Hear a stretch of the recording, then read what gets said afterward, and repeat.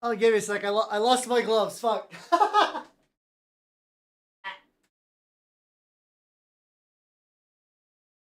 Oh, there it is. Okay. I'm very well prepared for stream, as you can tell, obviously. Hello, everybody. Welcome, welcome, welcome. How are all you nice nerds doing here today? Welcome, welcome, welcome. We got some. Yeah, yeah. You would be surprised to find out that I've done this for nearly 4 years at this point, because clearly I don't know what I'm doing. I think that's just kind of a thing in life in general, where it's like you just kind of do stuff and things happen. It's I say coping loudly to myself. All right, I got the glove on. I put it in it's on differently than it usually is. Oh no, hopefully your fingernails gets better though. Hopefully they didn't bite too deep. Well, let me give a proper intro to everyone. Let's see. Hello, nobody. Congratulations on your first. Also, if you hit 69 first, I will make a special redeem. I will make a redeem called Nobody and be like, this is the first person to hit 69 first. The eternal noise. And also, hello, Belny. Let me take a drink and stretch and whatnot.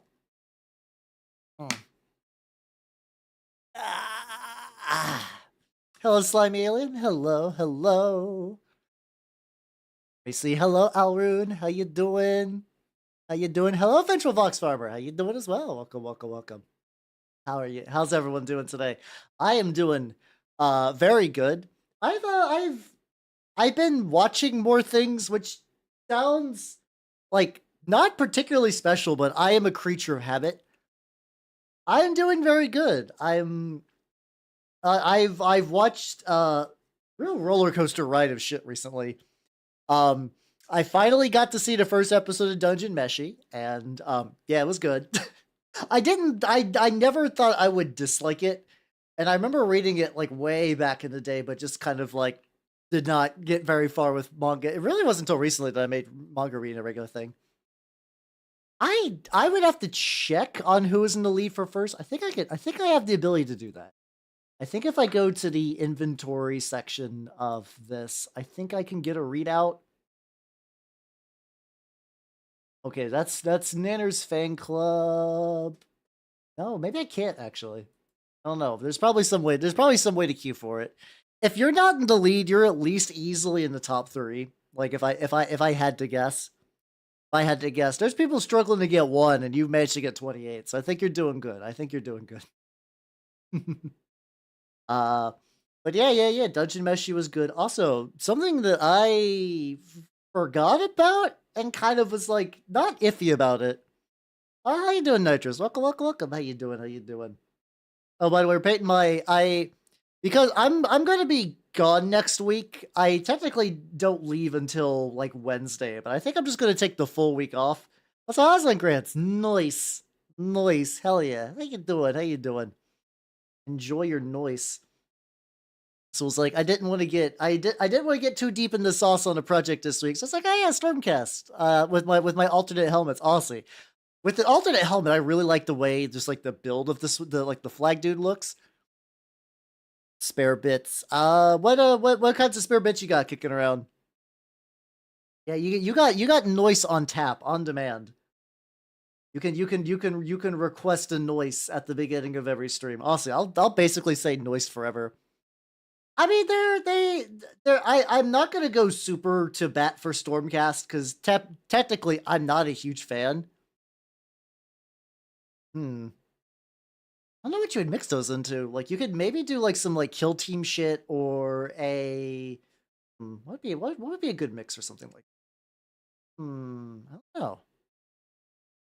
Maybe they're kind of like custodians. Also, how you doing? Welcome, welcome, welcome. How you doing? How you doing? So yeah, I don't know. In terms of painting them, I'm not a fan of their default color scheme. I don't hate them as a concept. I understand why people are like, these are Space Marines for Age of Sigmar, because they market them. They market them like that. You're doing good? Fuck yeah. Nice. I'm doing good as well, actually. I'm having a good old time. Yeah, they are. I mean, they definitely say like fill the same niche as like the big armor poster boy faction, and I feel like because like as somebody who like generally not generally like genuine generally enjoys. I was like, oh, like Master, how you doing? Welcome, welcome, welcome. How you doing? How you doing? I'm coping while I'm painting Stormcast. Uh, well, no, it's not cope. I just don't like their default colors and heads. And once I go past that point, I'm usually fine. Yeah, they definitely act like it more in Custodes. I will admit though, like this, a lot of the stereotypes about Age of Sigmar Games Workshop did because they fucked up the first impression. Age of Sigmar 1.0 was a fucking disaster. And they definitely advertised them like, hey, look, they're Marines, but wow, check it out. Do you like side cuts? Boy, howdy, goddamn! Like this isn't even like this is like Age of Sigmar for Stormcast has a side cut problem, and this is not even like a male female thing. This is like every third Stormcast has side cuts, and I despise that haircut. I don't know why. It's overused, and I don't like it. Yeah, I'm painting the Ligma poster boys. At the very least, I've kind of found a way to paint them where I generally like how they turn out. I use darker colors and oil wash. You know, I just grind them the fuck up. You know, my usual. Do I have anything from nearby that I could show as an example? I could grab one. Oh, Manuel, how you doing? How you doing? Welcome, welcome, welcome. Oh yeah, let me get a Injusto. Let me get. I'm just going to another room. I'm just going. Did I put her? No, I put her here. Excellent. Hey. Well, how circa 20 minutes ago did me a solid. Yeah, I guess the side cut is like the designated badass haircut. I'm so tired of it. I'm so tired of it. And because usually, I don't know why, I find it's like a marker for a character I'm going to find annoying. If someone has a side cut, I'm like, oh no, some person's about to try too hard. Primer looking dope. Yeah, I do. I've been doing a lot of. I used to do gray primer, but I've kind of switched to black for a lot of things. So yeah, this is kind of like what mine look like after all said and done. This is Injosta, the kind of like the heroic lady from the same set. I gave her a different helmet. I actually don't think you ever get to see this in the picture I took, but the wings have like a very fine, except for just like one little patch where the gold tint on the wings is a little strong, just because that's where the light hits it. But yeah, there's like a little gold kind of like tint to all of the wings, which I'm generally happy with how that turned out. I gotta maybe brighten her cloak a bit, but I think it turned out fine. I like her. This is just I have a Vallejo spray-on primer, but for some reason my local shop that has Vallejo never carries the primer in. I think it's because what happens is they just get Chaos Black in stock, like all the time. And like I feel like if you're going to go prime some minis and you're trying to sell to Johnny, I don't know any better. Just seeing a bottle, just seeing a thing, a spray can of Chaos Black, like, oh, black, I need this, as opposed to Vallejo, which is like, I like Vallejo a lot more, but it's not going to sell to people when stuck next to the Warhammer paints. Yeah, there's a lot of bold too. I think it's the same thing with Space Marines, where I will say a lot of the kind of like marine aesthetic is for ease of painting a little bit. Like, I mean, yeah, there's like bald people and like military stuff, so there's a little bit of a carryover there. But hey, if you're newbie mini painter, you know what's a really easy hairstyle to paint? None. Painting no hair. It's so good. You just paint skin tone on the head. It's so nice. But then again, I barely paint faces these days. I'm a big helmet guy. I love me some helmets. I like me some helmets. Which is why I have oh yeah, no, you can generally get like pretty good. It's more definitely like a convenience thing where it's like are a lot of times miniature products are actually they're definitely upsold to nerds because they're like, hey, look, they're for minis, buy them. You can definitely find alternatives though, but they just require a bit more work and whatnot. That's also cool. Yeah, honestly, yeah, Tower a lot of helmets. Like helmets and big robots can give you a lot of mileage. But yeah, the Stormcast, I don't like the funny thing. I don't like the default Stormcast helmet, so I almost universally swap those out for the Gladiator ones from St. Because it's also like I'm not gonna take these bitches to a tournament anytime soon. Like, so if they get thrown out for using third party bits, who gives a fuck? Or it's regret not doing. Yeah, that's always my thought too. Because like I have two brains on sub assemblies. I'm like, you know what? You know what? This model is built in a way that makes sub assemblies a real pain. So then I don't do them, and then later when I paint the model, I'm like, this is a real pain. I should have just did it anyway. Or sometimes I'll get vice versa, and it's aggravating. Oh yeah, 100%. Especially the spray primers. I just haven't done a lot of research myself on which spray primers are mini safe, or else I would be doing a safe. The thing is, I have an airbrush. I have an airbrush. I can prime my minis however I want, at any time. I just find that the setup and cleanup steps for my airbrush are like really aggravating compared just to going out back and doing like a quick spray. And it's kind of really annoying too, because like I also that does mean I'm more the weather has to dictate when I can do shit. And what's it called? I've been trying to wait for a good day where I can use a lacquer spray for my what's it called? For my Blight Lords, because the lacquer spray smells like ass. It is incredibly thick, and I want to definitely do that shit outside. But it has been nothing but storming recently. So the Stormcast, the way it's been a while since I've looked in it, but the general gist is an Age of Sigmar. Sigmar, the god. What he does is when he sees a mortal that he considers heroic, like could they be a warrior? Yeah. Could they be like let's say a small village is getting their shit pushed in by I don't know, like a bunch of undead, just like a bunch of zombies are pushing in a village. And some summer for the pitchfork is like, go on ahead. I'll guard the way back because it's too dangerous if no one bars the door and they get eaten. Right before their soul would go to Nagash, who in Age of Sigmar, if you know him from Warhammer Fantasy, Nagash in Age of Sigmar has gone full god, and he basically lives in the Bone Zone. Yeah, exactly what Aslan said. They get scooped up, they get like reforged. As far as I'm aware, I don't know if halflings exist in Age of Sigmar, if I'm gonna be honest. I think so far. I think so far, it's primarily humans. I could be wrong on that though. But basically, yeah, they get super armor, they get what's called reforging. I mean, that would make sense. I haven't seen a halfling model, so they probably got canned. So what happens is every time they die, they actually don't die forever. They get reforged. They effectively can like lightning teleport as big groups to various places on the realms, which kind of function like D&D planes of existence. And then when they die, though, they come back, but they come up like a little more fucked up. Like they begin losing memories or like habits or like little scraps of humanity don't survive the reforging process each time. So eventually, they just kind of keep working their way until they become more and more of a husk. Because I think the only place I recall in recent memory seeing halflings in Games Workshop setting is Blood Bowl, where they still exist. I don't know. I'm sure they still existed in Warhammer Fantasy, but they were such a minor nothing burger part of the setting after a certain year that like no one remembered. I'm sure someone is probably upset with that statement, but that's generally the gist of it.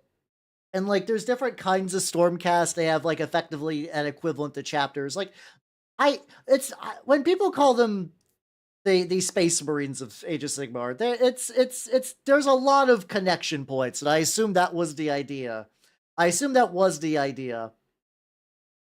Something like that.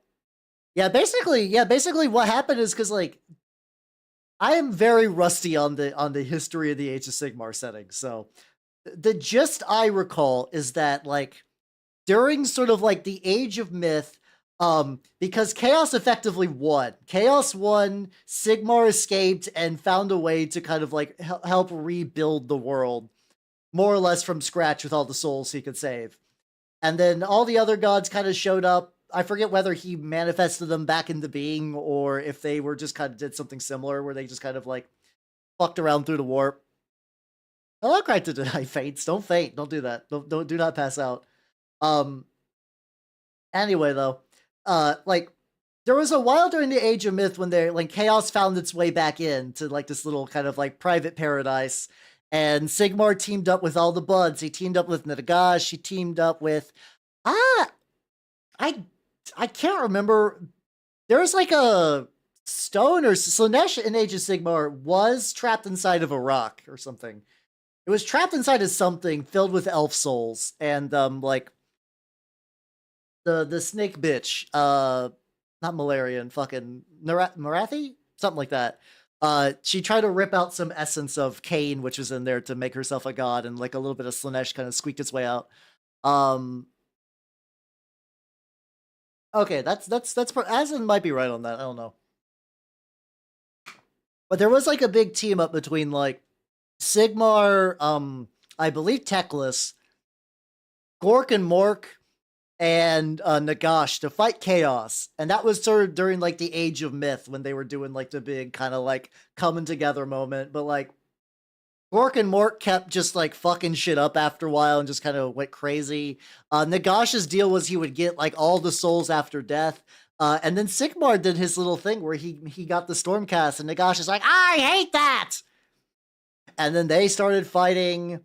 Teclis kind of fucked off to do Teclis things. The Age of Meth. So yeah, Age of Sigmar is kind of weird because it's like a double post-apocalyptic fantasy setting,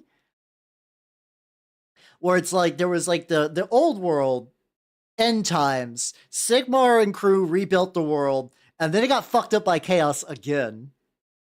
How you doing, Minito? How you doing? Yeah, it was that's where they were changing. Okay, well, for some reason my brain was like, Slanesh is like trapped in a rock. I'm no Age of Sigmar scholar. I don't think anyone would ever accuse me of such. I barely know Warhammer lore outside of specifics. Yeah, it's definitely heroic. I think the best way that I would describe it is like if anybody knows the this is gonna be another deep cut to a very vaguely unpopular setting.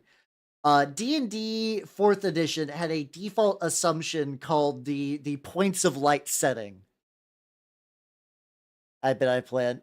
Oh, it's okay. Look up your notes, look through some tables. Here's the fun thing. Even though I'm not a big fan of adventure paths, you can still just like, if you need to get like a session to stall, just find an adventure path or something and just jack an encounter from it and find some way to rework it. They'll never know. How you doing, Night Owl? Welcome. How you doing? It's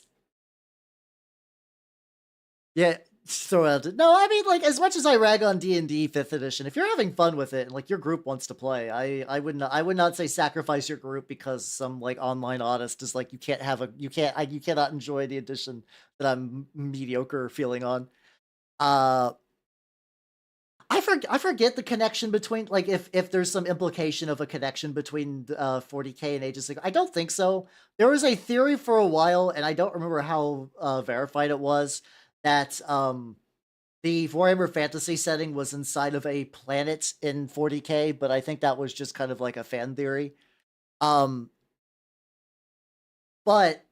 really, the from what I can understand, if you want like concrete dates and times for a lot of things, that does kind of that, because it's not really a good setting for it. What it is, well, like, I think the best way to sell like the scale of like what they would consider a kind of conflict in Age of Sigmar for a lot of things, especially once you're getting to like the ground level. Humanity has had its shit pushed in for a long time. All humans out basically either live inside of the cities of Sigmar, which are these massive mega cities that are effectively, imagine if like, I don't know, like a Warhammer Fantasy version of a Forge world, or like a Hive world, where it's both actually, where it's just like, you're just crammed on top of each other, trying just to do shit, and a lot of them kind of try to produce weapons and armor to kind of deal with all that. If you're not living in one of those, you're likely living in the outskirts, where like at all times chaos barbarians, orcs, fucking like undead are just fucking you on the ass daily. And we're now reaching the point where the forces of good have managed to bide their time and sort of build up their forces and begin to reclaim things back. Like there was a plot point that happened recently-ish called the Dawnbringer Crusade, which was literally the cities of Sigmar. Like, if you've seen a bunch of like human kind of like regular ass humans in cities on Age of Sigmar with like cavalry and stuff like that, it's the cities basically go and say, "All right, we got our stuff back. We're gonna go push it in." Oh god, yeah, no, that's not even a joke about the bone tax. So there's a faction called the Osiarch Bone Reapers. They're Nagash's Bone Boys. they're not skeletons, but they're effectively made of like, what if you rendered bones into putty and use those to sculpt things? And they go around collecting bone taxes of people. And like sometimes they'll be nice. They'll be like, "Hey, is chaos fucking your shit up? We'll protect you. Just give us some bones." And if you're dying to a horde of chaos barbarians, you're gonna be like, "You know what? You know what? Oh yeah, no, it is Jor. But imagine if Jor was made entirely of bones. Or nuking it with the bigger game. I mean, I'm still of the agreement that it is they are kind of like that. Yeah, actually, like the Kenshi ones. Except they use the bones to make more of themselves. They're kind of like the like little robot dudes from Kenshi. If they just stole your bones and made better robot bones. And what happens is eventually they come back and they're like, all right, time for your bone tax round 2. Time for your bone tax round 2. And they're like, my dude, we gave you all of your bones. All of our graveyards are empty. We don't have any more bones to give. And they're like, you're talking to me, aren't you? Like, yeah, I'm gonna take your bones now, the ones in your body. They fucking murder everyone. Hello, Mars, and hello, Twisted Metal Dark. How you doing? How you doing? Yeah, exactly. It's all fun. It's all fun and games. So your graveyard runs out. Other than the bone tax, I don't know a whole lot about the bone reapers and stuff like that. But yeah, also hello, Ambushido. Welcome. How you doing? How you doing? Yeah, well, honestly, I did not really interact much with Hollow X. But I've been listening to this Louis song, and honestly, I might want to look into her. She's got good vibes. She's got good vibes. I Can Survive, can make more bones. They don't give a fuck because they'll just go to the next village and request more bones. Also because they also need the bones to fight chaos and shit. There's a lot of chaos. Like technically it's like I said, the forces of order are getting their stuff back together to attempt to push back against the darkness. There's still like chaos fucking around at like every corner. Oh yeah, they got that too, yeah. Yeah, he kind of just made his own storm. He's like, what do I got to make Stormcast? Bones? Sure, why not? Let's give that a go. I mean, it mostly works. They are like the very durable elite undead. If you were to play Age of Sigmar, you got the Ghoul Boys, who I think are like the closest to like a swarmy sort of faction. I don't know exactly how they play. Well, we'll just wait for this game to come out. Isn't it coming out soonish? I think so. Where that's coming up soonish. I'm sure you probably don't have to wait too much longer. But yeah, they maybe I actually remember more Age of Sigmar lore than I remember. Like I said, I have a very shallow knowledge of the setting, I will admit. I'm like, once again, you guys know I'm kind of more on the painty side than like, I like lore bits. I think they're nice, but for me, also the thing that is kind of nice about Age of Sigmar as a whole, and I think the designers mentioned something to this extent, is the idea that like basically like Warhammer Fantasy was kind of a solve setting where you it's very hard to put in new ideas and to do more dynamic, interesting kind of like, effectively they kind of felt boxed in by like what was a very grounded and like well fluffed out setting after 20 years. That was what I mean. There's all kinds of like different like quote unquote behind the scenes reasons for why Age of Sigmar happened and why the old world got fucking exploded. Except the genocide hammer felt. Ooh, that sounds pretty neat.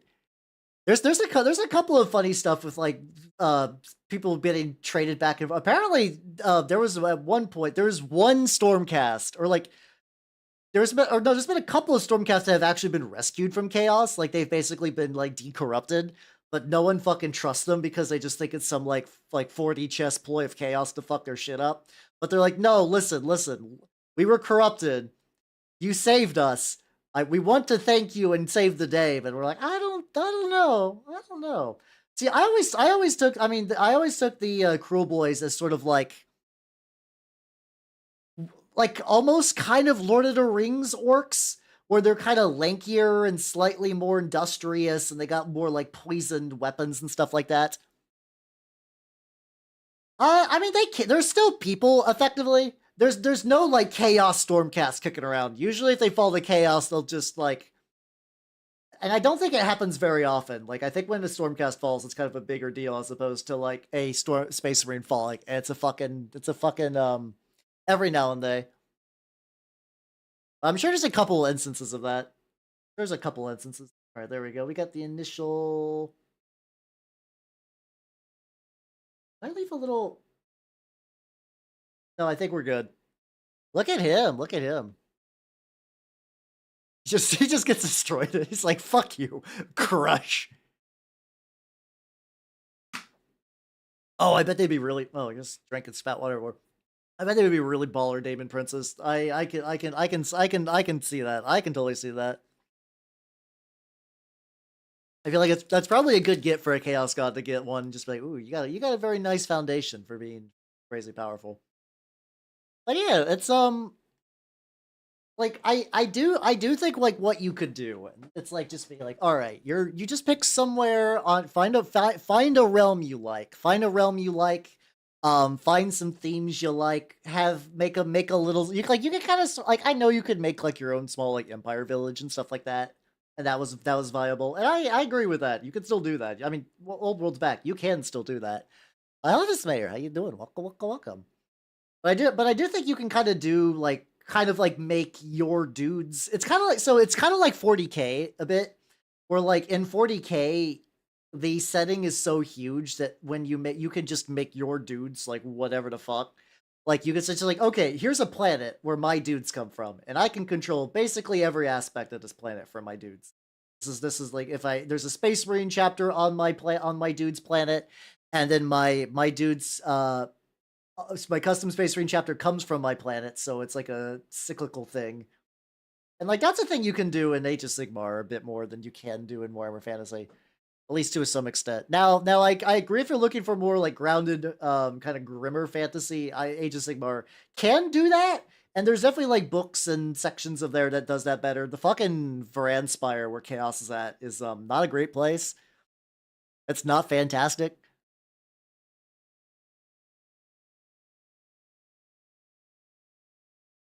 Yeah, I saw some really good. I actually believe the Max Fitzgerald, the guy who did Turnip, actually he was a Games Workshop artist. Like he's shown pictures he's drawn for them before, and I believe he had some concept art of like broken, like a Stormcast that's been reforged too many times, and yeah, it's basically like a Catan fucking like Nexus point. There's a decent amount of like. No, I'm not thinking Catan. I'm thinking the little energy dude that's inside. Like there's like some like Necron like models. I think like the modelists have like an energy guy in there. It's kind of like floating around. And I think people have made 3D prints of just those guys, just kind of loosey goose, you know, just kind of free moving. But yeah. Start complaining about the game. I mean, if you're at the end of the day, like if you're gonna have fun with the game and you're excited for it, have fun with it. Be excited. The internet will hate everything you possibly could like. So like if you like something and someone else does it, you could just be like, yeah, whatever. It's fine. A little bit back there. Oh, there we go. Ah, yeah, I definitely have a 3D print saved of like somebody's custom like home sculpted version of just the little Catan dude in there. So naturally, I have one. Ah, you're like it's like the thing when you get if you have a cat and you buy the toy and they just want the box. It's just that on a bigger scale. Yeah, I'm sure it'll get like worked on a bit after that, after the demo. But yeah, God, when was the last time? Because like, I think the last time I interacted with Age of Sigmar as a setting was probably when I read the 3rd edition book, which I think at that point, I think it's bound to be expired soon, so that'll be fun. Oh yeah, Lizardmen basically, for a while, Lizardmen and Age of Sigmar were effectively like law daemons, more or less, but now some of them have kind of coalesced back into being Lizardmen proper, and the others are still like law daemon, astral Lizardmen. Like dirt cheap and right paid. Ooh. Oh, that's pretty spicy. It's spicy when you can find like a good deal on like eBay or something like that. I haven't bought any models from eBay for a while. I did order a bunch of, I ordered a bunch of 25mm square bases though. I have, what's it called? What do I have? I have high elves. I have like 20, maybe more. I have a decent amount of like the Phoenix Temple dudes, like the guys with like the kind of like the default high elf like trooper, and I got like maybe like I think I actually got like 19 of like the Rangers. I and then 2 Phoenixes, and I that's enough that I could probably like I don't think I'm ever gonna I don't know if I'm gonna get like a full because like unless they begin reprinting those kits, I don't think I'm ever gonna be able to afford a high elf army. Oh, they brought back the Riddler. Nice. I've actually not played the Arkham games. They've been fair to return to Seaguard bricks. Apparently, people have been. I don't know. I've been seeing a little bit of how people are like this. These factions are good. These factions suck. And I saw that apparently the Chaos Warriors is like Skaven. I was like Skaven maybe for this, and then they're like, no, no, no, no. Skaven are going to be barely supported. Fuck you. How dare you? Skaven or an Age of Sigmar. That's enough. Fuck you. Fuck you. Fuck you. Fuck you. Fuck you. I'm like, oh, okay. So basically, out of the armies I have Warriors of Chaos more or less. Oh yeah, so like I think I was talking about today. I'm still how are you doing, Headless? I'm still holding out hope that the rumors about 4th edition Age of Sigmar are having a Skaven sub box. That would be fucking glorious. I would love that because then I get more of these chuckle fucks to like slowly. I'll just get like an incidental Stormcast army that'll just kind of happen. But yeah, no, they don't get a lot of stuff. I feel like they would be foolish if legends were permanent, but I don't necessarily disagree of saying like we can only handle these many factions. I think it just sucks because like a lot of people do like those factions. Like none of those factions that they said we're not really going to support are like unpopular, except for Chaos Dwarves. I'm sorry, I like Chaos Dwarves. They're cool. I wish they would get support, but no, that was never going to happen. Not in a million goddamn years. Not in a million goddamn years. Games Workshop could not give a single country fuck about Shorfs. They couldn't. They could not. Yeah, just get what you like. Exactly. Maybe that will change. I doubt it. Like I said, I doubt it. Yeah, they were like a lot of Forge World exclusive shit. Like the fucking there was a while where like I don't know if they were supposed to be like Chaos Dwarves or Age of Sigmar Chaos Dwarves, but like I was looking at the fucking weapon trains that you could get, and I was like, ooh baby, and like each part of the train was like $100, and like to give you an idea of how fuck you priced the Chaos Dwarves were before they were pulled from the shelves. Um, it was 10. It was for a 10-man unit of Chaos Dwarves, like their battle line. You need this to run the army unit. It was $80. It was $80 or 10 when you would want to run them in blocks of 20, I believe. It's like, what the fuck?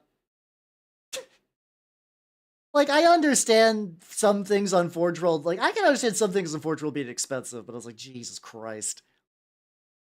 Oh, thank you, Legamar. Thank you. Hire a new army because I saw a cool model. Yo, let's fucking go. Hell yeah. Ooh. Guys, you should make sure to post pics of that. I want to see that. I want to see that. Also, thank you for the bits. Thank you. That'll go towards my I don't have anything specific I'm gonna need to put money towards for right now. 3D fund maybe. I'll see what my finances look like come February, and then I'll begin to allocate. But I do appreciate it though. Hell yeah. Cocaine addiction finally. I've told you guys before, I don't think I could do cocaine. I don't think I could really do any drug, but every now and then when somebody talks about the energy they get from meth and like cleaning their whole house and like mowing their like 3 neighbors' lawns and stuff like that, I'm like, oh, that sounds nice. Ooh, that sounds real nice. I mean, at least Necromunda's in like a pretty decent spot these days. Who talks about that? I swear I read something online about that. about like someone who had that opinion. All right, so so this guy is who the Lord-Imperatant, and this is his dog. This is his dog. Gotta figure out how the fuck, because also his dog. This is the weird bit. He's wearing a Griffhound. He's just wearing like you are my trusty steed, and my previous trusty steed I'm wearing. I gotta figure out, or this is a full Griffin, and then this is the Griffhound.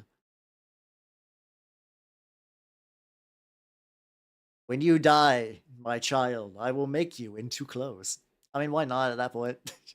Why not? I guess you could say it's like an honor thing. It feels weird to me, but I guess if you're on the battlefield a lot, it'd be like wearing like like the space marine things where they'll wear armor of fallen comrades. I guess it's just like a very similar concept to that. All right, I'm thinking like a kind of like gray, gray and then off white for the back, and then the front will be like a darker gray with a dry brush lighter gray. I think I'm just gonna keep it mostly kind of gray because I want to still keep the tones on this sort of muted. I'm just gonna layer this white gray is probably gonna be too. I just want to build up some gray layers. Hold on. What if I do more like a medium gray base? Where's my neutral gray? There we go. The funny thing. This is not the title. This is the artist. I will post the entire name of the artist who's playing the song. Cause it's longer. It's longer. This is I was not even actually counting. I don't know. It'd be too many. It's too many. I would be here the rest of the stream saying nays. Isn't it great? I mean, I don't know if there's any chaos orcs in Age of Sigmar. I know 40k has a couple. It has a couple. Like I think there's like Storm. Let's see. Is that new? It might be new. It's been oh god, my Japanese is getting rusty. Goddamn. Oh yeah, I mean Chaos Androids used to be a thing. It's Warhammer's history is very silly. All right, yeah. Oh, there we go. Yeah, no, this gray's got way better coverage. Okay. Just kind of work this in as a kind of covering, and then the next layer I'll just do with the lighter gray. I think it'd be fun. I think just slip like one in there and don't mention anything. Like this is my Necron army, and they're like, "What's up with that one Necron?" They're like, "No, don't worry about him. He's fine. He's fine. Don't worry about it." For people who don't know, Necrons used to be just like a little footnote thing called Chaos Androids, and then they kind of got their whole backstory rewrote. I mean that's happened a couple of times over the lifespan of Necrons and stuff like that. They're replaced with Ogroids. To be fair, I really do like the Ogroids, like the fucking, especially the like some of the ones for like Warcry are like Chef's Kiss, very good, very good, very good. Yeah, it's very fun to see what like the proto Warhammer setting was like. I actually haven't like sat down and read my way through Rogue Trader. I really want to. It's on my bucket list of things to do one of these days. Is just go through Rogue Trader, and from what I understand, a lot of it hasn't changed. Like actually, more than you would think is still basically set in stone from that era. But by the same token, though, like there's always like these like little itty bitty detail bits that are kind of fun. Want more Chaos Gores? We'll get them at some point, I believe. They like to fight. I think the last time they did a Pestigore was in fucking Blood Bowl. I don't blame you. I don't blame you. It's easy because like it's the one that doesn't really follow the god naming convention, which I think I know why, but yeah, I don't think like Pestigores basically don't really exist outside of Blood Bowl these days, or outside of having a Beastman army and just kind of saying some are Pestigores, unless I'm wrong. I could be wrong on that. Hello, how you doing? Welcome, welcome, welcome. Painting this funky dog. Look at this weird dog I found. Okay, I'm actually very happy with the coverage of this gray. I thought this was gonna be like way more a pain to dick. No, not really. Pretty good.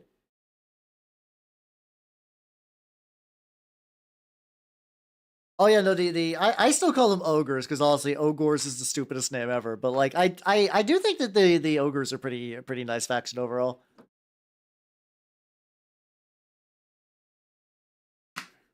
Yeah, I'm trying to think like Slangors might have gotten a model recently-ish. I can't remember. I don't remember what the Corngor is. Are they just called Corngor? Those ones I don't actually know if I've ever seen a Corngor model exactly. Okay, so yeah, I think it's just Zangors that really get the most rep. It's like Zangors and then I guess Slangors and then Power Gap and then the other ones sometimes show up. Which is kind of which is very silly. Let's get some stuff on the lad's collar. Does he have a oh, he does have a head. Yeah, because like they're like one of those like few because like I'm pretty sure there's a crossover between 40k with Zangors and then Age of Sigmar, which is that's pretty rare when that happens actually. Oh yeah, that's also something I really if you don't do anything with Age of Sigmar, that's fine. Please consider getting some of the Underworld's warbands. They're like 30, 40, 50 bucks, something like that. They're like in Warhammer terms, they're cheap. I'm not gonna say they're like real cheap. They're Warhammer cheap. Um uh not a lot. Doesn't mean a huge amount, but still. And they're beautiful. They go absolutely apeshit with the designs of those. The designs of those boar bands are very good.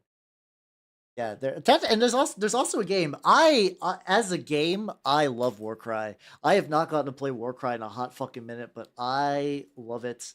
I love it so much. That was actually unironically the last tabletop war game I played before I became a VTuber. I showed up with some plague monks, and the thing is, at the time, I didn't know that Skaven were kind of busted in 1E uh Warcry. So I showed up with because they're like, hey, you can build a Skaven Warcry team with a box of plague monks, and you know what? You could just put in a fucking s- a, s- a s- a fucking storm fiend with a rattling gun, you know, for flavor, for flavor. Yeah, they got some fucked up daemonettes. There's also I remember I really like that Zinch one that they showed like oh god, I was about to say recently-ish, but I think it's actually been like a pretty like right when they announced 10th edition, they showed a Zinch one that was like fucking gorgeous. It was beautiful. It's like some fucking like Pan's Labyrinth shit. Yeah, that one, that one, that one. For what I'm doing, I'm trying to like flick the this so I can get that dry brushier a bit. It's been a mess in the meta. Ah, I gotcha. I've never actually got to play the game part of it, unfortunately. Other than like I said, Warcry, which was I love Warcry. I love Warcry so much. All right, let's do a little dry brushing. There we go. Yeah, I'm doing the huge for my guys. So it's like I take this brass and then I hit it up with a gold dry brush, and it's like look at you, look at you, buddy. Look at you and your old gold. Oh. This is what I'm trying to kill a bad decision. That's unfortunately, I feel like that's like almost the fate of most war games, where it's like, yes, remember, good game, remember game you liked. We're gonna mismanage it now. Sorry, time to die. People are probably playing again bad decisions. So people, so they see like somebody buying a bunch of kits for meta reasons, and they're like, people love this new kit, and it's like, I mean, I guess. Yeah, which I don't know. I think about sometimes in terms of non-minis agnostic war games, just kind of like the inherent weirdness that goes on with that, where it's like eventually all non-minis agnostic war games just kind of get like too full of stuff, like compounding design errors and whatnot, and eventually just like you either have to begin removing models which piss people off, or you leave too many models in, which pisses people off. Like I don't know what's a good way around that other than like trying to do something real dumb, like Magic the Gathering fucking like seasons, which once again would piss people off. Get kill teams with my branch out though. 10 teams is not enough, really. I feel like that would give you a pretty good variety, but like I guess if you play it exclusively, you would eventually run out. Sounds like fun though. Guess what you could also do too is like what else would you do? We're banning the collection to help out. Oh, is it? Because like yeah, because I know there's like some generic cards shared between it, and then everything else is bespoke. So like I think the implication was you would buy every warband, so that way you would have all of the cards. So that way you could have like the most customization variety and stuff like that. Oh, okay. Never mind. They just cut that out entirely then. Oh, fuck. Okay. Wow, the game has changed a lot since I last looked at it. Well then. Oh, Love Bible. How you doing? How you doing? I'm actually painting Stormcast. I'm painting good guys for a change. Everyone's like, "How? Why don't you paint good guys?" So I did. No, nobody's ever been like, "How? Why don't you paint good guys?" You guys have been like, "How? Your taste in things are weird," and I'm like, "Yes," but like, you've all been very supportive. Oh yeah, no, that's true. If you're spearheading demos at your shop, yeah, no, having demo armies is very important. That's why my goal I think is I want to try to get like I was initially wanting to have two armies for a war game called Sludge for that purpose, but I'm beginning to realize that like Sludge is just not going to be viable. Um and also I could reuse a lot of minis I was going to use on Sludge for Trench Crusade, so like I might as well just lean into Trench Crusade then, because I'm kind of jazzed for that too. Oh, how you doing, Sticks? Welcome, welcome, welcome. That's fair. By the way, for people who have not seen the Lemon Pig, let me show you. Let me show you the Lemon Pig, everybody. I made it on it was on Sunday. There we go. Let's see, let me hold on. Transform. Fit the screen. It's him. So for people, yeah, oh yeah, you can see my fingerprints. It's like that. There's no way around it really. So yeah, that's the Lemon Pig. So for people who were not there, I made a Lemon Pig and I sealed it in resin. And I believe what happened is that like it was a combination of like the lemon cooking and then also the oils and the water inside of the lemon interacting with the resin, which is why some of it's just like weirdly cloudy. If you're like, how that part's weirdly cloudy, I believe that's what's going on there.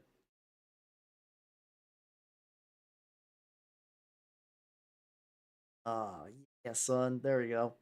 This is why I like painting these guys. They're very straightforward. Where it's like, what am I doing? Gold, gold. Then I'll have to go back and get like red and get some metal colors in there. But like for a base, it's not bad.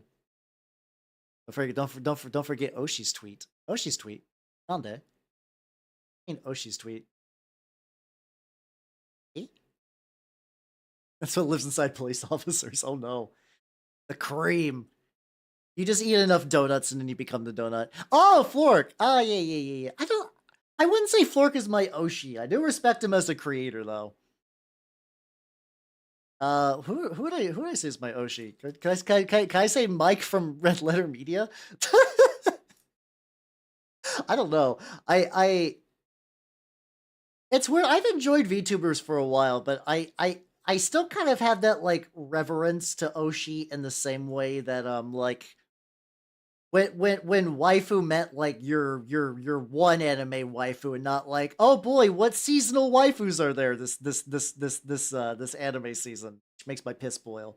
So like I've never really had like a true dyed in the wool Oshi. I also maybe it's just because the way my brain works is like I feel like if I had an Oshi, which for people who are more Warhammer and not VTuber weeby, it's effectively was an idle turn for mean somebody who like you want to push forward. It's effectively kind of a both ways saying like your favorite and somebody you want to support with all your being, sort of no matter what. Some people take it as like, oh, she means VTuber I want to fuck. So it's like, It's like Stan, yeah. It's like Stan without like the weird K-pop kind of connotations. Not that VTubing and idol stuff doesn't have similar weird connotations, I guess. I don't know. I've never been like I want to grow up to be like this guy or whatever. I've usually been like I admire them and what they do, kind of thing.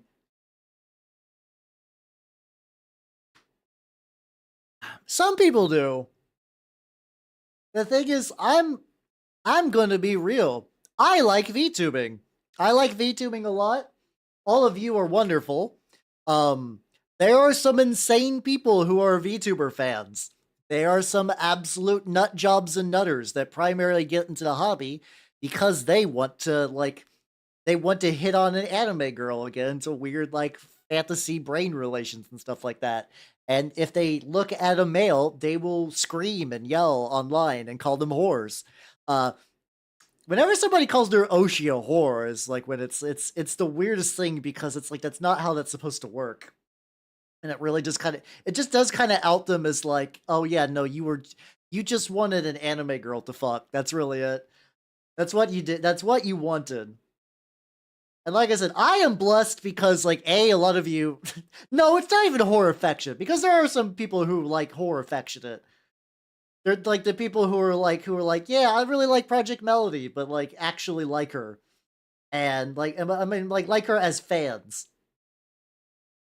Those people will be like, oh, there goes my favorite horror affectionate. But no, there's like it's why for like Hololive, like whenever like the VTuber talents would kind of like when they would like collab with the like Hollow Stars male branch, how there'd be like shitstorms constantly and stuff like that. With his Hacksaw murders. I mean, it's once you get into like I mean, we've seen that even with like how's how you doing, Bort? Welcome, welcome, welcome. How you doing? How you doing? I mean, it kind of happens in any hobby with there's like really strong cults of personality, or like because like actors get crazies. I don't think Warhammer presenters really get anything too bad. I hope that nobody eventually goes to Suggs' house and tries to get like feet pics or some shit. She seems to be doing good so far though, so I'm not super worried about her. um, but yeah, it just be like that. Or yeah, or it's like fandom shit. Yeah, kind of like imagine a fandom where like you could effectively have a chance of like indirectly interacting, or even like once you get to smaller spaces like indie spaces, you can like interact with a VTuber. All of you can say hi, and I could be like, "Hello, Aslan Grants. How are you doing on this fine day?" Ha ha, poggers. I don't know why I try to do that like fake VTuber voice.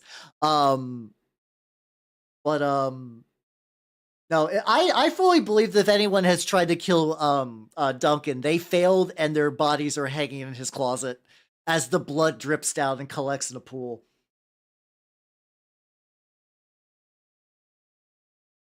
I would fully believe that Duncan Rhodes is the sweetest person ever, but if you pulled a knife on him, you would look down and all of your knees would all like every bone in your leg would just implode instantly as he just like fucking Krav Maga into your life.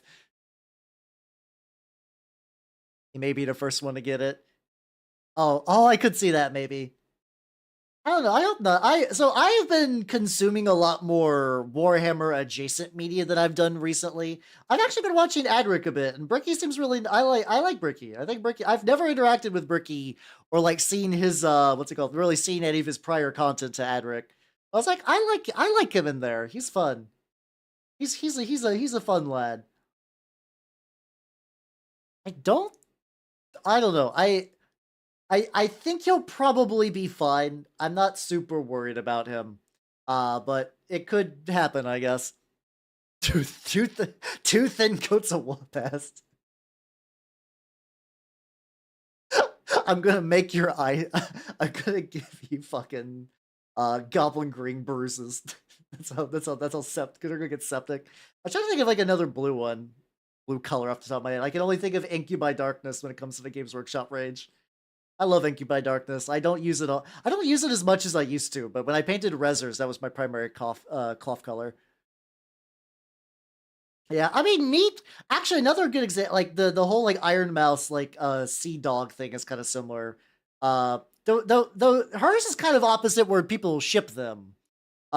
Which is like, it's fine. Also, hello, Sharov. Thank you for the follow and welcome to the workshop. Welcome, welcome, welcome. How you doing? How you doing? Are you real? Are you a real person? Please confirm. I'm a little worried about your name. Bricky's like one of the hosts from like Adaptus Ridiculous, and he's also like, I think, generally been in like the Warhammer like doing stuff sphere. Like, I I'm kind of loath to generally say content creator, because it kind of has like a weird demeaning name for it. Yeah, something like that. Yeah, I think he's also got like a Voton army and stuff like that. Yeah, no, I'm this. Let's see. Yeah, no, this account's giving me bad vibes. And I can understand lurking, but like I don't know. I see a very suspicious name. You have time. I've given time before where like Sexo has a very suspicious name, but they're like, no, I'm real. I'm real. Um I'm like, okay, cool. That's all I needed. That's all I needed. Yeah, that kind of thing. Podcasty long form content. Oh, he actually did Night Lords of Evo. Hell yeah, nice. I'd like to go to like an Evo, Elvo, LVO, or like Adepticon is what I think I'd really like to do one of these days. I like Gen Con a lot, and I've been there a couple of times, but it's definitely got like a more general tabletop vibe with a kind of stronger leaning to role playing games, as opposed to say like a fucking Adepticon offer to paint Warhammer minis. With this one quick trick, you can paint your entire army. Click here at spam. Something like that, yeah. But yeah. Also, Manual of Arms, thank you for giving a song to Big Bob's Bussy. I hope you enjoy your sub. Big Bob's Bussy. Yeah, I mean, I do like Gen Con. I think it would just be fun to show up to like. I always wonder how people bring their armies, like on planes and shit. That always kind of weirded me out. Like, how does that work? I like the idea of bringing like a kill team or like a Mordheim warband to one of those places. I feel like that'd be good. How you doing, Steve? Welcome, welcome, welcome. I'm working on my Stormcast lads because I have them. Sometimes I'll legitimately paint things because they're on my desk and I would like to move them off my desk. Attached to an actual decent chatter. Hell yeah, nice. I don't mind like the gifting to joke accounts. I've definitely made joke accounts before just so I could gift VTuber subs to them. If anyone knows like Charlotte Bear, she did I don't know if a lot of people know this. There's a whole community of people who do like crack ship videos for Disney stuff, where they'll take like Aladdin and fucking Belle from Beauty and the Beast, and they'll make like an animation that splices the footage and set it to like pop romance songs. Yeah, there we go. Manuel knows what's up. And there was one where like Mulan was pregnant, and I was like, I'm gonna make an account called Pregnant Mulan and gift a sub to that. I understand the impulse. I understand the impulse. It's fun to do. It's fun to do sometimes. But there are hard cases. Oh god, airport security. Oh god, do I? I don't even know if I could if I want to show one of those on stream. I don't know if I should show one of those on stream. They are. I don't even know what you would search for them. I just know that they're insane. Like, if you want to waste an afternoon on like absolutely like brain busting horseshit, just look up these like Disney like romance mashups, and you'll find fucking like, I don't know, you'll find like Simba and fucking like the main dude from Gargoyles, and they're like spliced together to be in like a romantic situation, and you're like, what the fuck? Maybe not that exactly specific pairing. The pairings are weird. They're like cross movies, and they don't make any sense, but they're like weirdly well edited. Like, they're edited in a way, it's not that it's believable. It obviously is still weird and jarring, but it's edited in a way to like, oh, like, you ever see something and you're like, I bet this took like a lot of time. It's that. It's the epitome of that. Okay, hold on. Let's see if I can find one. Let's see if I can find one of these real quick. Hold on. Oh god. Do it. Is I Halbernacht going to look up what's it called? See if I wonder if I can find that pregnant Mulan though. Go to YouTube. Go ahead and search pregnant Mulan. Ah, fuck off, Edge. Oh, I did not want you to import my shit. Pregnant Mulan.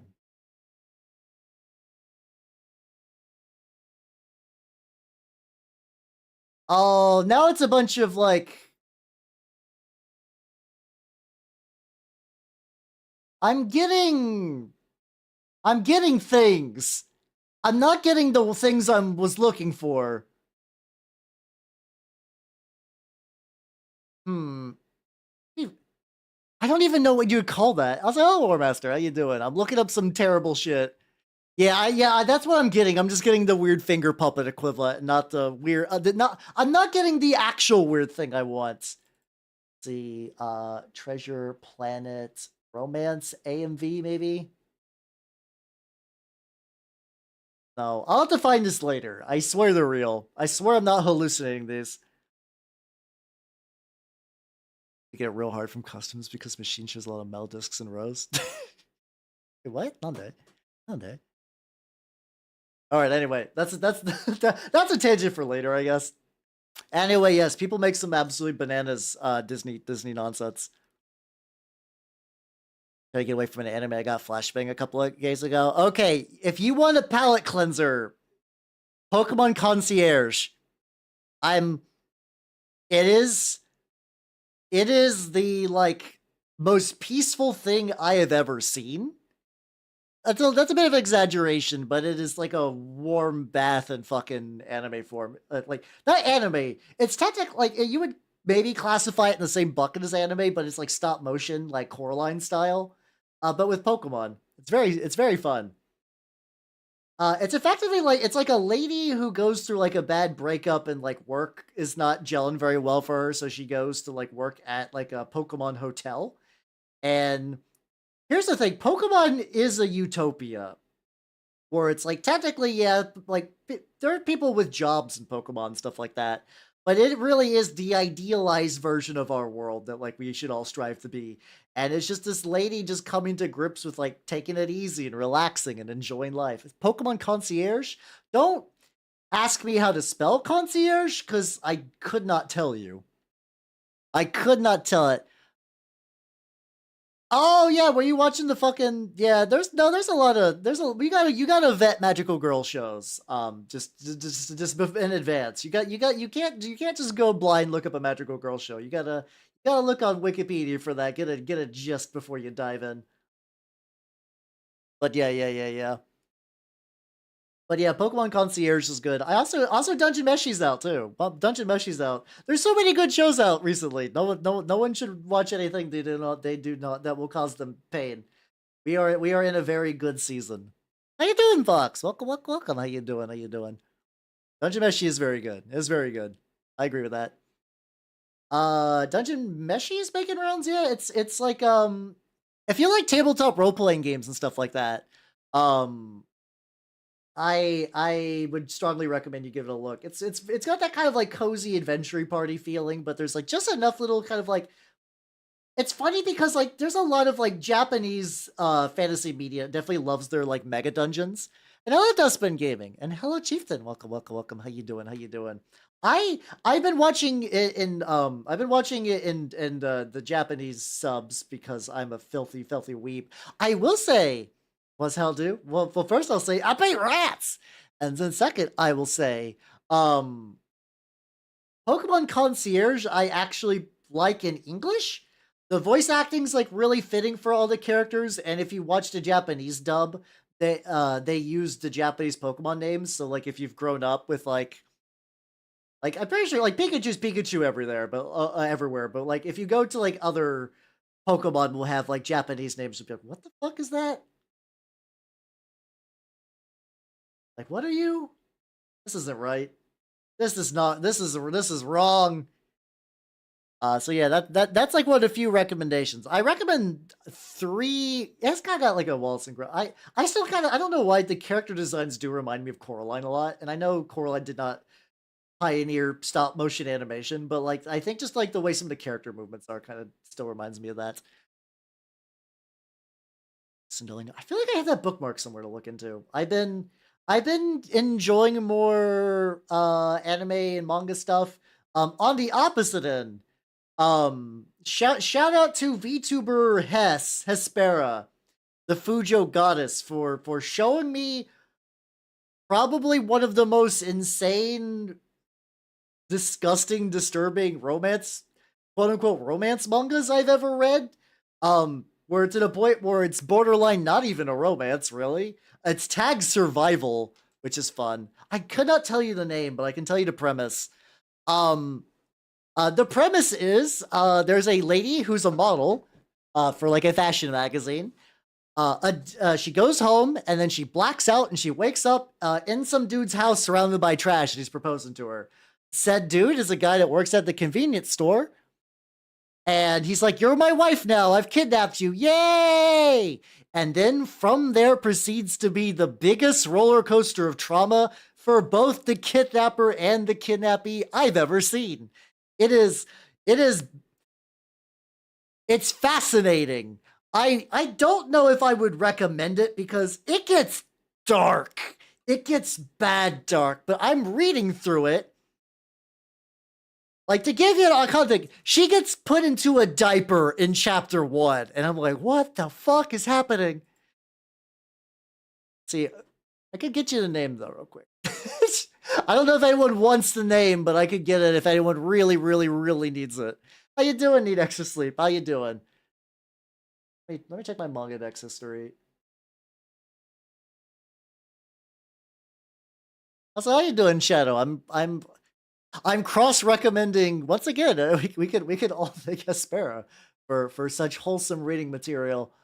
Let's see. Okay, this is the name of the manga.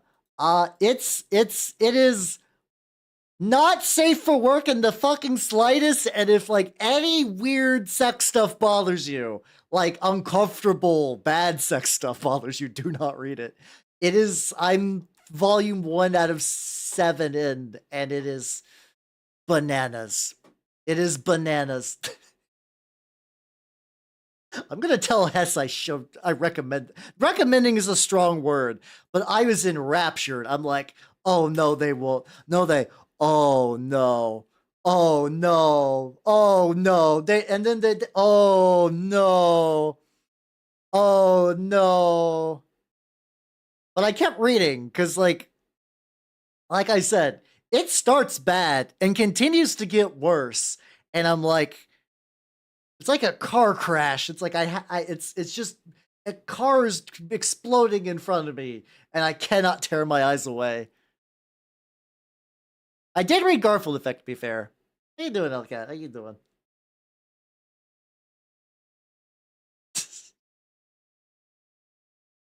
Just not watching not safe for work videos this year and you ruined it. If anybody jerks off to that manga, I I I won't judge you, but I'm pretty sure Jesus will. I'm just gonna say that. I'm just gonna say it's gonna be a weird feeling, and that might be some like life changing that needs to happen post haste after that. Oh, there we go. Okay, we got this. We got the first coat of red on the various things. Yeah, it's basic. It's basically it's that feeling. It's that feeling. Oh yeah, no. Whenever I say like somebody's never gonna reach the light of heaven, don't take that as like a too literal thing from me. Like Jesus is reading over your shoulder, like what the fuck?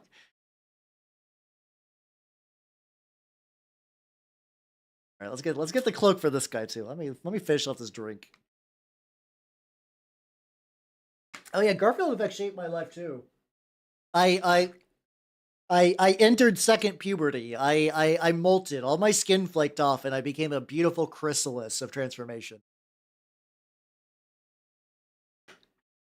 Hello, Drago. No, I've actually never read Metamorphosis, but like, here's the thing. Which I don't know I don't know how this compares to that one. Um, I generally don't go out of my way to read like real fucked up shit like this. I actually really prefer moe fluffy cute like vanilla romance. And once again, calling this a romance is wild, but like I'm pretty sure the idea of metamorphosis is just to kind of slowly grind you into misery, and then that manga that I linked is there just to be like where like you are skydiving without a parachute in misery, and you're just gonna see what the fuck happens before you hit the ground. I mean, Girls and Panzer has a fun cast. I do like Girls and Panzer a lot. Oh fuck, I forgot a gauntlet. Yeah, I don't know. So yeah, I typically don't go after that, which I don't know. I think some people are like, yeah, misery porn. And for me, I usually don't, like I said. I don't know what I'd say my favorite anime is, like if I was asked.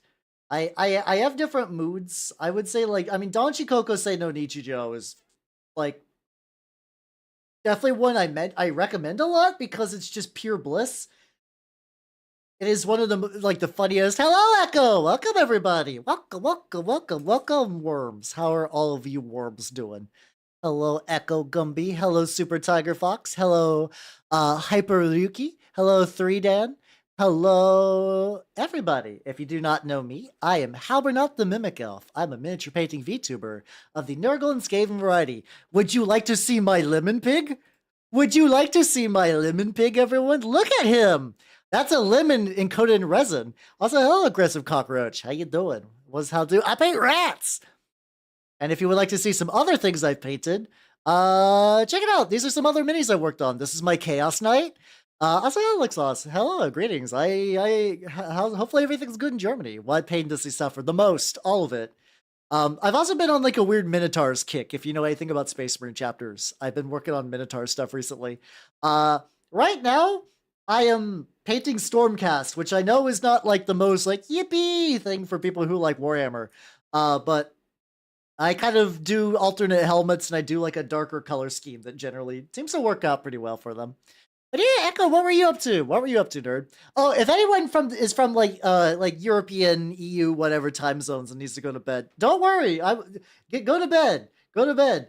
Do not worry. I understand you gotta get your sleep. But yeah, Echo, what game were you playing today? What were you playing?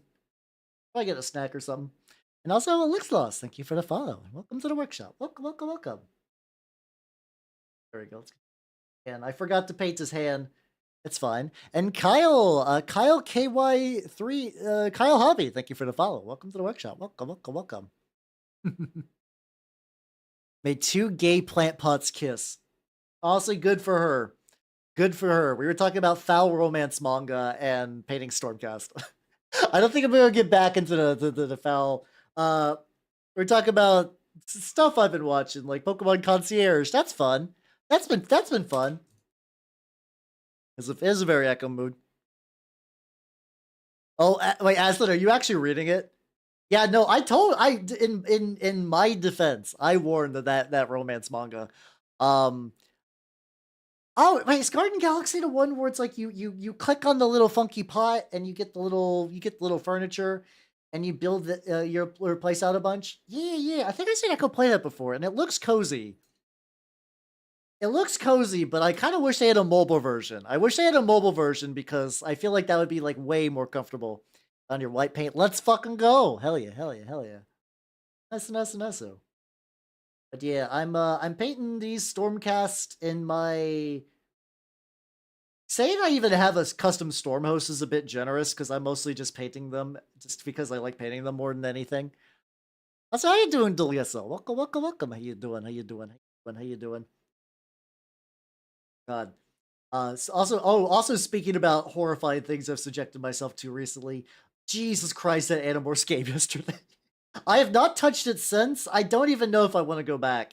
I played the Animorphs Game Boy Color game recently, and it was one of the most games of all time.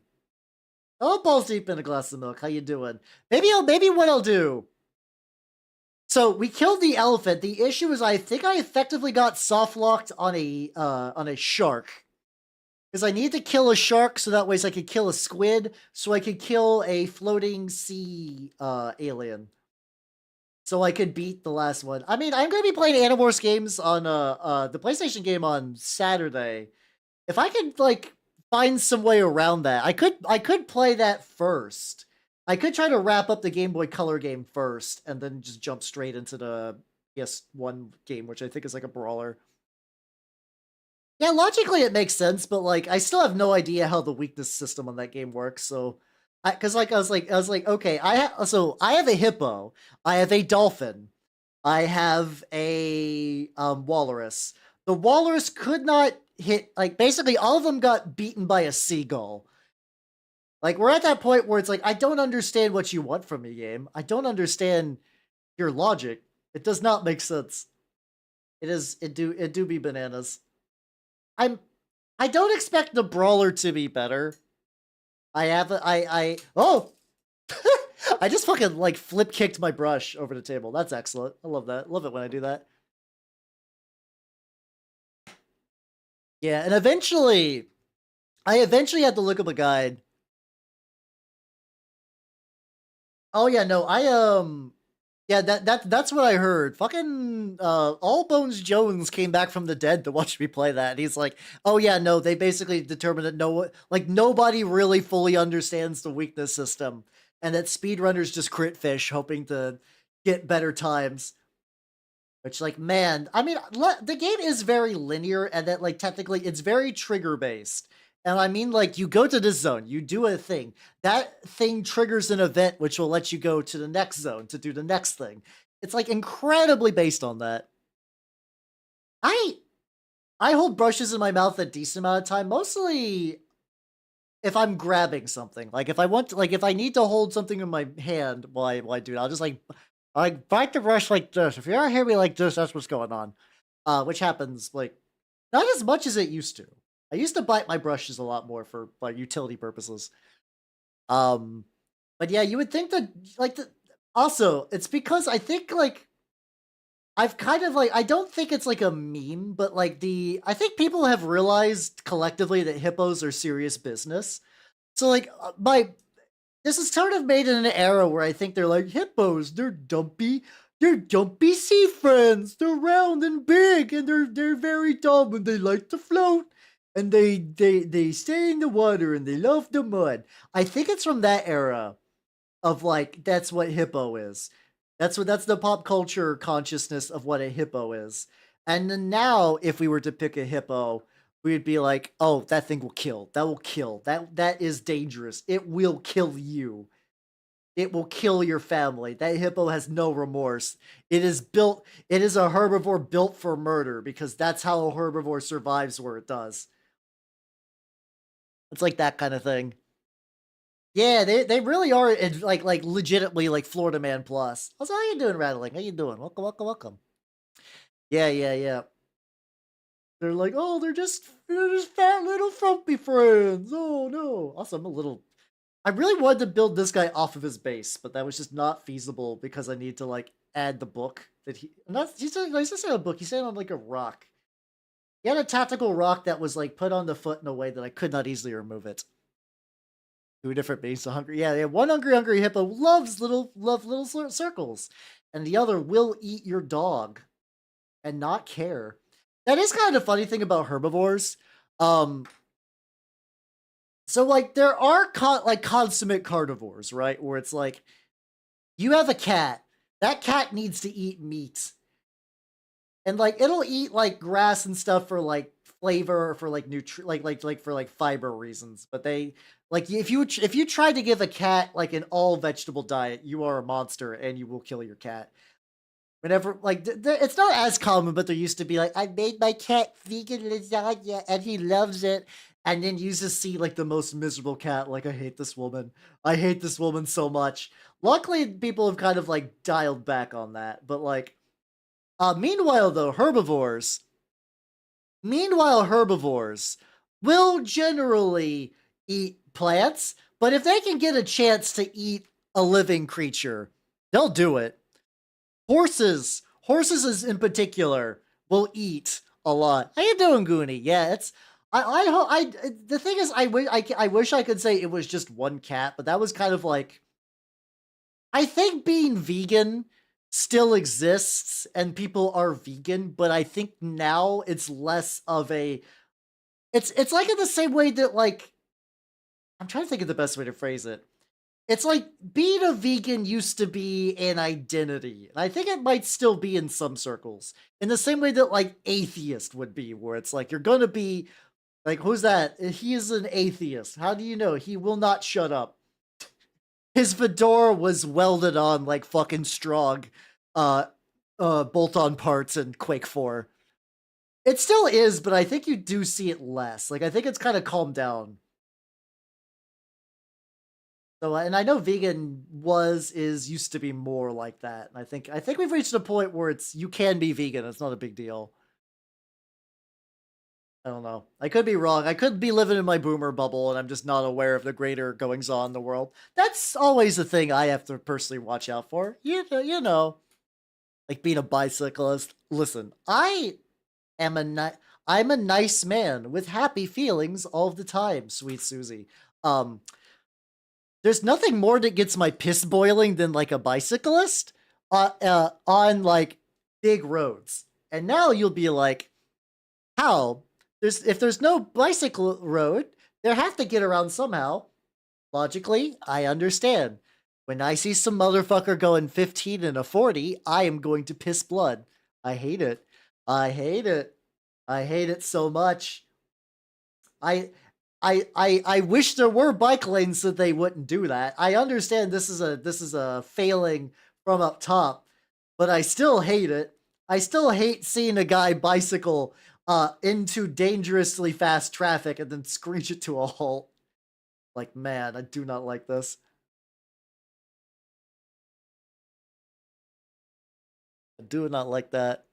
Bike lane, right? It was just a shoulder. Oh god, that doesn't seem much better either, though. I don't know what you did to the last bicyclist. Well, you'd have to find the body, and good luck finding the pieces. No, I have not killed anyone in a vehicular homicide incident. You believe me, right? Yeah. You all believe me. You all believe me. You're my nice loyal viewers. Which brushes I use? Let me see. So this is gonna sound weird. I have brushes that I recommend, but I also don't use very much, and here's why. The brushes I would recommend that I do like, and I just haven't used in a while, are Rosemary and Company. Rosemary and Company. I forget this. Yeah, there we go. The pure sable ones, because these are the only ones you can get in the States. If you're in like the UK, you can get the nicer sables from them. But if you're in you can get red sables if you're in America. They're very good. They're very cheap. You can get them for like $3 or $4 a container. Buy a bunch in bulk, and then it makes the shipping from the UK less painful. Yeah, I've only eaten the body. It's fine.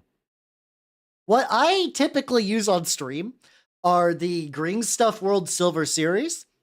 Now, I do not like Green Stuff World as a company. They tend to are you guys kind of familiar with the business idea of finding an item that like people are using as a trend and then buying a bunch of it off of fucking like Alibaba and then upselling them, and then anyone who tries to make like more like nicer versions gets sued out of existence? They do that. They do that a lot with like paint products and stuff like that, like paint clingers and whatnot. I didn't know at the time when I bought these. Like there was a while ago where it was like effectively it was like a gravity feed water thing where effectively like you would like press down and it would like kind of like push the water out. Yeah, they've done that a couple of times. They also sold me a paint mixer for $20. It was like it was effectively like you would. I think I threw it away because it's honestly stupid.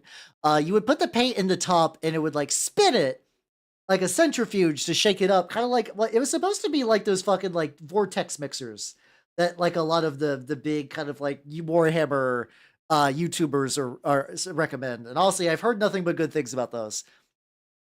Yeah, it does look like a broken massage. It vibrates a lot, but it actually just it separates the paint. It separates the goddamn paint from the it separates the goddamn paint from the actual like the pigment from the medium. So it ruins the paint.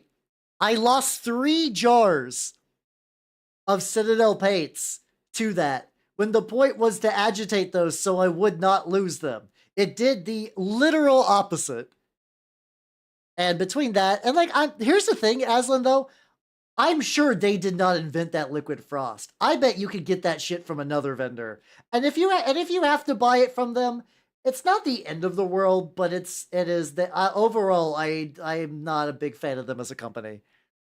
I'm not a big it was I luckily for the most part the things I usually buy for VTubing are pretty solid. That one not so much. You'll win some, you'll lose some.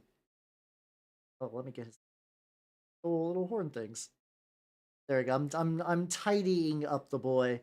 Also, just to give like a little bit of gray coating on there. Hey, get yourself get your streaking. How you doing, Clay? How you doing? Welcome.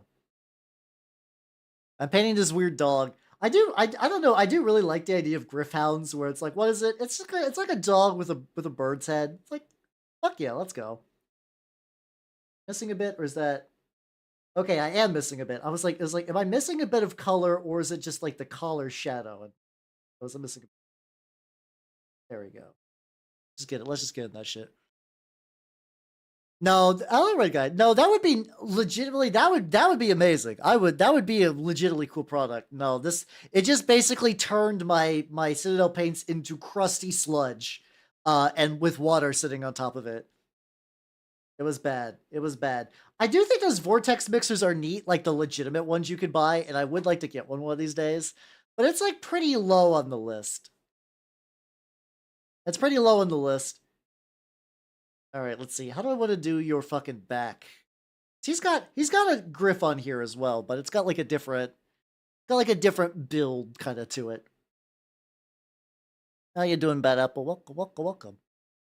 Get tasty gamer drink. Yeah, got me a gamer sub sponsorship, which is nice. It's ranked 20 on the list of 23. Oh boy, let's fucking go. Fucking go.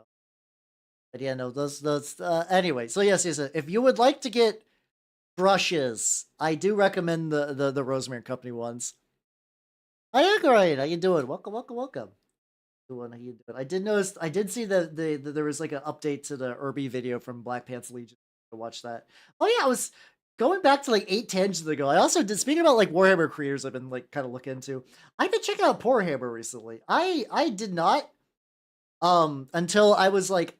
I wanted to calculate how many points of Death Guard I have, and I was like, oh, they have a video for list building apps. I should check that out. I was like, these guys got good energy. They got good energy to them. The thing is, and like this is something that I find frustrating as a creator. I really like the dynamic of 2 dudes getting together and just like talking about something. I love that dynamic. Like 2 or 3 dudes, 1 room, just talking about shit. I cannot do that solo. So I'm like, fucking hell. It's aggravating. First, the limitations of my flesh. I must develop a potent form of schizophrenia so I can collab with myself. Oh, that'd be fucking deranged.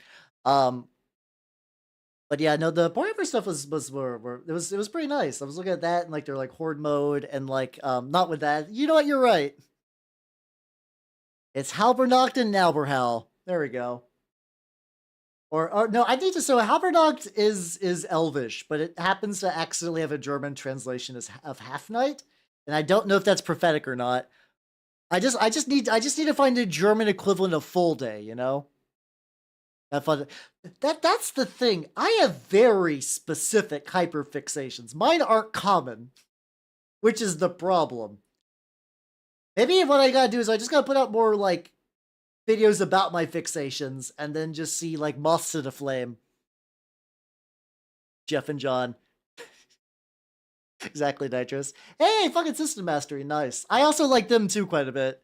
I do like them. At least most of the time. Every now and then they kind of go on like uh kind of preachy tangents. Usually it's Jeff, and I'm like, oh, okay, I get it. It's like, listen, I understand this RPG from 1997 was not very politically correct. I get it. We all get it. I do not know why you're fixated on this for 10 minutes. I'm like, please stop. Please stop. I beg you. I beg you. Luckily, with TG was still good. I miss when TG was still good. I miss when phones could not have internet access. As somebody who uses phones with internet access a lot for a lot of things, I miss when the internet was not populated by phone users. That was a nice paradise.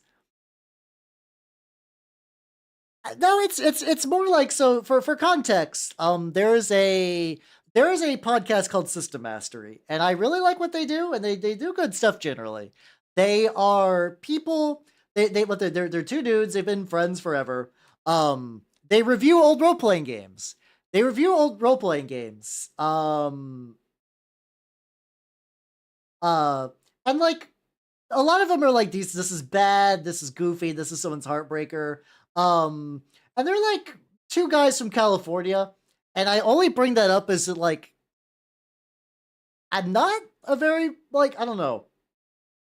I'm generally okay for people doing whatever, but I can understand things from the past are generally not the most sensitive about some things. And sometimes they'll be like, "Oh yeah, no, this thing from this game was bad. This thing from this game was bad." Yeah, I guess you could call it like a California mentality. But there'll be other times where it's like they'll one of like usually it's Jeff. He'll go on a big fucking tangent about like something that like, and like he'll like, it's even not even both the hosts. It's just one of them. It's just Jeff sometimes does that. Like John is usually just like, all right, yeah. No, it's bad. Yeah, we know. Gotta move on. And it's a very minor complaint. It just happens. Like when it happens though, it does take me out of the episode. Anyway, though, yeah, I do still lurk as well. But yeah, it depends on the day. It depends on the day. I have a different kind of madness. No, I believe you. I believe you. I believe you that you are not Jeff and or John. Like I said, I think overall they're nice people. I think overall they're nice people, and I even think when they do go California mentality, I think their heart's in the right place for the most part. So like, it's not too bad. I don't know, but it's like I think it's just when I think I just have I have personally have an adverse reaction to getting preached to. I think that's probably it more than anything. Like I am generally like, people do whatever, I'm with you for it. But as soon as somebody preaches to me, I'm like, I do not want to interact with you anymore. Please go, please, please ollie out, please ollie out. I gotta go. Bye. I'm losing my shit. Oh. All right, we got the anyway. I do think they got a good thing though. Like I said, let's go back to the point that actually matters is the duo or trio dynamic. I really like. Yeah, that's also fair. Like they're especially Palladium games, so like it's kind of a thing that like in 90s or 80s 90s RPGs, you would be like, "Oh, you've gone crazy. Roll on the chart to see what kind of crazy you got." It'd be like, "Okay, I got scared by a Cthulhu. I got like, I don't know, like agoraphobia." And like that, I guess that one's a reasonable one. I don't know. It's when it's like you roll on the table and you get like depression, or like I think in the Teenage Mutant Ninja Turtles one, it's like, "You've gone crazy. Roll on the table. Ah, you have rolled. You are now gay."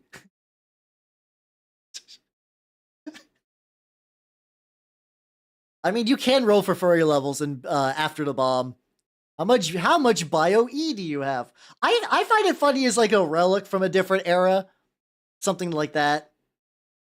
Like, but yeah, I can understand. It's like if you do read nothing but shit RPGs all day, you probably do, something does probably die inside. Something does probably die inside with that. There we go. But yeah, no, a lot of like, and like that, I think for the most part has mostly died down. as the kind of like pop culture, like legit, like there's the kind of cultural like how we treat mental illness now. Like now Cthulhu cannot scare you into I don't know, like bipolar disorder, which is like no real strong feelings on. I guess I don't know. It's fine to do it now. I'm not like upset by it. It's just when you see it in an older game, you're like, oh, you silly people. Then again, like fucking Palladium is also just Palladium games. I like the idea of rifts. I like the idea of rifts, and I do like that there's apparently a functional Savage Worlds version, but goddamn, everything about like Palladium, the system, sounds fucking aggravating. Aggravating. Yeah, they also do a bunch of really scammy Kickstarters, which are fucking weird. Like they're like, hey, remember this book from the 80s? We're just gonna sell it again. Or Palladium. They're like a weird fucking like I'm not gonna say it's refreshing, but they're like a company stuck in time. They've never changed. They've never changed at all. They're just like, yeah, we're basically the same company.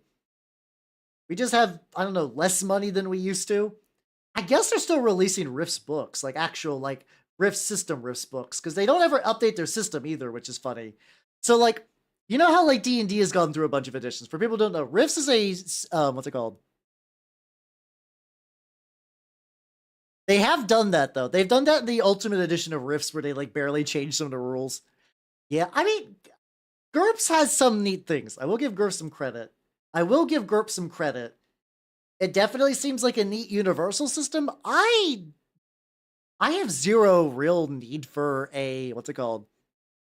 I have no real need for a universal system these days. I much prefer a bespoke system to handle a genre or a game or a setting as opposed to just like a generic one. When did GURPS Fourth Edition come out? It has to be like a while, right? Like 2000 some shit. I don't think they change it very much or at all.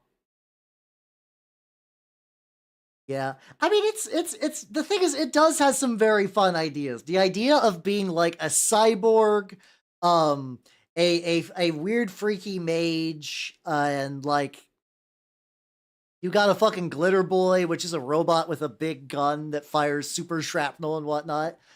Like that sounds neat. Like that sounds cool on paper. Like that sounds like a fun game to play, but like then you sit down and you're like, oh no. Oh no. Let me see. Let me see GURPS. When did GURPS come out? When was the last GURPS version?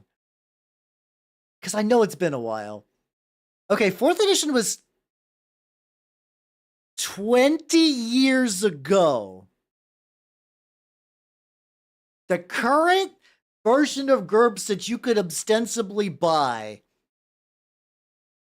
is 20 goddamn years old. Holy shit. Wow. I feel old now. Excellent.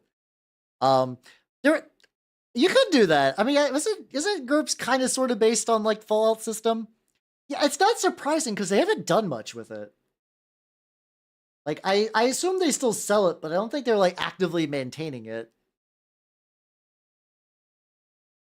Yeah. Oh, if Fallout's based on GURPS, not the other way. Ah, gotcha. There is also a Mophidius 2D20 Fallout RPG, but I have no idea if that's any good. Wasteland was, and then Fallout was basically based on. Oh, okay, yeah, it's that weird kind of like incestuous idea chain where it's like not necessarily like one's ripping off the other necessarily, but it's just like an idea gets passed to an idea, gets moved on to another thing, and then it's kind of converge. There we go. This is definitely one that like dry brushing is going to like, especially for like feathery cloaks. Dry brushing is goat, so I'm just gonna do that. How you doing, Astrofire? Welcome. How you doing? I was redacted years old 20 years ago. That's fine. The nice thing about 20 years ago is that like as long as you're not like I am -3 years old 20 years ago, then I'd be like banned. Banned. Because groups of people want royalties for the system. I mean, as they should, honestly. They should. If you're going to use someone's system for a commercial product, you should pay royalties. That should be fair. Dragging your other friends to it. Yeah, let's fucking go. Hell yeah. I'm still working on that part for my local group. Something I might try to pitch to them is that when I was looking at Poor Amber recently, I was watching the video about their Warhammer like horde mode, and I feel like that's something I could sell my group on. Just be like, hey, you want to do this for like my EDH group? Just be like, hey, we could get some teams. Like I got a bunch of different factions. I have enough Skaven and or Nurgle stuff for like if we wanted them to be the horde enemies. We could just make that happen. Yeah, I mean it still requires friends and stuff like that. I do also say too. Also, how you doing, Mittens? Welcome, welcome, welcome. How you doing? How you doing? I do have a looking for group on the Discord if anyone wants to organize something there. I feel like people have tried many times to get something organized. I think it just falls through because internet plans be tricky for that. I honestly I think Vermintide IRL might actually be a good pitch for my team. I initially what I did is I brought him over to play some what's it called? One page rules, which I do like. Don't tell. Oh, definitely. Ah, so I got a cough coming. Definitely rest up and take it easy. Definitely take it easy. Take a sip real quick.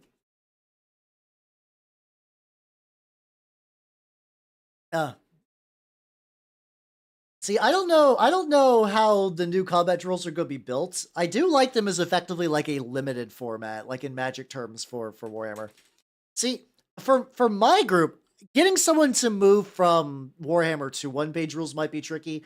My experience is going in with people who have not played Warhammer before, because here's the thing. I know a decent amount of people who will love the idea of playing Warhammer, but they look at the rules and they're like, "Where the fuck do I gotta buy how many books? They're that expensive? There's not like a good online list builder." And one thing that's really nice is that One Page Rules has a really baller list builder and online rules with easy reference and stuff like that. I showed it to my group and they were like, "Holy shit, Hal, this is nice. Everything's here and it's easy." Everybody's like, "Yeah, you can play all the Warhammer factions you like. It's great." Oh yeah, that's also gonna be true on tabletop sim, yeah, because I bet somebody's upload like all the combat patrols. Like, all right, we're ready to go with these combat patrols. They're just load them up. You don't have to customize anything. Just like bust it out like a board game night. It definitely gonna have to like paint over some bits again. This fucking I love this red. This is a darker. This is like an easier to cover red. Yeah, I have been using New Recruit. I was never in the game when Battlescribe was a thing, so I have not like fully acclimated to Battlescribe. I will say New Recruit has been nice. It has been nice. It's got I got a Minotaurs list which I've been using to track what I've got available. And then also a same deal with my Death Guard. Apparently, I'm actually not that far off from what's it called? From 2K worth of fully painted Death Guard. Apparently I have somewhere in the ballpark of about 1,600, including my Blightlord Terminators I'm working on. In theory, I think I could maybe free up some more if I got like a unit of Death Shroud Terminators, so I could run a Lord of Virulence with them. I don't think it'd be great, but I think it'd be doable. Yeah, it's so weird because like from what I understand about the Battlescribe drama, it was just like a developer who didn't do anything but would just rake in money, and then they just keep like they used to do. They used to maintain it, and then it's just like, yeah, we're just gonna put this on maintenance mode so that way so I can get fat stacks. And people are like, hey, dog, this shit's broken, and we've been paying you, and they're like, ah, don't worry about it. Yeah, you gotta pay like $6 a month, and then yeah, some other stuff. I don't understand. Like Games Workshop has such a very strange relationship with understanding how like people do purchases. The idea of like an online list builder with free rules. So many people would be like, "Oh, I can theory craft all day, but I don't got a Space Marine I don't know. I don't got a heavy intercessor squad, but it would be perfect for this list." Also, Six Struff, thank you for the follow. Welcome to the workshop. Welcome. How you doing? How you doing? We're bitching about Games Workshop. Yay! But like, Malifaux does that. Star Wars Legion does that. War Machine's app is, I think it's free now. Or you used to be able to just buy it for $10 and that was it. Like, yeah, it's Games Workshop is a like, I like a lot of the models they do, and I think I'm kind of in the ballpark as a lot of people. I think Warhammer's a neat setting. And also Soggy Biscuit Double O. Thank you for the follow. Welcome to the workshop. Welcome, welcome, welcome. Like I think, but they're just the people who run the company are so out of touch. Where it's like the way they invent their own problems is really, really funny. So it's like, hey, Duncan Rhodes left and has been having a successful solo career. What should we take away from that? Would Duncan Rhodes continue to shill our products for free? Yeah. Yes, he will. He does that because that will get him views. Because that's just kind of how it is. If you do mini stuff, you kind of got to do Warhammer. It's one of those things that, like, if I was looking purely for numbers, I would do a lot more Space Marine painting. And I'm not going to lie, a lot of times on social media, my Space Marine pics get way more interaction than even my Chaos stuff. It's just how it is. But then what Games Workshop does is like, what if instead we just make it so none of our personalities can show their face? So that way nobody will blow up like Duncan did. And it's like, you idiots. And now that you treat them like dirt, they're going to want to leave. And they did that. And it's like, you dumbo, you dum-dums. Why did you do that? Oh, the website, like, that was definitely something that was, like, definitely needed more time in the oven. Like, give it more time in the oven, and then also, like, I've heard some people say they probably should have updated the website after, what's it called? After Christmas. Like make it so people know where shit is during Christmas season. And then do your new fancy website. I don't like it either. Now, if you want a website that's really cool to buy Warhammer miniatures from, you should check out my sponsor, Collectible Squids. He's got a very nice, reasonable website that you can navigate easily. And there's discounts. Yay! I need to get a fucking, like, trophy that's just like world's least subtle shiller. I shill with the subtlety of a fucking, like, guy trying to sell you Mountain Dew in, like, the fucking, like early 2010s. Like, hey gamer, buy Mountain Dew. Yeah, raw explosion. Like I'm like that. It's very good. Segway. Segway's not just a thing bitches ride. It's also where you buy. I actually never got to ride a Segway. Oh god, I dropped it. I would like to ride a Segway. Mountain. Oh god, do they still have that thing? Like there's. I think they must have canned it because everyone hated the idea. There was a thing where that, like, if you had like a can of Mountain Dew out on your stream as a Twitch streamer, a Mountain Dew bot would show up and, like, if you were lucky, you could get, like, put on the front page of Twitch, but people found out that you could, like, trick that shit. Yeah, no, yeah, there's legitimately people like figure out, like, hey, wait a minute. I can just use a PNG of a Mountain Dew thing because the bots cannot tell the difference between an actual can and a photo of a can that you just leave on screen. So people were just like fucking just like manipulating it and pranking it because, like, once again, it's like whenever a company does, like, hey, would you like the general product? Would you like to the general public? Would you like to name our product? And they're like, ah, yes, of course. Like, you get like Bodie McBoatface, and like there was a Mountain Dew flavor that it was like a big apple flavor for some shit restaurant. And then everyone's like, yeah, gushing granny apple. Hell yeah, brother. And the Mountain Dew did not like that for some reason. Not weird. I don't know why Mountain Dew didn't like that. I'm as subtle as the song Berserker from the hit movie Clerks.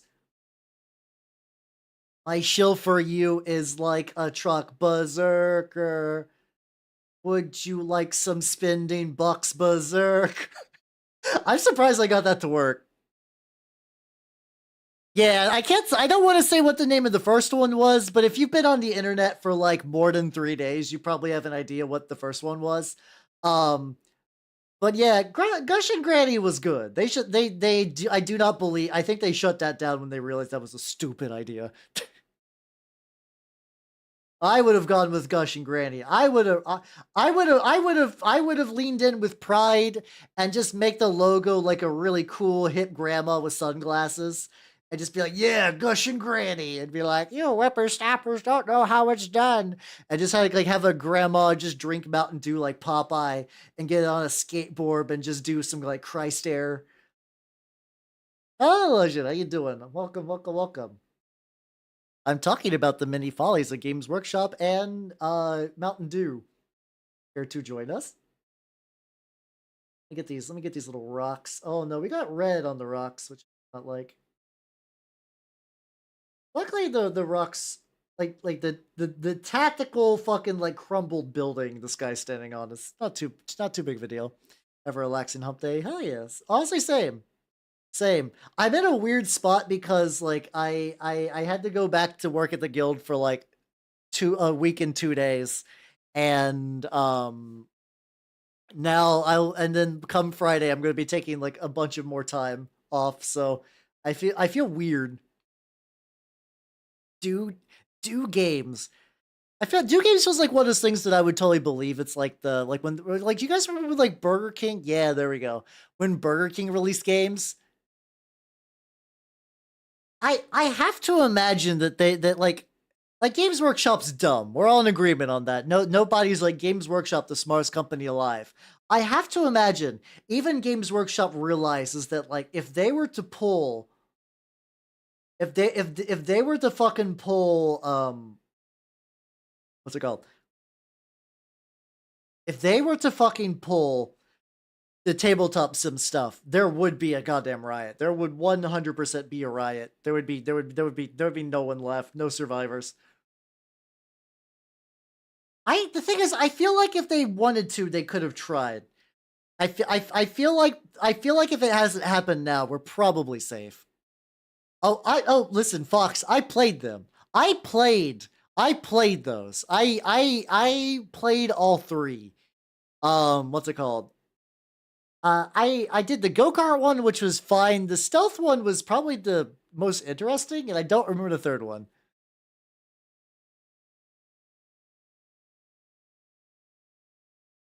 That's true. Yeah, if you just go like peer-to-peer stuff, there's not much they can really do. But this is just going back to the idea of like, like having the rules online. I understand they want to sell codices. I get it. I don't like that business model, but whatever. I still think giving away the basic rules is really handy. Like, Wahapedia exists. Everyone knows Wahapedia exists because it's really nice if you're like, hey, what does an intercessor squad do? And you look it up and like, okay, that's a handy resource that's kind of necessary to play a war game. Yeah. Yeah, oh yeah, they can't do shit about Wahapedia just because it's in Russia, which is fun. I'll say, hello, Sean as a ginger. Welcome, welcome, welcome. How you doing? How you doing? For not so much seats. Be careful with those. Be careful with those, Sean. Because like what a lot of people will do is they'll sell like old like 9th edition codices at used bookstores. Source me, guy who has sold old codices to my local used bookstore because they'll take it. Now if you're just gonna play with the buds or like you just want to read them, that's totally fine. That totally works. Combat Troll Malls. Oh, nice. Fuck yeah. Let's go. Let's go. Yeah, but mine's really weird too, where they charge a lot. For me, like there is a benefit to some old codices.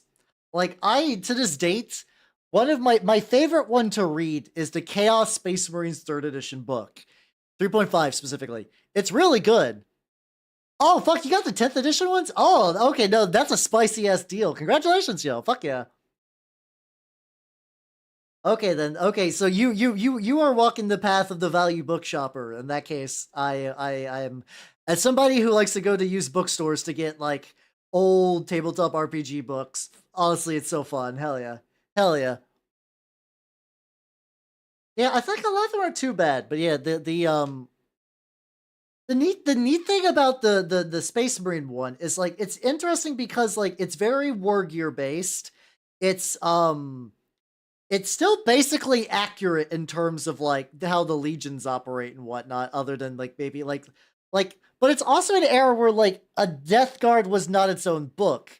You just ran Chaos Space Marines with Marks of Nurgle, and like you got some extra war gear to be fancy. And I kind of like that, honestly. It's nice. As much as I love like my big daemon engines and all of the various miscellaneous dudes, I kind of like that old mindset where you just have a guy who's customized with a bunch of war gear and stuff like that, but he's just kind of like your own little kit bash dude. I like that. I like that era of stuff quite a bit.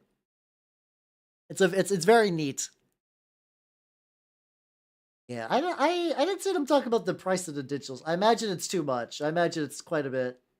Now, speaking about price though, when like getting into Warhammer, there was the one where it was talking about meme list because one oh I know especially what got me to look into this. One of you chuckle fucks, I want to say Crichton, or Aslan or Mini Dow. One of you three, because it's usually one of you three. I'm sorry if I can't remember who. Oh hello Huey, welcome everybody. Welcome, welcome, welcome. How you nerds doing? Hello Artie. Hello Sci-Fi's. Hello. Hello Salute. Let me shout you out. Let me shout you out. Oh, Fox is already on it. How you doing? Is it that? Is it not? Hold on. Am I fucking the name up? Is it Psy FS? Oh, it's Skiffs? Skiffs? Is it Skiffs? Has it been Skiffs this whole has it been Skiffus this whole time? No one's corrected me. No one's corrected me. You've rated like 8 times. 8, no, way more than 8. Jesus Christ. Nobody's corrected me. Skiff is. I need to etch that into my fucking brain. I need to etch that in my brain. Skiffus. There we go. Cobra Cloud mode. Skiffs. Goddamn, Skiffs is easier. I'm bad with pronouncing names. Hello, everybody. I am Halbernot the Mimic Elf. I'm a miniature painting VTuber of the Nurgle's game variety. Hello, Pentacounter. Welcome, welcome, welcome. So in a plot twist, I am actually not painting Custodes. I'm painting Gasp Stormcast. What I do is bring it up. Welcome, welcome, welcome. Also, Yuri, have yourself a good lurk. Have yourself a good lurk, yo. What I do is I have a bunch of them. Sigmar jump scare real. I have a bunch of them from like starter boxes and stuff like that. And what I do is I give them different helmets and I paint them like a dirty gold. What do you mean? Hello, Artie. What do you mean twist my plot? Like I can only think of plot in the context of like when you say an anime has very nice plot, which is just tits. I'm flat. You're not gonna find anything to twist. You could maybe, like, I don't know, stick your hand in there and see if there's any, like, mystery twists if you want. Yeah, yeah, I don't even have nipples. I'm a filthy creature. Ah, there we go. Nice. I do not have a Yark, no.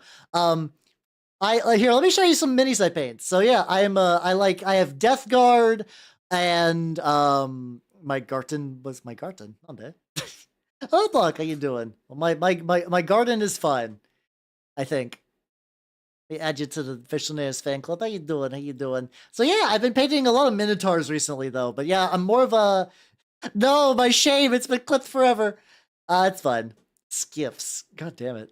All right, let me distract you all. Whoa, snake, distraction snake. Whoa.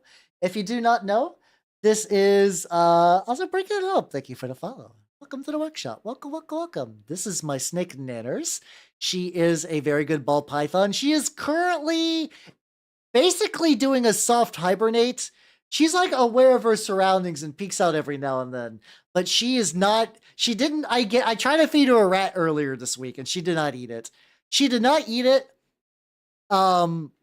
And I can't really play with her yet. I can't really hold her because the snakes, the funny thing is snakes just do that. They're aware of when like winter is and they're like, all right, time to chill. Time to go to low power mode. So once February, this is not the first time Nares has done this either. Once February rolls around, she'll be up and at him, I believe. I want to boop her snoot so bad, but I also don't want to bother her. It's like a breeding thing. Like they bred the snakes to be used to this time, or like my snake Nanners wants to fuck. Because she's not gonna get a snake dick. Like it's just not happening. I wanted to be a reptile breeder when I was younger because I thought it would be really cool to have a bunch of like reptiles, but I don't want to become a snake guy. I like having a snake. I like having a snake.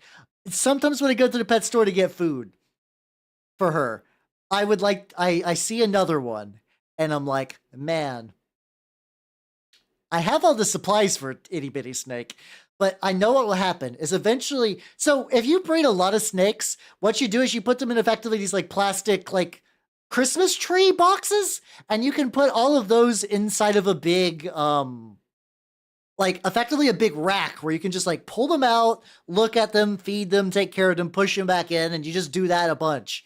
And I mean, I'm a snake guy. Okay, I'm a snake guy, and then I own a snake.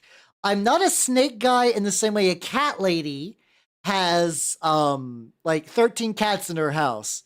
And that like if I was to die, the cats would consume me. Or the snakes would consume me.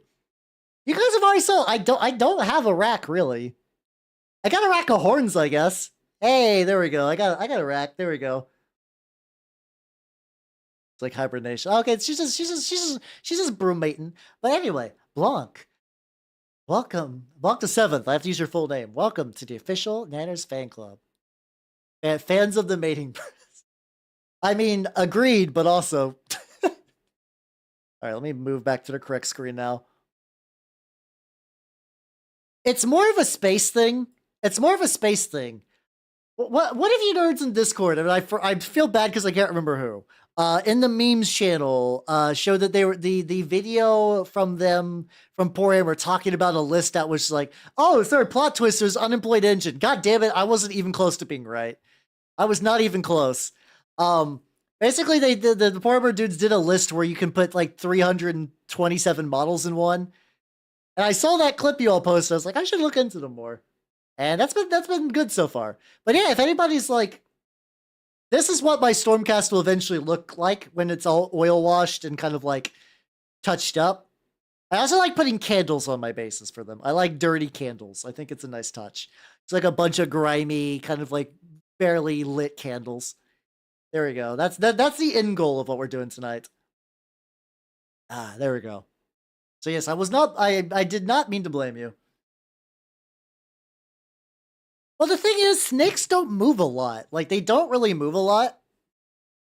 All right, Skips, have yourself a good shower. There we go. Now that I know your name, I will try not to forget. I will. I hope I will not forget.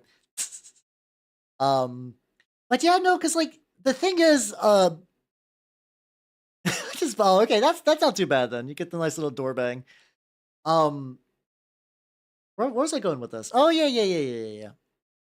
But yeah, no, snakes aren't particularly mobile. So like if they're fed and they're comfortable, they'll basically just kind of hide out of sight because that's what they do in the wild. They just kind of they're like, okay, I would like to be under. I'm going to hide in this log, and it might be like 3 months before a mouse walks by. So I have to chill. I have to chill. Oh yeah, no. Yeah, I mean, I probably didn't do as much research going into owning nanners as I probably should have, but like, snakes are durable. I did my research eventually, like immediately afterwards. No, I did a little bit of research beforehand because I made sure to get her like a right. I think I went to the store. I was like, I would like to buy her, and she's like, great, we'll hold her for you. And I'm like, cool. I want to assemble everything, and then I'm gonna go pick her up. And they're like, cool, okay. Yeah, I've let Nanners do that a couple of times. She's very strong now. It used to be fine, but now I can like Nanners has got that grip. Nanners got that grip. So I don't think I can do that anymore. She used to be so small she could move around my fingers. And I'll be honest, I have small hands for a dude. I have very small hands for a dude. Like I have very tiny hands. So like when she could move around through my fingers, that was she was very itty bitty.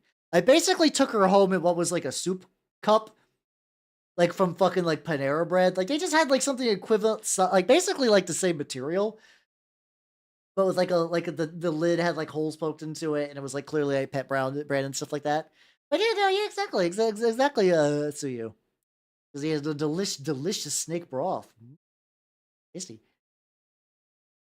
But yeah, she's much bigger now. She's much bigger. I can still hold her, but I basically like yeah. Have you ever seen those like videos of like someone's doing like the saucy snake dance and they got like the snake in both arms and the snake's kind of moving around? I don't mean to do that on purpose, but Nanners just sometimes will just be like, "I'm chill, I'm chill." Hey, what's that over there? Whoa! Fucking goober, absolute fucking goober. I love my goober snake though. I love my goober snake. Yeah, she could be a snake boa, but not a boa constrictor. Um, there you go. Let's get a little bit on the belt. Also, these I'm not like super picky on them too, because I'm definitely at the point where it's like I would like to get these done. I actually after these three, including the dog. If you guys haven't seen the dog, here's a dog. Yes, it's got a bird head. Don't worry about it. Good dog. After that, I have one more model that's like halfway painted, and then I got like 10 of like the troops from that box, and not even the whole Stormcast half painted. There's actually like the Stormcast because they're all on 40mm bases, which like when you guys were like, are these Custodes? I can understand. Oh, Astral. I'm actually streaming it. I didn't stream it this week to be fair though. When I come back from Magfest, I will be resuming Rogue Trader. I am playing a Biomancer Warrior, and I'm going like full heretic. It's great. If I see any chance for chaos, I just leap on it. It's so good. I love being the most chaos. It's great. Yeah, they actually they do got a lot of Custodes DNA to be fair. Yeah, that's true. Because like also I wasn't like really super aware until recently the whole like warrior poet aspect of Custodes, where they're like, yes, when we're not fighting, we like to like read poetry and work on art and like really become like sort of like and like not like in a way where it's like yes, we are the ultimate warriors of body and mind. We are the epitome of culture, of like the kind of like the philosopher warrior. I was like, oh, that's cool. I didn't know that. Well, bit over there as well. You either farm trade to become a scholar. Oh yeah, yeah, yeah. Or usually what you'll just be a farmer and then like a bone reaper or like some chaos people or some orcs will show up and you're like, well, I guess I'm dead now. So yeah, in theory, I am curious if I just like showed up, be like, yo, this is my weird Custodes army. This is my weird Custodes army. Don't worry about it. Man, I kind of wish I almost like not Photoshop, if I 3D printed some guns for them and stuff like that. That'd be kind of neat. Being fucking said my character's a crime mover for the prologue. Yo, let's go. I heard that that's rough really early on, but towards the end it really pays off, which is nice. I think that's a neat idea. Oh god, so now what we gotta do? Trim. I'm gonna do a bright gold for the flag, or maybe I'll just go like straight dark brass. Take a drink real quick. When was a custodian? Not also fair point, yeah. Yeah, I think that's the idea too. I think that's the idea where it's like we're gonna be in a post Matthew Patthew. Oh yeah, that's the Matt Pat guy. There's a lot of what's up, Kuroji? How you doing? Welcome, welcome, welcome. There's been a lot of like YouTube people who have been like retiring recently. And I don't know, I don't think it's coordinated. Oh, Boniface, how you doing? Welcome, welcome, welcome. I don't I think for him, from what I understand, I know nothing about Matt Pat. Doing okay? Okay, it's not too bad at the very least. Starting to make me feel old. Yep, it be like that. It do be like that. But like, where is I going with this? Wait, did Donkey actually stop? I really didn't. The thing is, like, I didn't ever get into Donkey because I really didn't get into League of Legends. I'm not saying that those have to be connected, but I do think like I do think that like if you started with League and then like when Donkey left, you just kind of moved over with his newer stuff. I'm doing good. I'm painting some. I said I'm painting some Kuroji. That's not right. That's your name. I'm painting some Stormcast. Not even close. You're doing good. Fuck you. It was as a whole. Yeah. I don't know. You ruined me. Yeah, the funny thing, Astral, did you see that video? Not video. It's like a Reddit post where someone's like, "Hey, I keep trying to be a nice guy, but everyone gets upset when I don't act like a total fascist. What the fuck?" I think that's very funny. Like, I understand. It does pay off, from what I understand. But I do find it funny because it does kind of like sell the like crushing brutality of the setting. So I think like when a video game person gets Warhammer, they usually get it, and it creates more interesting media that way. Stuff like that. All right, come here, nerd. You're gonna get painted. Hit me like one of your French rats. Chris been outside a few checks. Yeah, exactly. It was the Steam discussion. Okay, so maybe that's just been getting around, I guess. Quality's excellent. Thank you. I still got a long way to go, but I'm feeling pretty happy so far with the results. So have yourself a good night and take it easy. And pet your dog for me. Assuming it is still not just bumping into the doors. Take it a chill. This is the fucked up part. It's just like this fucking, like, there was no way to sub-assembly this. So I just gotta get, like, this is the most advanced trim I've ever seen. I guess if I just keep doing it. Like, points in just Nurglings. You got not as many as you would think. I only have a min unit of 3 Nurglings. Which is funny because I used them as points filler for my Chaos Knights. I'm just like, I don't have enough for anything. Nurglings, here we go. Yeah, I'm hoping I can get it good enough, and then the oil wash will just, like, save me. Because otherwise, fuck, goddamn, this is going to be, like, not great. So, what I might do is I might work on it in bits and pieces, and then just go back to the dog, the man and his dog. It's like, God, oh boy.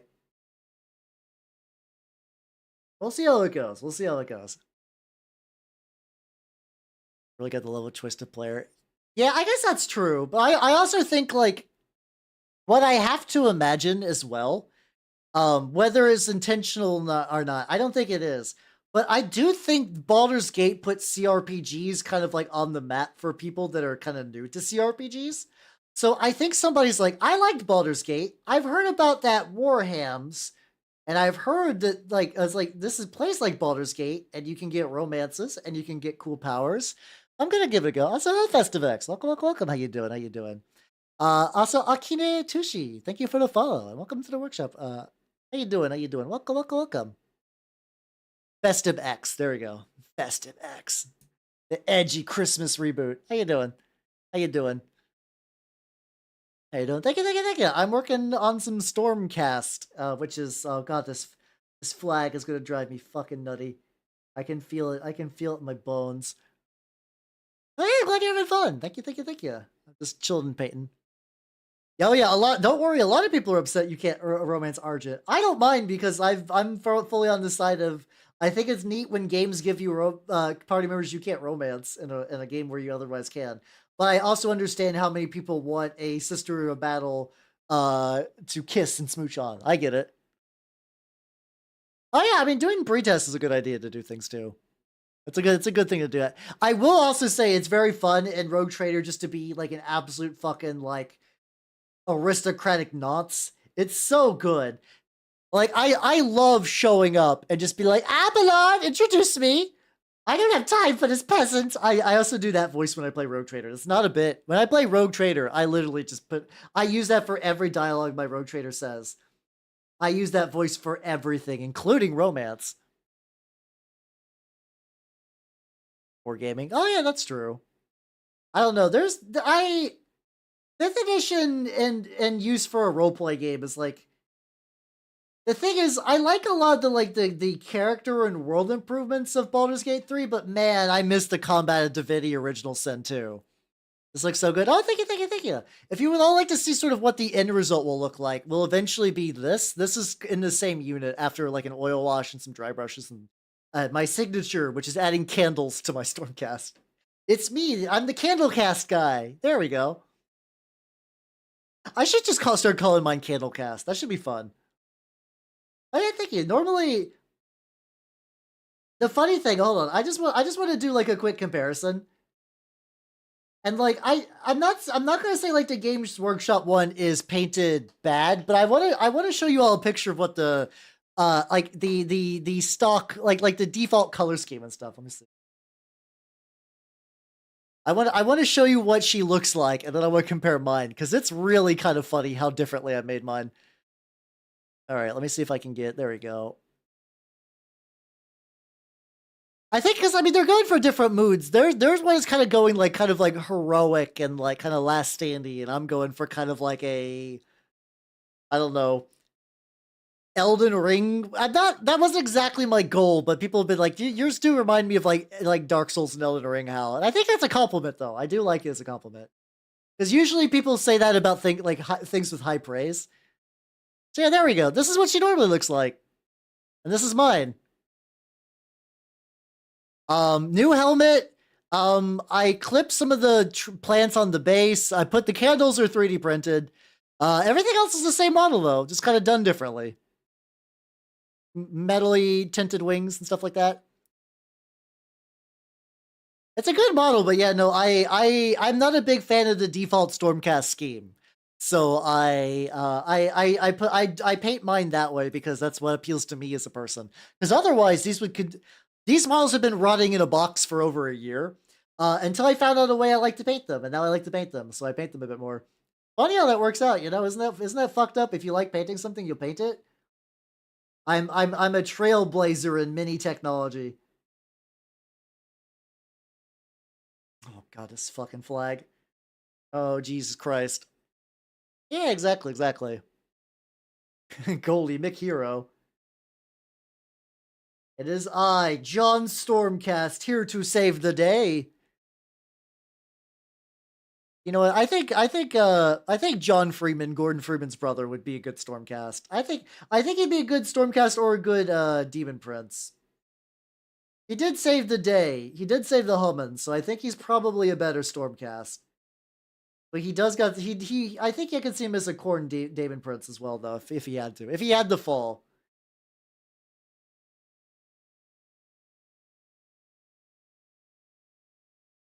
This is like I said, I think I'm gonna try to get the highlights. And I'm definitely like of the feeling that I'm gonna try just to have the oil wash like sink into the recesses and really help out with this, because otherwise I'm gonna lose my goddamn mind.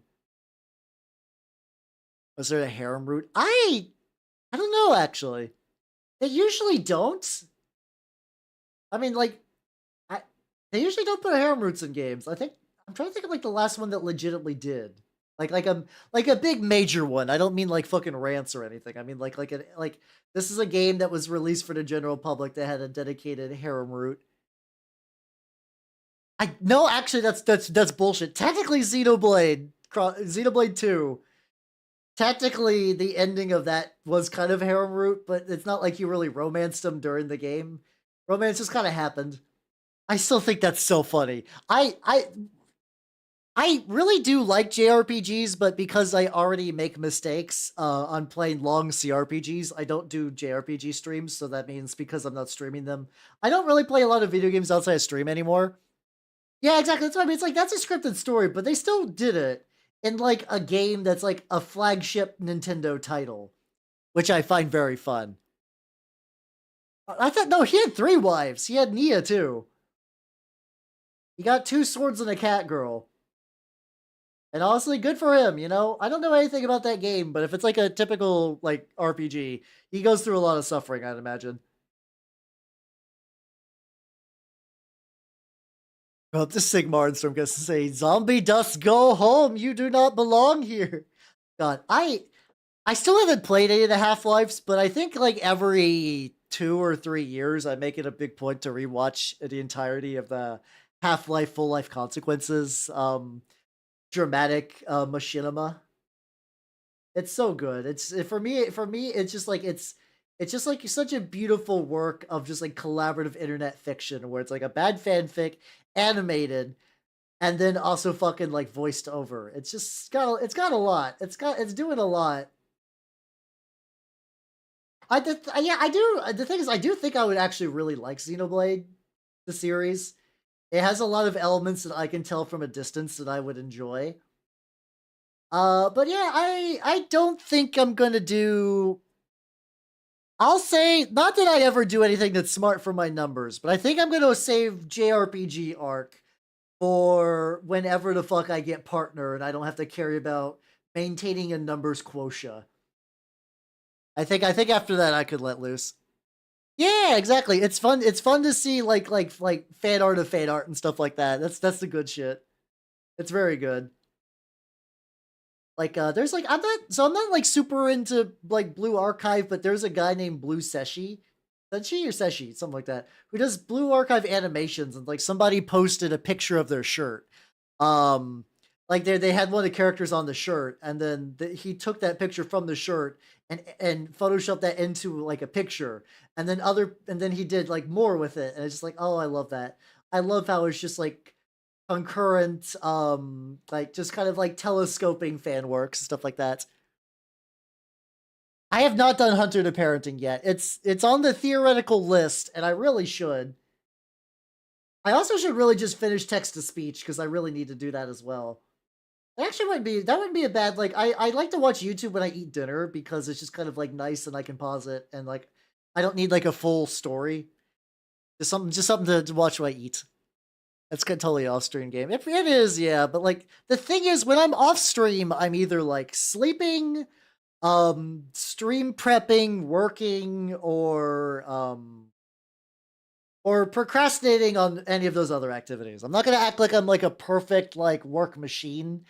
I wish I was some days, but like it just means I don't typically like sit down like time to play a long video game off stream now. Like my brain just doesn't really work like that as much anymore. Okay, so I should. Oh, I know it. Like, so I definitely know a decent amount of World of Darkness. I would definitely get that bit, but I could see needing text to speech references. Also, Bill the Red Guard. Thank you for the follow. Welcome to the workshop. Welcome, welcome, welcome. How you doing? How you doing? How are you doing? I'm working on this. Oh god, I think I got that little bit of leakage on the banner. That's fine. I'm definitely gonna have to touch up this banner. At the very least, if I can get like one coat where it's just like, whoa, look at it, shiny. But like, who? I get it. It looks neat. It looks neat as a banner. Like, goddamn, I have to get like in the recesses of this fucking bullshit. Yeah, I mean that does happen sometimes where it's like you can learn about, because like a lot of people probably watch text to speech without knowing Warhammer. Now, was that a good thing? Yes and no. It gets people into the setting and stuff like that. There are some people that are like, I believe all text to speech memes is real and they are never wrong, and that is accurate, which is a little iffy. But like besides that, like it's nice. And that's all good, Kuroji. Have yourself a good sleep. Definitely take it easy. Listen, never any one of you, never feel bad about going to bed. As somebody who regularly does not get enough sleep, I would recommend you get sleep. Because I can't. Get sleep. Sleep is nice. It rejuvenates you and refreshes your brain. Maybe that's why I live a lot of my life in a fucking brain fog where I can't remember shit. Because I can't sleep good. But, Kuroji, have yourself a good night. And take it easy. And how the fuck does this work? I think that's right. I think I'm mostly getting it. I will say it does look very pretty. It does look very pretty once I get the shine on. Like it does kind of accentuate the flag quite a bit. I do like it. I just kind of, there you go. If I just kind of like wooble, the woobling it in, the technical term that's real and not something that I made up out of just like sheer anger.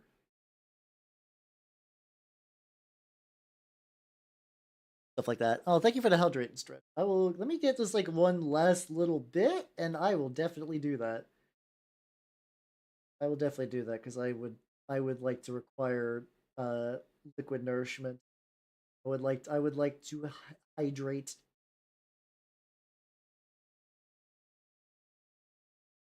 Okay, so I gotta get this other side. I'll do that in a second. Watching my painting elf makes friends. Oh, okay. Well, I'm glad I'm glad you're having fun watching me paint. Oh yeah, hell yeah.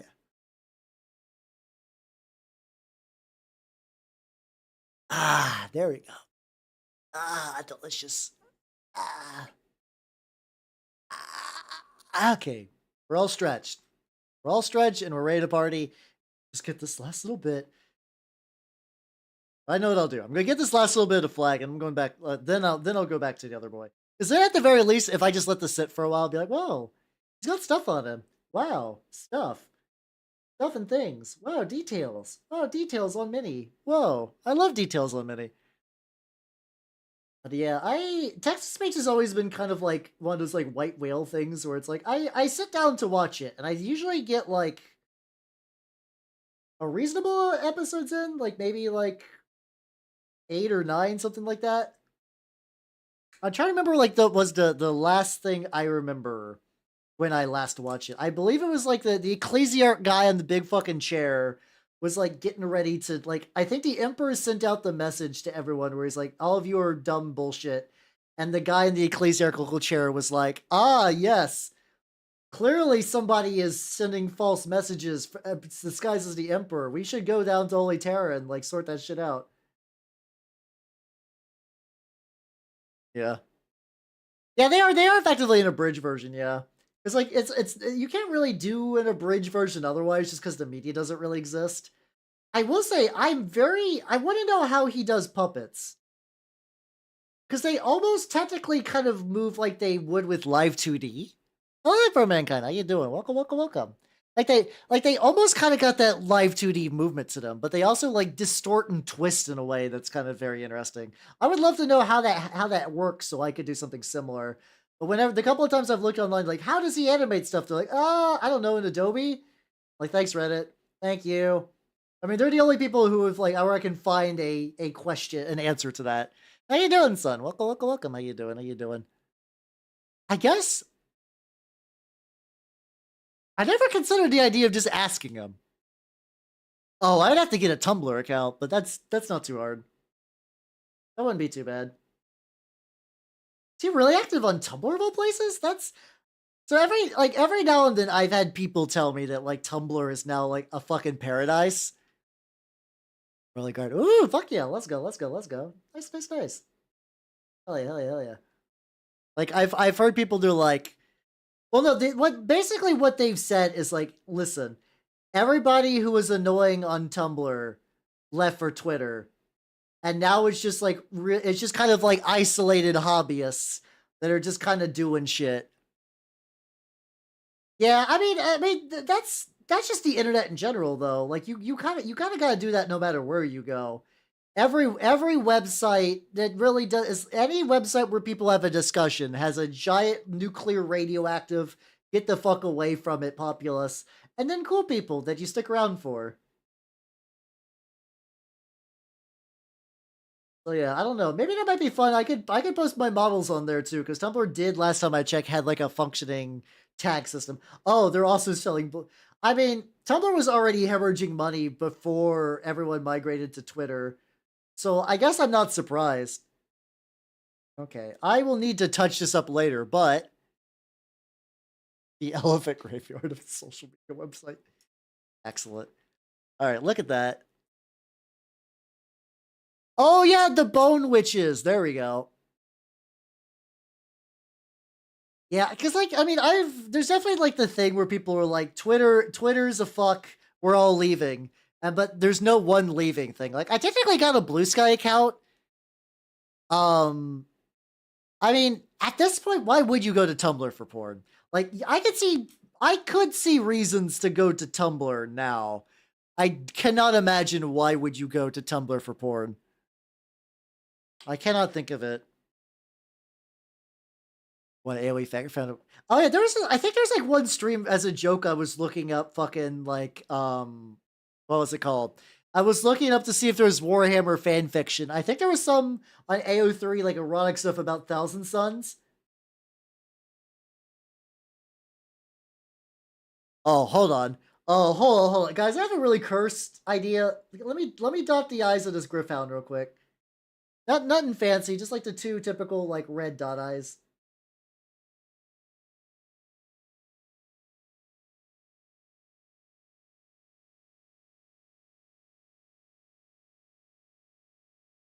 doing? Oh, I actually just missed the eye entirely on here, so I'll just.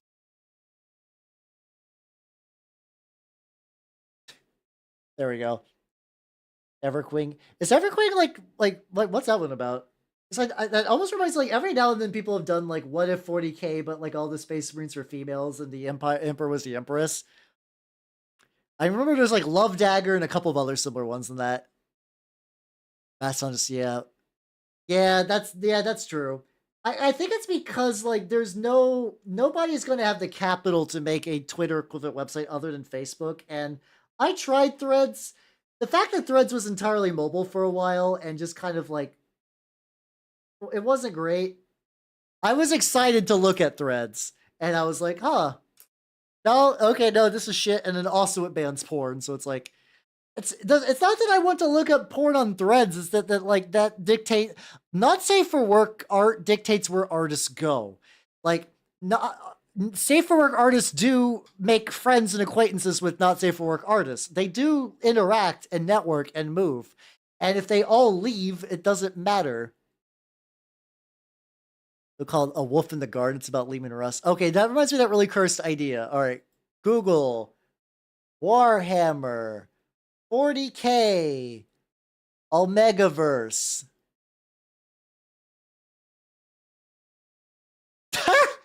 Okay, I found some. There we go. There we go. Well, no, I see people talking about it. I don't think anyone is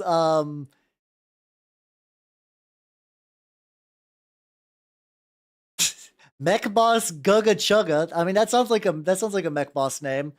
Yeah, it doesn't seem like anyone is actually putting together one. I think it's just like very like people talking about the idea of like, hey, that might be neat. I was drinking water. Got him. Got him. So, luckily, the fact that there's the Omega Marines basically means that any Omegaverse Google, it gets drowned out by that. So, hey, if you've never thought of the Omega Marines before, you should thank them. They're doing a lot for you. Also, my lord, thank you for the follow and welcome to the workshop. How you doing? How you doing?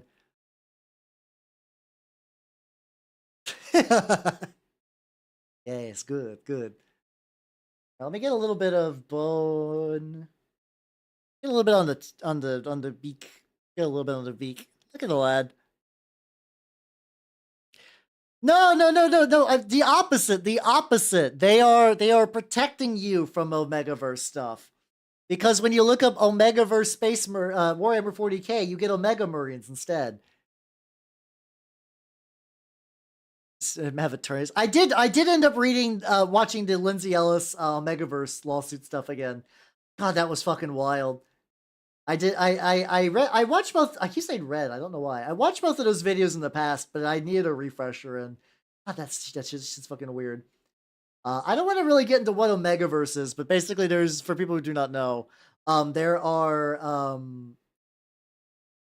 was like a weird thing with the rights to what is effectively imagine like a bunch of women who wrote straight versions of for the most part is like werewolf dick impreg porn, but they both try to pioneer it as like I wrote it for straight women, and also like one of them was like trying to sue the other. It's weird. Omegaverse is weird, everybody. I'm sure this is all news to you that it's weird. You've never considered that prior to this. My heater still working? Yeah, really cool. Yeah, Omegaverse is weird. I'm fascinated by it because it's just so bananas, though. Like, it's such a bananas concept. Well, they try to claim that, like, okay, listen, the Omega. Well, it's effectively a genre. It's effectively a genre. So, is there Omegaverse Homestuck? Most certainly there is. 100% that exists. That's not even up for debate. But it's not like tied to any one like universe, which is really funny because in the court, so this poor lawyer from the video was like, "Hey, lady who is trying to sue the other lady, so you're saying your fiction is not fan fiction?" And she's like, "Yes." So the Omegaverse is a fan fiction thing. Yes. And you admit that you're writing fanfic. Do you admit that you're writing Omegaverse fiction? Yes. And then she's like, so you're saying you're writing fan fiction? And she said no. Which is basically what she's saying is I'm writing original works that's using that like genre framework. But the poor lawyer doesn't want to know about like impreg stuff. He doesn't know. He's John Lawyer. He's just trying to work for the law firm. Yeah.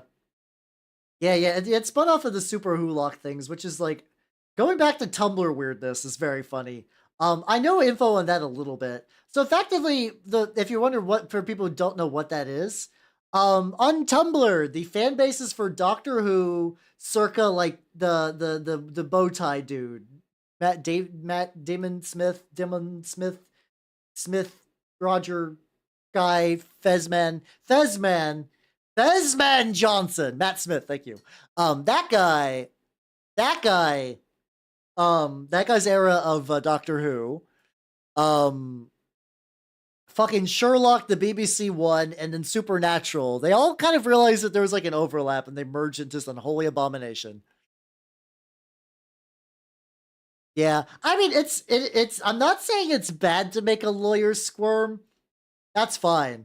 I just do find it funny when it's like, when it's like, I'll say overall, like, it's a funny situation, and I do empathize, even if normally I would not. One time Aime's not here, I know, right? Yeah, it's I mean, people generally like it, and there's some reasons for people to like it, and I could not give a fuck about like, I don't know, like if someone wants to read weird yaoi impreg werewolf porn, I could not give a fuck. Like, good for them. Find what makes you happy, but I just find the way it interacts with pop culture very, very funny. I find the way that interaction happens to be incredibly amusing. We're just when people from outside of that, and myself included, just like find out about it and like, what the fuck is this? What the fuck? Why are you? What? What what do you mean estrus cycle on the? Oh no! What? Oh no! Oh fuck! Yeah, but yeah, that is true when niche generally meets mainstream things. Which I guess to be fair, um, anytime like people who don't know about VTubers find out about VTubers, that shit's always kind of wild too. That shit usually gets pretty bananas pretty quick. I have to imagine they brought up nodding in a public court. I have to imagine they did.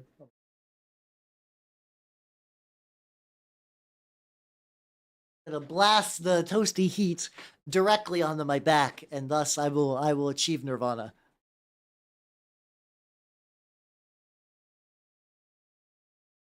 I mean, arguably Warhammer 40k has been like sub mainstream for a while. Like it's been reasonably popular, like for a decent chunk of time. I'm not super worried. I'm not super worried.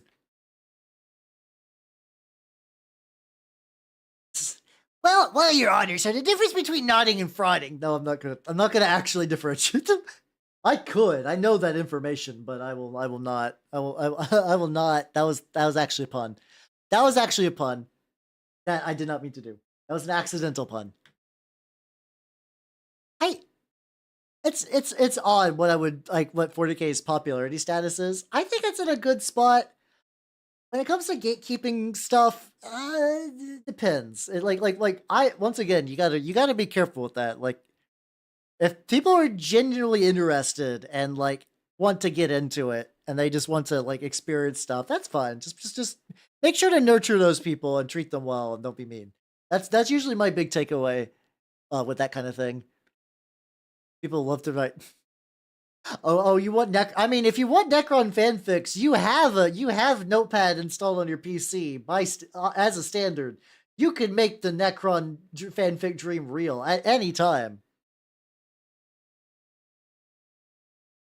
Yeah, okay, here's the thing though. Twitter is not reality. Like Twitter is not the mainstream. A lot of people in the mainstream use Twitter, but I would argue the kind of person that's like flipping out on Twitter is not the same person who's going to be like watching, like who would like there. those kind of people are like Twitter exaggeration. Like they're people exaggerations. So like assuming that Twitter is the barometer for any real kind of like cultural or like entertainment movement is a little not accurate. Yeah, it's where niche, hyper passionate weirdos like to get together sometimes and bitch about things. And like in the realm of the parts of Twitter that's about bitching, miniature painting Twitter is very nice, and I've been having nothing but good times from that. Nothing but good times, and it's pretty cute. I'm waiting for the Amazon series to even manifest. I understand that it got greenlit and that everything seems to be good to go until it like I feel about it the same way I felt about the old world. It would be neat if it's real. I hope it's real. But until I see models, I did not think it was real. I saw models. They're like, these are models we're releasing. This is a release date. And I was like, all right, the old world is real. There we go. Let's see. I think the gatekeeping is just kind of complicated. There are definitely just like loud morons who are like, ah yes, gatekeeping. That must mean that no female will ever touch the Warhams. Like that kind of thing is like I'm not big into it. For me the ideal gatekeeping is when like somebody is like, I'm gonna get into a thing you like and I hate all of it. Yeah. I also that shit's fuck. Anytime someone's like, "Oh yes, these hideous monsters," you know what they remind me of? Real social group. I'm like, "Oh please fucking stop." What's up, Butterick? How you doing? How you doing? How you doing? How you doing? Yeah, yeah. Those people need to those people need to like I don't know. I like part of me is like some of it might just be attention whoring, like just like the Twitter equivalent of clickbait. I have to imagine. Like on one hand, some people are really that dumb, but it do be like that as well. It's not Dangerous Box. How you doing? Welcome, welcome, welcome. Yeah, but I mean, Kathleen Kennedy is fucked up Star Wars a lot anyway, so yeah, I don't even think the Force is female thing fucking registered. The Force is where ghosts go, and anything else I will not I will ignore. Yeah, but that's just it. I don't interact with those people that get offended by everything, and they just don't want to ever have fun. I don't. They take years off of your life. Yeah, I heard you were on a wiki. It's real. Oh shit. Well, like wikis are never wrong. Wikis are never wrong. Uh. Oh yeah, yeah. I did see that as well. The thing is like I don't know who is clamoring for a fucking Ray movie again, but I'm so divorced from mainstream Star Wars that I cannot give a fuck. Like I'm numb. I'm numb. I feel nothing. Star Wars is it's a thing that I just don't care. I like older Star Wars media. Even a lot of that was shit if I'm gonna be real. You guys saw the Wikipedia Thanksgiving stream. Star Wars is never good. No, Star Wars has been good, but it's this is these are models from what's it called? These are models from Age of Sigmar. These are some Stormcasts that I've had kicking around, and I'm just doing some base coat and stuff like that. I think Finn was wasted. So this is the thing that fucks me up about Finn. I'm gonna take a drink. I'm gonna take a drink real quick.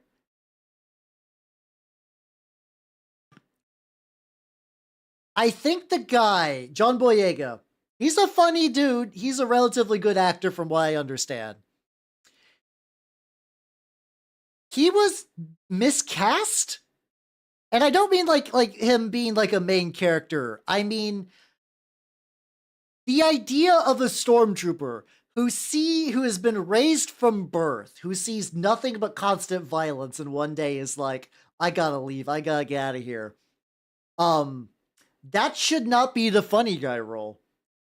Like I think of an alternate universe where I don't know who plays the pilot dude, like Poe, where that guy is cast as like the stoic, like, or if they just made John Boyega just entirely dead and humorless, and he eventually, I know he's like a storm janitor, but I feel like that's both cope and wasted, you know? You see the piece. I mean, if you're having fun with like, it's your chip too. But fucking put the work, you know?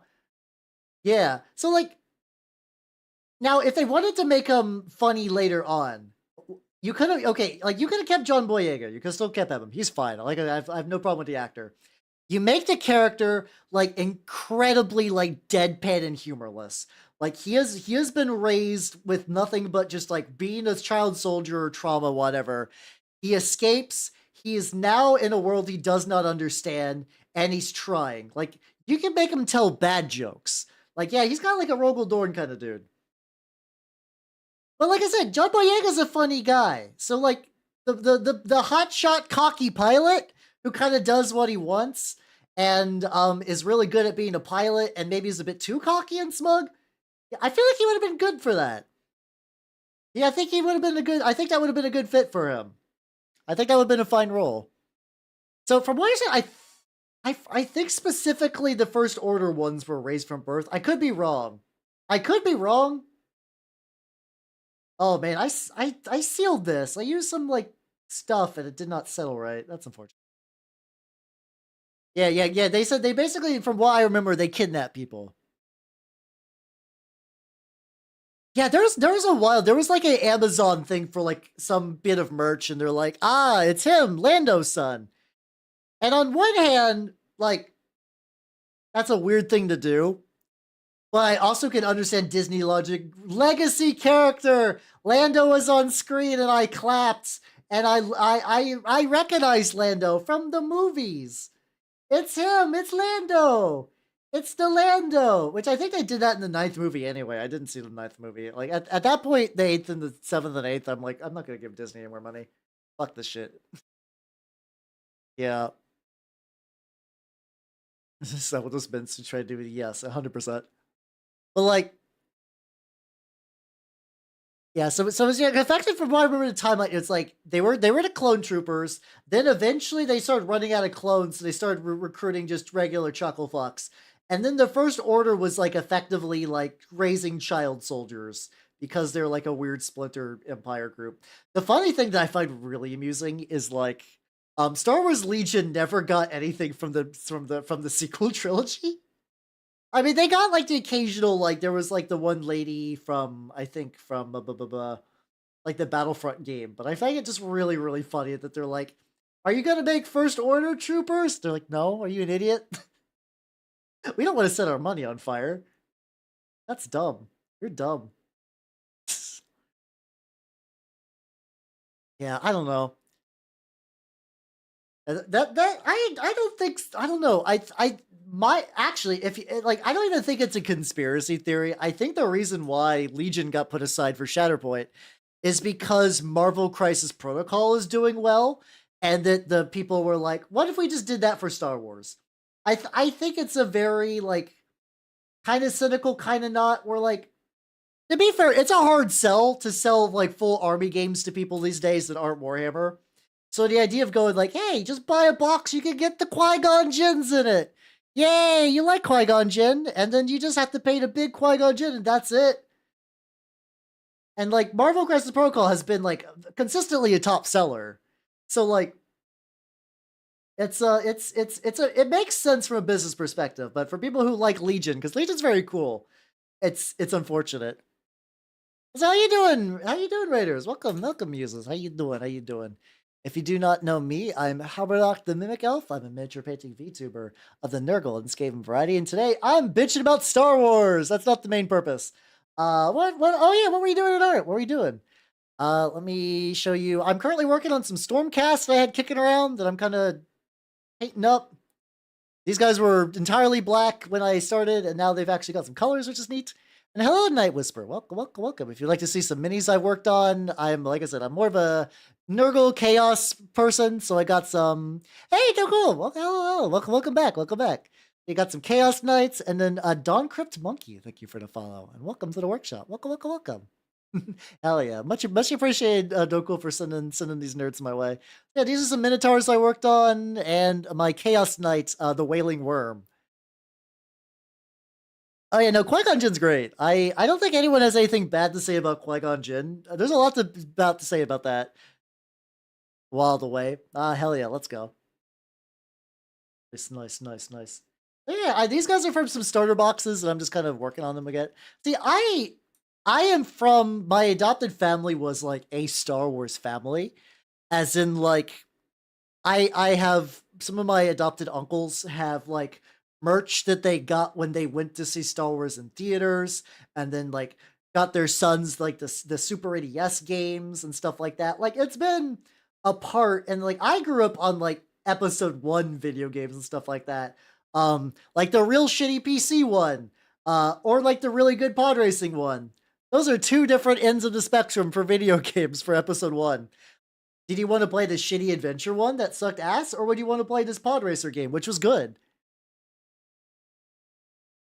Yeah, I mean, to be fair, yeah, Gennedy's definitely got a style, but goddamn did the fucking animated Clone Troopers bits fucking rock. If you cared nothing about Star Wars, just watch the Clone Wars animated section. It's not very long, and if you it fucks super hard.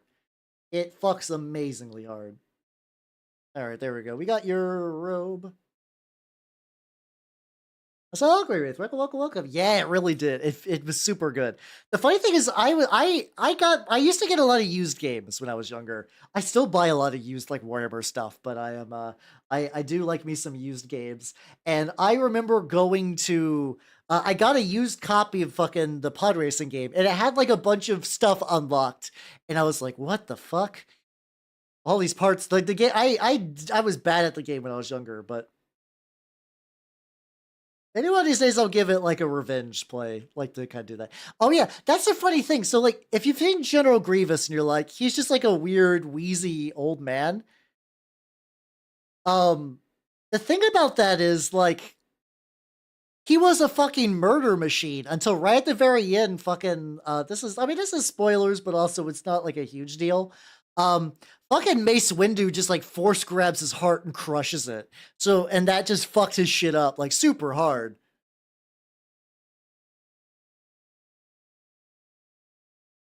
It was kind of amazing how hard his shit got fucked up.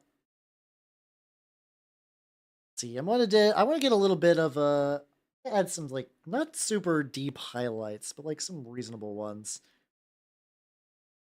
Let me get to I'm juggling like three things of gray paint. I'm gonna take my light gray and my medium gray and do like a little add mixture. I think that'll get me the gray I want from them. Yeah, I don't know. Like that definitely feels like, yeah, I would believe that, where it's like Lucas says it's like he's like a weird fella, he's like a weird guy. It's a weird guy, you know?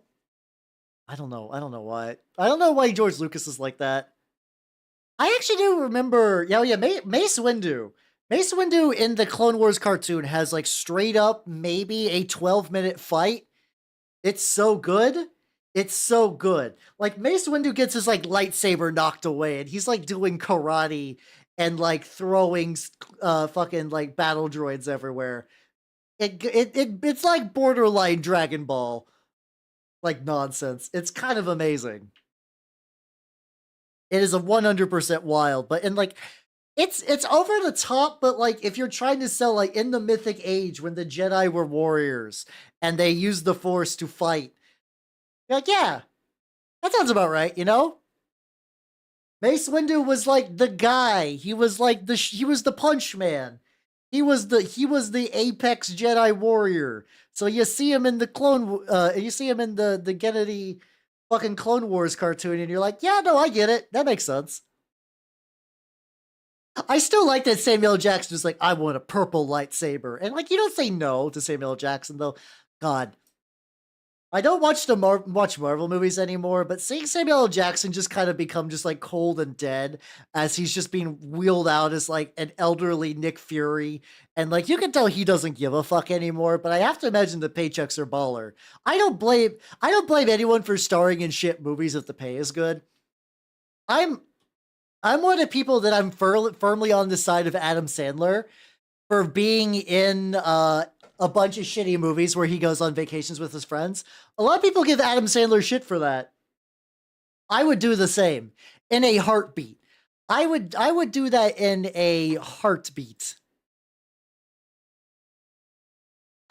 Then fucking Grievous Chan. Oh my god. Holy shit, it's been a while. Also so Sioyu996, thank you for the follow, and welcome to the workshop. Welcome, welcome, welcome. I have... God, man, I don't even know if I want to tell this story. I don't know if I want to tell the story about Grievous Chan, and I don't know if anyone would believe me. You know what? Fuck it. I don't care. You guys already know I went to TG. This is fine. So, okay. Let's see. Where do I start with this? I didn't used to browse Ko a lot, but I did from time to time during a period for reasons I don't remember. It might have been for Homestuck. I cannot remember. But at some point I found there was initially the Grievous Chan started with a Japanese artist who did one picture. And I remember making a thread that was said, "Would you a General Grievous with that picture?" And uh a lot of people said yes, and they started drawing shit. I know I cannot source my claims. Like, there's no signature because of the nature of that website. But I might have been the fucking ground zero for that. I might have been kind of partially... I didn't draw any myself. I'm no artist. It was just maybe a bit of a happy accident. I think the guy eventually did a sequel, though. Actually, the same artist did a sequel. He did like little, you know, the Magna droids, like the bodyguards. He had some like the Magna droids or some bodyguards that had like little like lobster pinchers on their claws, which is really really fun. That's understandable. It's a good place to get PDFs. But yeah, I assume the guy's still out there.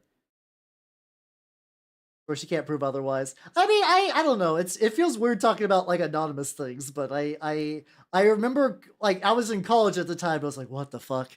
What the fuck? This is oh boy, shit has escalated quickly. Which it was fun though. It was very fun when people were like drawing and doing like fucking like Obi-Wan Kenobi. No, it was it? Yeah, it was like Obi-Wan as like a fucking like Giga Chad like high school jock, and like she was like fucking like uwu crushing on him, stuff like that. That was a fun time. I miss when things were fun on the internet. A little bit I do. Actually, no, a lot I do. What am I talking about? A little bit. Not to say the internet is devoid of fun now, but there is a certain kind of fun that I don't think is as common anymore. All right, let me. This dog is fun. But yeah, yeah, it was some good times. It was some good times. Yeah, like I said, I used to be reasonably into Star Wars a lot more, and I still like bits of it. I'm not gonna once again. I'm not gonna say Legends is good because there's a lot of bad Legends. You know. Uh, yes, I believe this is the original. I believe this is the original. And there's another one by them, but I'm seeing if I can scroll through the list. Oh god, these are taking me to fuck back. Oh, these are taking me to fuck back. Okay, if you scroll down to... Okay, hold on. Let me see. This is the one that was drawn by the same artist later. I think after finding that people were blowing up the original image. There we go. This is the sequel one. Yeah. I thought they had the little claw. Oh no, yeah, she's got the little claw like little things. I thought they were on the little Magna droids. They were not. Okay. Here, I love my lemon pig, but you guys have seen him, so I'm gonna tuck him in the corner. Oh god, this is the kind of nostalgia I was not ready for today. I was not ready for this nostalgia. Good shit though, good shit. The long running tradition of Rule 63. The Legends Kyber crystals. What's it called? I don't remember what the Kyber pearls are like, but I can see that. Honestly, I'm gonna be real. This was prior to the exodus of artists to Twitter. I firmly believe that given the right artist, like I believe if you showed like a artist now, I should show Minky this. I should show me. Oh, I need. Oh. I need to write down a note. I need to write down a note real quick. I need to write down a note for myself for the future. I need to show him a note. There we go. Let me go to my notes. Go, Minky.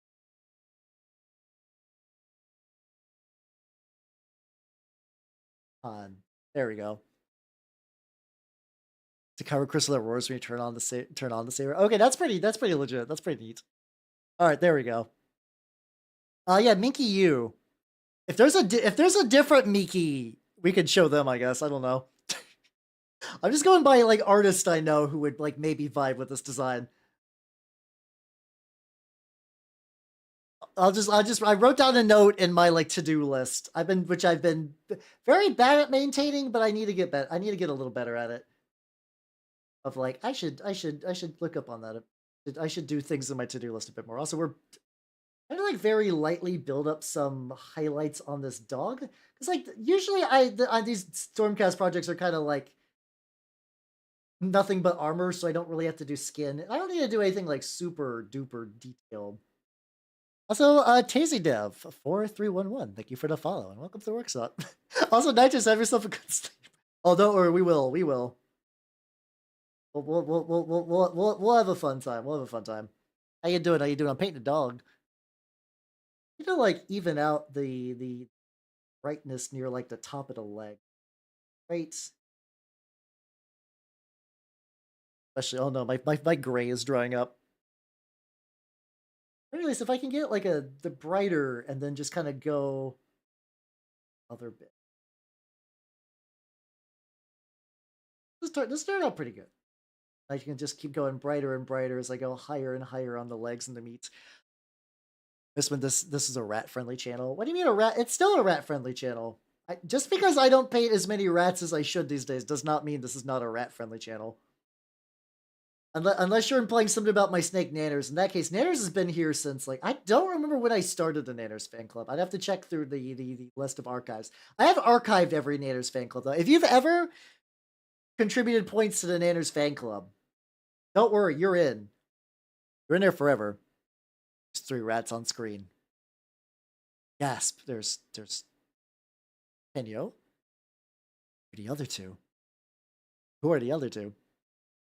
I mean, I still got Penyo the rat ambassador. He's the rat ambassador. It's fine. Really make this. Oh wait, getting the thinness of this gray is a little tricky. Luckily, I mean, I am also oil wash the dog as well. So like, if I need to like build it back down and kind of even it out and some shit, I don't think it'll be. There we go. Excellent, excellent. Yeah, no, my streams are rat friendly. I am very curious if they're like. I have to imagine that like. This would make sense to be a year where they would drop a new Age of Sigmar release, but also I have to imagine like with the old world dropping, they're probably going to give that some time to breathe before they go to the next big thing they want you to get. Welcome back, Crichton. Welcome back. Because it is kind of funny seeing people pit the old world and Age of Sigmar against each other, because Games Workshop is hoping that you'll buy both. Like that instead of having models that transfer between the two, that you'd be like, I like the Bone Reapers in Age of Sigmar. I might also like the Tomb King. Now, whether that pan out, I don't know. It makes sense. Yeah, it is. I have to assume that there's going to be. I don't know. The thing is, I wonder how long it will take for them to like effectively like restock their factions. I guess.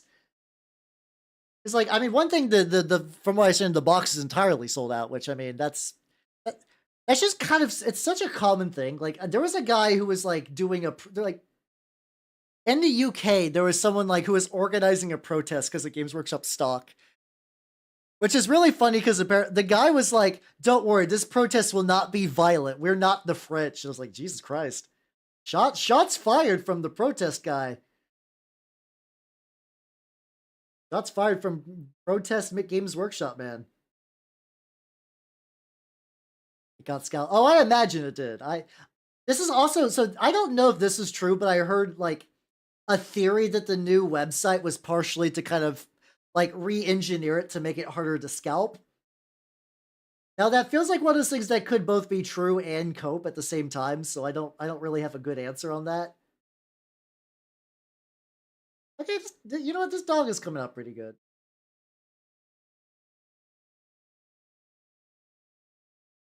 I definitely need to like smooth out some of the colors and then maybe go even brighter in some spots. But like as a dog, what the Griffhound doing? Pretty good. Oh, somebody's also. Oh, this just straight up just still has like black. There's still just like black in the back. Hmm. Maybe I'll save him. I don't know. I could do like the. Yeah, I like the idea of epic. I think it's neat. I would like to try it. I cannot commit to another war game. Not even in terms of playing. I mean, in painting, it's like. But I don't know. I've been seeing like I do not have anything at epic scale. I have no models at epic scale, and that kind of looks. It does look like fun.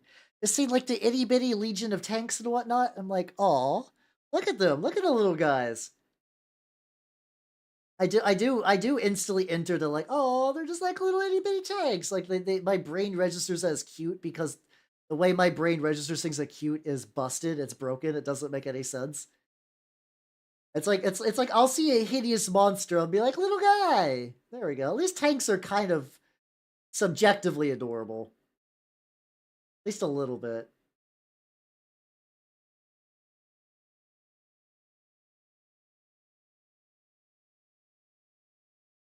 I would like. Why am I using this color instead of like Rakar Flesh? I don't know.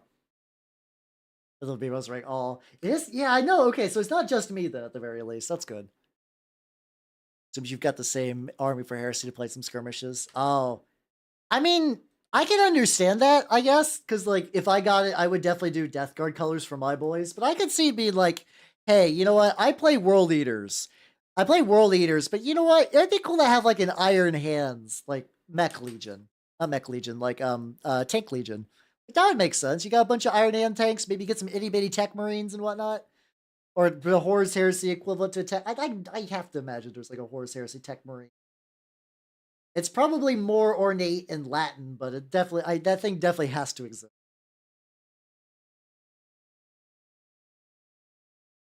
What? Okay, it's like one side the bite is like stronger than the other. Yeah, this I think the beak is kind of thick in a way that I'm not vibing with. This could be trouble. Space Marine Allegiance. Ooh, very nice, very nice. I mean, I'm sure the what's it called? I'm sure the classic stuff still looks pretty good. I feel like once you get to that scale, there's only so much like fine detail, and especially like once you get like the kind of like the nice like kind of old school metal for those. I bet those would be like real fucking baller. Okay, I think I've mostly unfucked the little beak. It's still got like a bit of white at the top, which I actually don't hate in the ever stuff. It's not too thick. It's thicker than I would like, but not too thick. All right, how do I do? Oh yeah, I want to do feathers now. Is this light gray or is this medium gray? This is a medium gray. I'm gonna do a dry brush of light gray. I'm gonna get my good dry brush out. There we go. Someone made a Ripper Swarm bug. Found. Ooh, that sounds pretty rad actually. I use my nice dry brushes for these. This is. Hold on.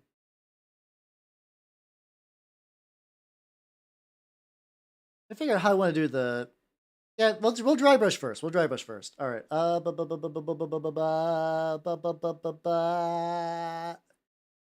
Medium gray. Medium gray will go over to dark gray. Okay. That get a little bit more on there. But yeah, is it weird that I also won exactly one tank because I saw there's like a very dumb kit bash of someone gluing Space Marine legs to an epic scale like Rhino or Lehman Russ or something like that, and I'm like, oh, I want that. I mean, if I really, really, really want it, I could make that happen. But like, I kind of just like casually want that. Like, I'd love it if just like one manifested my house.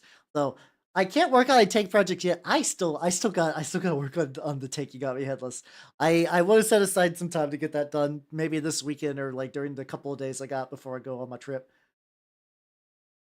It's a very nice tank though, and I'm very excited for the options. Whoa, lemon upon ye! Hello, Buckable Lemon. How you doing? Welcome. How you doing? I'm working on dry brushing some bullshit. You know. There you go. Yeah, I'm working on some Stormcast again. It's been a while. It's been a while. Like, once again, I do have to say, I can appreciate that the Stormcast scale is so large that all of them, every single Stormcast in this fucking box, is on at minimum a 44, it's a 40 millimeter base, which is wild because, like, hold on. So here's one of my Blightlord Terminators. I've not got to oil wash it yet because it's been too stormy to do any sealing. Like this guy in particular is pretty big.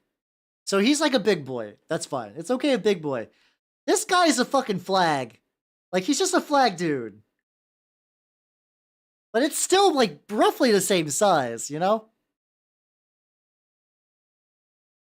I can't... The thing is, though, like, Games Workshop has had, like, a weird thing lately of, like, yes, those elite armies, what if they were horde armies? Because I know, like, so, like, when I was watching that Warhammer video about, like, the meme list, oh yeah, this is a tangent I meant to follow up on and never did. They showed what you could do. They are super soldiers, yeah. They're blessed by their god and reforged.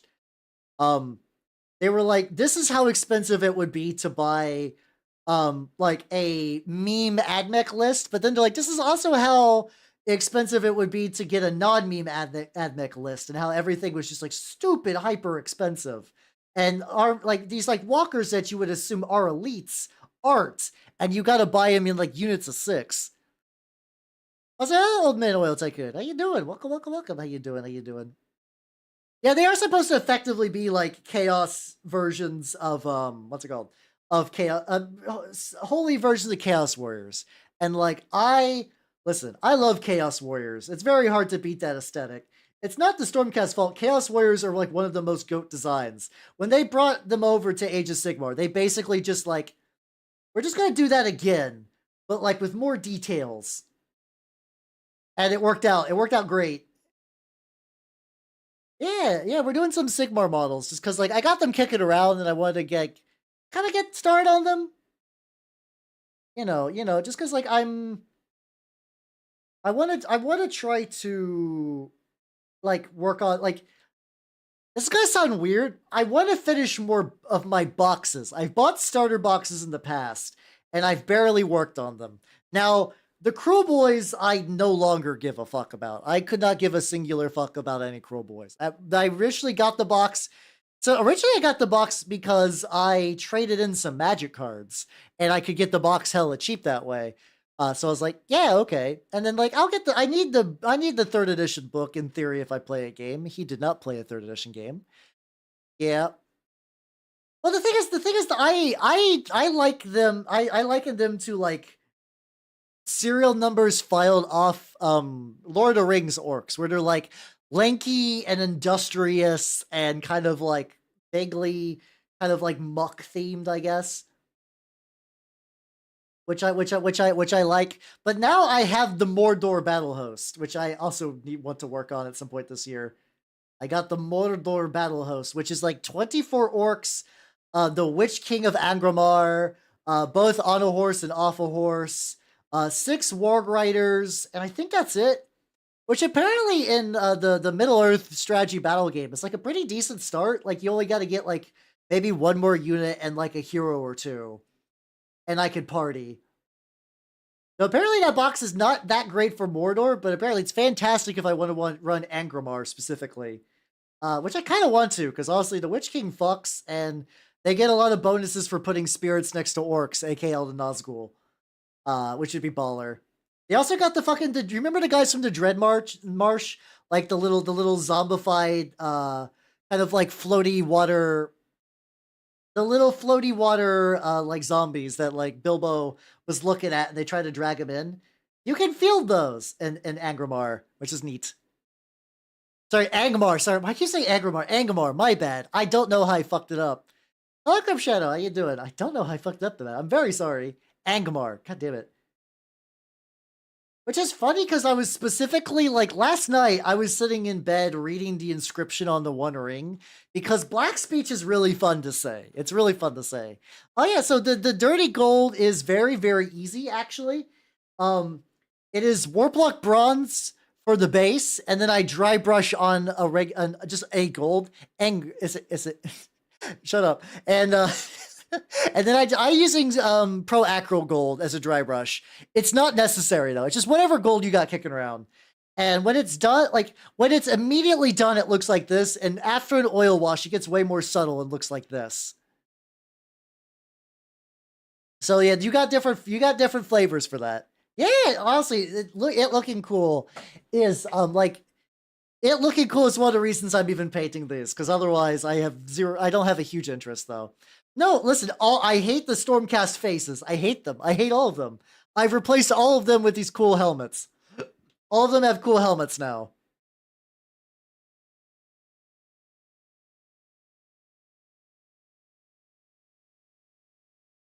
Like, she just had a face. Okay, I don't like the faces either. Like I said, um, I'm not a big fan of like how like every Stormcast person is either got a side cut or bald. So like I put on cool helmet. I also just don't like their default helmet. I give them cool helmet because I like cool helmet. So I will continue to give them cool helmet.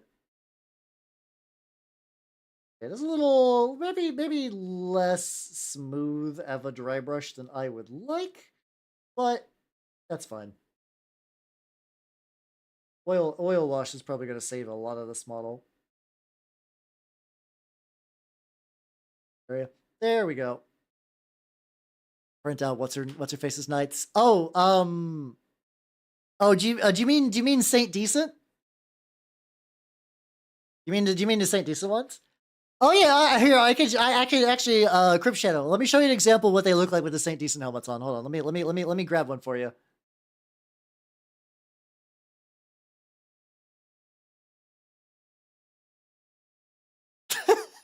No, these are 100% the Saint Decent helmets. I'm just having fun. I'm having some fun. All my Stormcast user helmets. I was like, oh, anthropologist. It's because we were talking about her earlier, and it's nice. It's nice to have her back on there. Nice to have her on screen. Yeah, no, she has really good helmets, and I like them quite a bit. Let's see. This guy's actually like not that far off from what I would like to get, kind of like wrap up. Let's see. Oh no, these are the knights. These are her Bisque Knight helmets. Unironically, yeah. They are very big, but I kind of make them big as a stylistic choice. I could shrink them to make them more realistically proportioned, but I kind of just like the way they look. I like them big. I like a big helmet. If I have a big hand, like it's like I don't know. I look at this, I'm like, I like the scale on this. This is fine. It's definitely big. I will give you that, but I think it looks all right. Oh, the Teutonic ones. Yeah. Oh, yeah. Oh, yeah. Okay, I do have those. I got the same pack that those come in. But I did not go for that type. Let me dry brush some. I got the dry brush out. Let me dry brush the dirt too. Oh, I can just dry brush the rocks a little bit. There we go.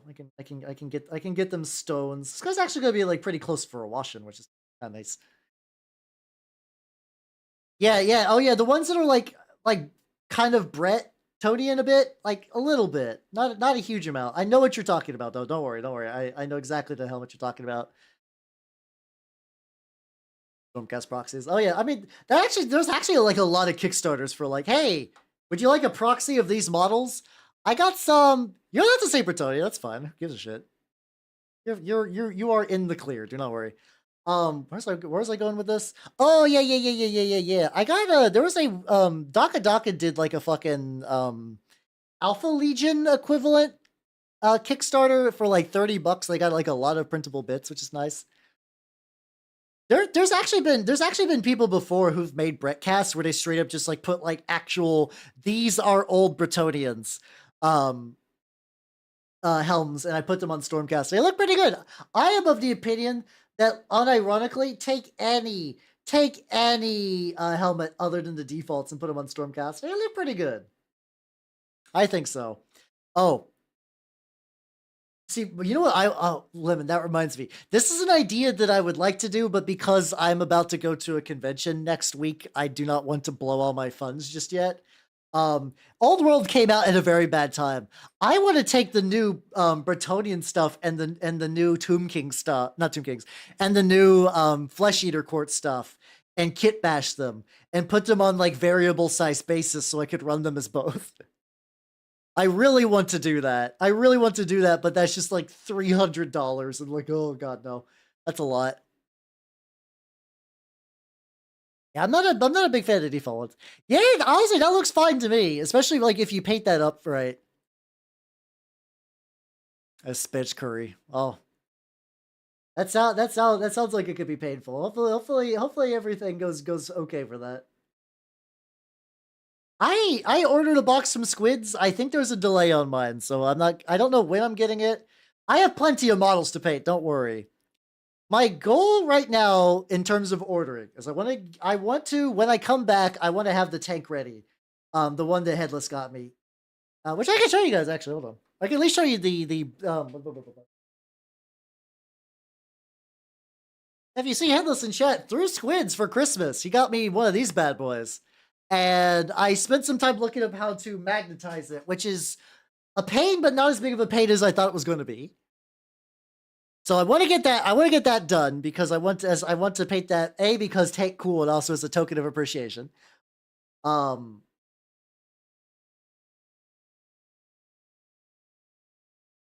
Minotaurs. Man, this is oh man, I'm tempted. I'm tempted. So Headless, would it be mean if I put a Lamenter on the base of the tank? This is the funny thing, and like Headless is a good guy. Headless paints Lamenters.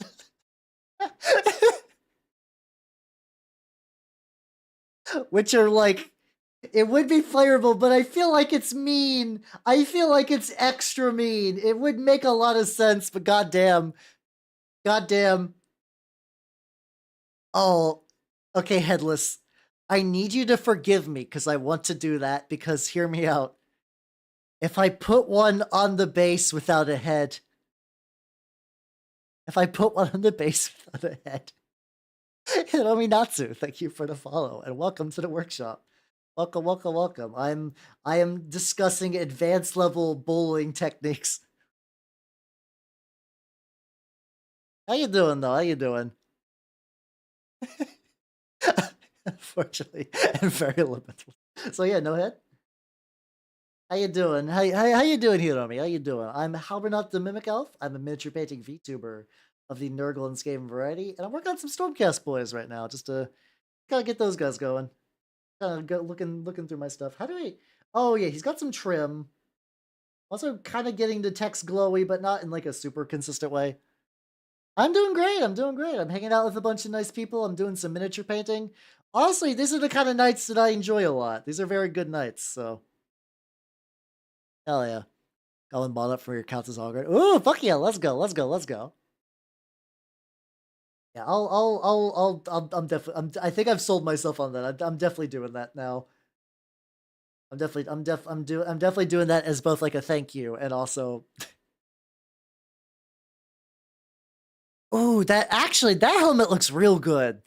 Oh, that helmet. Okay, that looks real legit. What helmet? What helmet is that from? Like, who makes that helmet? Because I kind of really like it. I really like that helmet.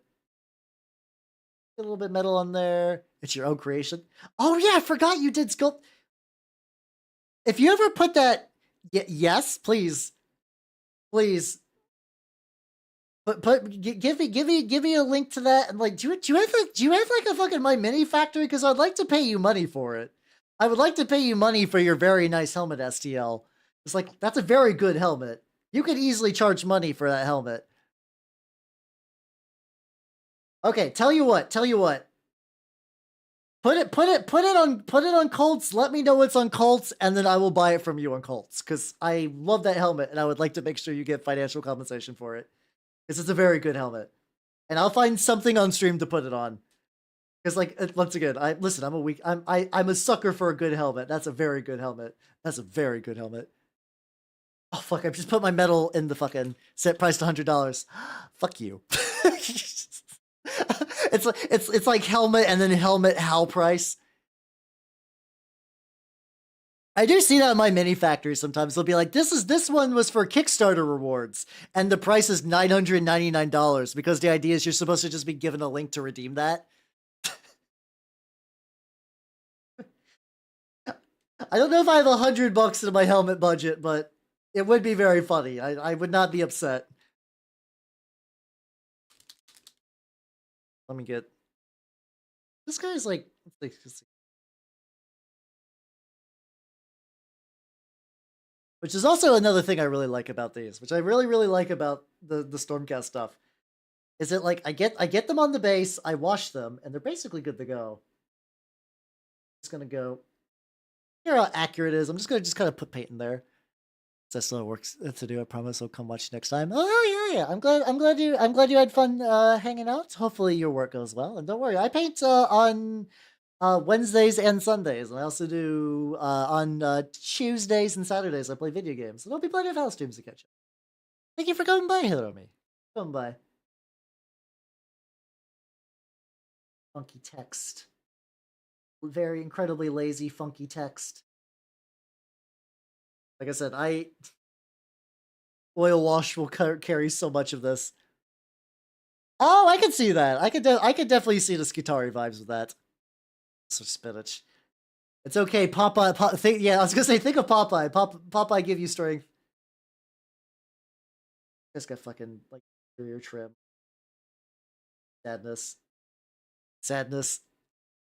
I thought I escaped this through I thought I escaped this from the flag. I was like, I don't want to do the flag anymore, and then I will retreat to working on this guy. No. Also got some like red that could use a little touch up. That's fine. It's fine. Yeah, get you some. Honestly, I like spinach quite a bit, but yeah, spinach is one of those things. It's like it's good, but you could definitely get way too much. Get trimmed. I do have a Discord server. I do actually. If you want to see, I have my entire socials. If you'd like to join any of those, like I got Instagram where I post models, and I got Twitter. Also, hello Shihoto, welcome. Is StarCraft a ripoff? I'm trying to remember because like I forget. There's been, and I can never remember if it's a rumor or if it's like totally real facts. The idea that apparently Blizzard was going to make a StarCraft and a not StarCraft, was going to make a Warhammer 40K and a Warhammer Fantasy game, but the licensing went through, so they just made their own. That has been, at the very least, the urban legend that has been around forever. I can never remember if it's true or not, though. I can never remember this. Yeah, you can post a link. That should be fine. Yeah, I'm pretty sure. I mean, it's also like generally I'll believe things when people like when devs will say an interview because like it wouldn't hurt them. Like there's no like I don't think there's like an NDA that would stop them from mentioning that. Or say, ooh, that looks pretty legit. I am up to my fucking eyeballs in minis to paint, but that does look like a very legit Kickstarter. I might still look at it anyway. We'll see. At the very least, if I just wanted to get Brett, I guess it depends on if it's modular. That I could actually still do my fucking, Flesh Eater Quartz conversion idea on the cheap. No, yeah, no, I agree that they would disconfirm it. Yeah, no, I got you on that. I got you. The trim and like back bits. I'll do that thing where it's like I paint really sloppy and then I'll just touch it up later. The StarCraft, which is similar ideas. I mean, this is also the thing is too. Yeah, you can. It's a combination of that and like I'm gonna be real. Warhammer is not the most original property. I feel like anybody who likes it is pretty apparent that it's like, what is it? Well, it's the 2080 comics, aka like Judge Dredd, Nemesis the Warlock, Dune, little bit of Starship Troopers, just kind of take all that, kind of just put it into a blender, mix a little bit of the Warhammer Fantasy bits into it, and boom, there you go. You got Warhammer 40K. Now I'm fully of the belief that like you could rip off a bunch of stuff, but if you synthesize the ideas in an interesting way, you're fine. So like I don't think it's a bad thing to be like, A lot of people have made settings that I enjoy. They're like, yeah, these are just things I like, and we just put them together. Oh, it just finished. Ah, okay, that's good then. My wallet would be happy about this news, even if my brain will scream forever. I get FOMO real bad on like certain things, but that's fine. Like I said, I got plenty to paint, so it's not I'm not hard up for stuff. Should have. Ooh, ooh, ooh. Okay, especially once I can see the back, I can see the Skitari influence. That's a nice helmet though. It's a 2099. Sorry, that was my bad. I can never remember that. I do really want to read Nemesis the Warlock one of these days. It seems neat from what I've heard about it, but I have not made the plunge just yet. It's kind of in like the same ballpark of like Requiem Chevalier Vampire that I think would be really, really neat to read. I don't think Requiem has any direct 40k influence, but it's just a very batshit. It's just a fucking batshit setting. Requiem Chevalier Vampire is effectively hell. It's a set in hell, and it's just like a bunch of crazy evil bastards. Um, like just like scheming and doing murder violence, and it's like real over the top and stupid in a great way. Oh, you're doing that. Oh, that would make sense. Oh fuck, I could do that. Oh no. Oh no, I just had a bad idea. I've always really wanted to do a trader guard army. That I could do a trader guard for my knight household. I'll have to percolate on that a little bit. That sounds like it could be cool. That sounds like I could enjoy that. Get like a brown for the ropes. That's not a brown I've used. Dark flesh tone. There we go. €30 dollar. Oh, that's a bit much then. That's a bit much. Oh, they look rad as fuck. Oh, fuck yeah. Let's go. Let's go. Let's go. Yeah, I mean that's a very nice collection. That's a very nice collection. Of like Brett adjacent models, but god damn, I'm not. I'm definitely at the point where if I have $300 to spend on some shit, it's gonna be for stream upgrade things. I mean, they look very good. They look very like natural, which is always really nice for kit bashes. The thing I really like about kit bashes is like I will say in that early state where they're a mix of like resin and 3D printed parts. Like, let me give you an example of that real quick. Once I get these little dangly rope bits. Okay, these are doing plenty for what I want, color wise though, which is good. No, I love the weirdness. I especially love the ones when people mix like the push fit kits because they're all like all the because like the push fit kits they're like, hey, Johnny might like little baby Timmy is might not necessarily paint all of his Warhammer, but if we make the plastic blue, it's fine. It's basically the same thing. Okay, hold on. If I can grab one real quick.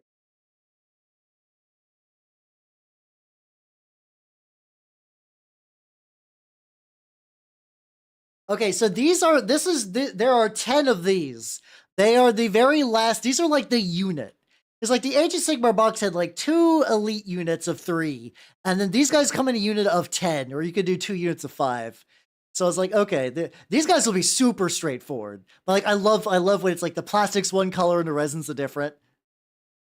I guess it's actually the leader because I grabbed the one with the like the leader spur.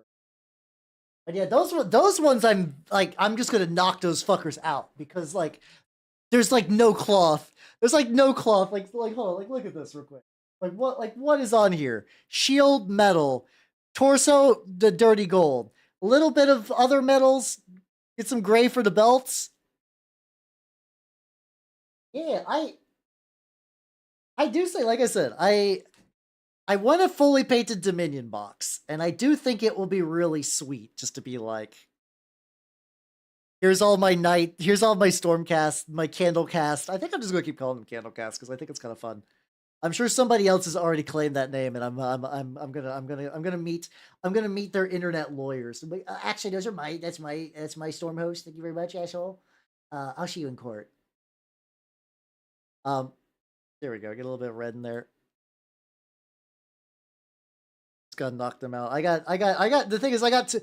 As much as I would really like to do, like the trader guard and house guard thing, other stuff. I could definitely find a use for that helmet though. That helmet will definitely find some use. Did I do the right? I think I did the wrong brown. That's fine. All right, what? Oh, I know what I need to do. I need to get my Steel Legion drab, and I need to put a little bit on my dry brush. I need to work on their bases. The bases I'm pretty lazy on. Like this is just a cork board and like texture paste that's been primed black, and then I'm gonna dry brush a lighter brown. I am unironically really surprised. Oh god, yeah, no, I need to go to the paint store. My Steel Legion drab is almost dead, and I use that for a lot of dry brushing. It's like a very nice tan. Ooh. Yeah, that's true. Yeah, if you do your own custom helmets, you could just keep all the regular ones for like, okay, this guy's going to be different. So he's gonna have his own.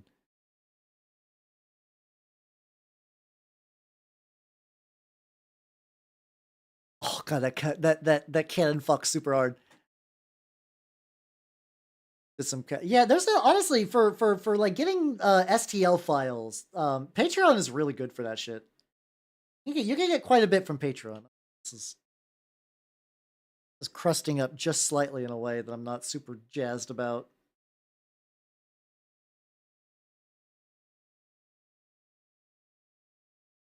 Need to wipe that off. But yeah, it's I think at this point I've mostly dialed back though on those because like I realize that I have more than I'll ever 3D print. But ooh, I found some good stuff. Blue Art, which is one I keep subscribing to, he basically does like HR Giger-esque stuff. Okay, that's a legit one. That's a legit one. Nice.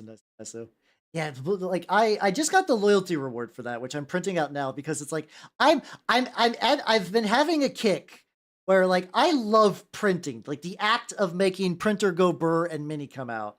However, I can't keep 3D printing minis because I got too many.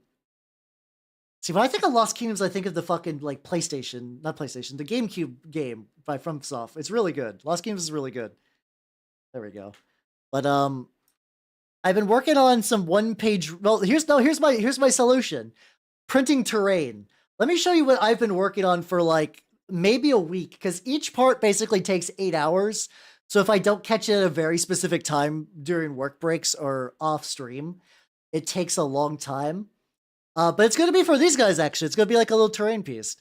No, it's fine. That's legitimately fine. And like I've already got these prints from One Page Rules. So hold on.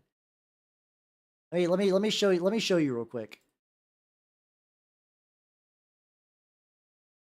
I'm just like pretty legit for Rough Riders. I think once you get a whole squad built up too, like you said, you'll get that chaining effect. All right, so I am 3D printing this. I am 3D printing this because I think it would be an incredibly baller, like display piece. Like, yeah, yes, it's terrain, but like when I take pictures, I think it'd be fun to take pictures like in front of a background of like actual models. So I think that would be a really, really cool choice. I'm gonna shrink Grief Tan a little bit. I miss when there was like when like the fucking like OS tons and stuff like that. I keep saying tan. I say tan just because like I grew up in a in an area. Ton. Grief ton. There we go. Oh yeah, this is another thing that fucks with me super hard. I really like a lot of the armors and the bodies of the new Cities of Sigmar. I almost universally hate the faces and the helmets. I don't like the bucket helmet. I don't like the default bucket helmet a lot of them use. I think if you gave them like one of the turnip helmets with like the long beak, I bet they would look rad as fuck. I bet they would look. I don't think kettle helmets are bad. I just don't like the way they did it. I don't like the way they did it in particular. I have no bone to pick with bucket helmets otherwise. but otherwise, I really like a lot of those sculpts and like the little marginalia, little daemon kind of fragment things. Now replace it with the hook. Arr, well, welcome to me pirate crew. There be fine seas and bitching about Games Workshop and magic. Arr. It's me, I'm Neckbeard the pirate. Hey, oh, has that been used before? It's such an easy pun for that. Like Neckbeard the pirate, like someone else has to have made that joke before. Like there's no way. If like you ever like it's one of those jokes, it's like it feels too right. Touch up. I think this one's probably a bit more on the than I would like. That's fine. I just want to make sure that like the little like texture paste kind of bits don't fade into the void. Excellent. Hey, see, there we go. You would never even know he was standing on a corkboard. I love corkboards so much for rising stuff, for like risers and whatnot. Like, yeah, that's corkboard where the sides and like a little bit of the top has been covered, but like it blends in pretty well. Go a little bit back to you and add. There's actually like bristles from my brush getting on the dog. Oh. I swear the dog popped his off his base for a little bit, and I don't like that. I do not want him to do that. It definitely mustache. All right. There we go. Okay. Excellent. Excellent. I believe this guy. Oh, no, the beak. Oh, I almost forgot the beak. I'm a fool. So need to remember that, like, if I'm using a dry brush, I should use this, like, there's this, like, method of, like, putting, like, a little sponge inside of, like, a little holder. My holder is just from, like, lychee jelly, just because I have a bunch. But it's nice because you can kind of, like, keep it damp and sponge off the paint and not just totally saturate it, which will ruin as a dry brush for, not forever, but, like, it'll definitely cool it, it'll definitely make it, like, not as, what's it called? It'll definitely take a while for it to re-dry. Ooh. Oh, I like that ponytail look. That's a very nice look. Hell yeah. What are we doing? Oh, the beak, yes. I'm also debating whether I want to paint the shoulder, like the dead Griff's eyes. Part of me thinks that like the idea of just leaving the eyes just kind of like, you know, that's fine actually. Get to layer this a bit. It's a Stormcast head. Well, fuck. Well, apparently there's Stormcast heads out there that I like. It's just not the ones I have. Yeah, pretty much like all of the ones within the starter box, like the Dominion box, was like basically the exact kind I dislike. I guess good ones exist out there, and I just need to look for them. Of this like, dark brown eye socket. There we go. That dry a bit. So get a little bit of the Raycar flesh once that dries a bit, and then he should be hunky-dory for a wash. Ah, the Vanquishers. Yeah, I definitely don't got those. All right, what dog? What do you need now? What do you need now? Oh, yeah. Okay, I remember what dog needs now. There's still, like, on the opposite side of the dog. I know, like, leaving some of it black wouldn't be too bad, but, like, it means that some of the angles, it just looks like shit. So I gotta get that. I gotta get that color. Oh, no, I'm running out of water. I'm at the point of the night where I have ran out of water, but I don't want to get up and get more water. I'm kind of in, like, the optimal warm blanket of mini painting, where it's like, I have a heater blasting on my back. I got Yuka Nagase. Not why I said Yuka Nagase, but I hit that so wrong. Like my weeb brain did not like that. For music, she does good shit. And then I'm painting a little Griffhound. Like it's good. Things are good. Life is good. Get like in the backside though. If I could leave this a tells me these other two might require. The thing is, I also can't post the dude without his dog. Like, legitimately, the guy and his dog come together as one unit, which is very funny. I like it though. I like the idea of having pets for your dudes. I actually did something similar. Hold on. Let me get all this and see if I can find Cybercat. I'll see if I can, like, I know I have Cybercat somewhere. Ah, there we go. So this is a 3D printed cat. Hold on. There we go. I was like, it would be very cool if I could give like one of my what's it called? One of my Minotaur lords a pet as well, you know? Um Oh no, this is a cat. It's like a dog. It's like a long dog. There we go. I got a long dog, and then like this is from the one page rules vampire courts equivalent, and I cut off one of his legs and gave it like a kind of crude prosthesis because I think it makes a dog look more 40K if it's got a robot leg, you know? I think it sells 40K more if the dog is fucked up like everything else. What kind of like I used to play Age of Sigmar, but it's been a hot minute. Like, what kind of ruling issues did it create? I am hella curious. Grab a smaller dry brush. There we go. Well, I have it somewhere. I have a little tiny necklace that's the Minotaur symbol. So the plan is to eventually put that on there. Oh, so there's like weird ass shit for like line of sight and oh, okay, that would explain it. Like line of sight and targeting and whatnot. Oh, fuck yeah, Falconer, let's go. What? The hero is in melee range. Huh.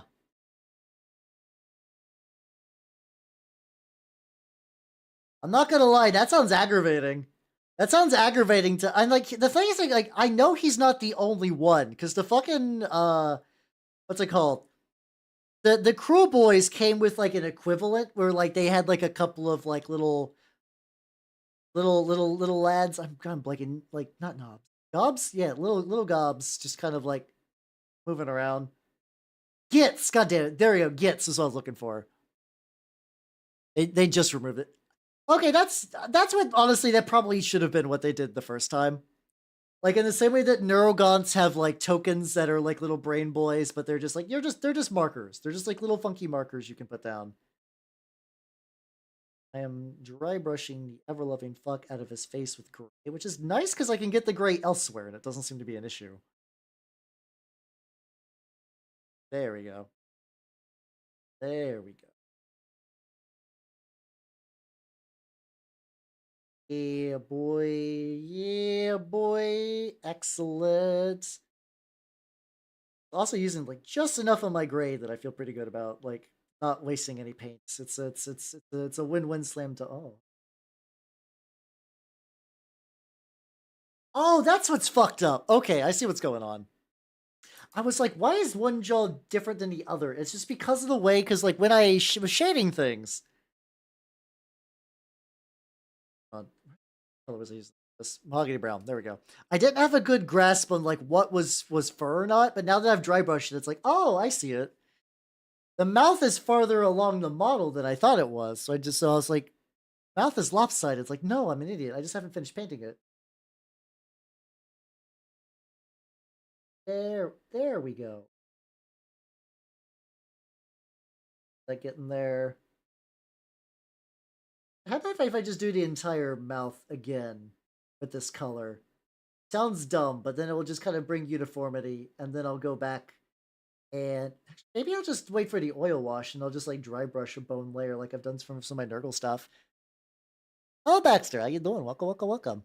And the Manticore looks rad. Oh yeah, the Manticore. Oh god, speaking about that, I have a Manticore that is unfinished. The thing is, I just need to strip it. I need to strip it because it's been so long. I don't remember what paints I use, and I use different paints. Here, let me show you my Manticore. It's like it's both like not that far along from getting painted, but I also don't like the base. I think I need to put it, my Kingdom Death Dragon, and like a couple of other big models in a bucket. Oh, there we go. Hey, baby, my Manticore's unfinished. Wink, wonk, wink, wonk, wink, wonk. Here, let me So it doesn't have wings. It doesn't have wings. Also, hello, Winton. Hello, welcome. How you doing? I'm Halbernaut the Mimic Elf. I'm a miniature painting VTuber of the Nurgle and Game Variety. I do not speak Korean, but you're welcome to stay and chill and everything. How you doing? Yeah, okay, so here is the boy. I don't remember, definitely got him during COVID. And the idea is sound. This is a Halloween skull that has been affixed with like gravel and some other shit. I don't know why it's glossy. Which I need to fix. And I don't remember what colors I used for the grays.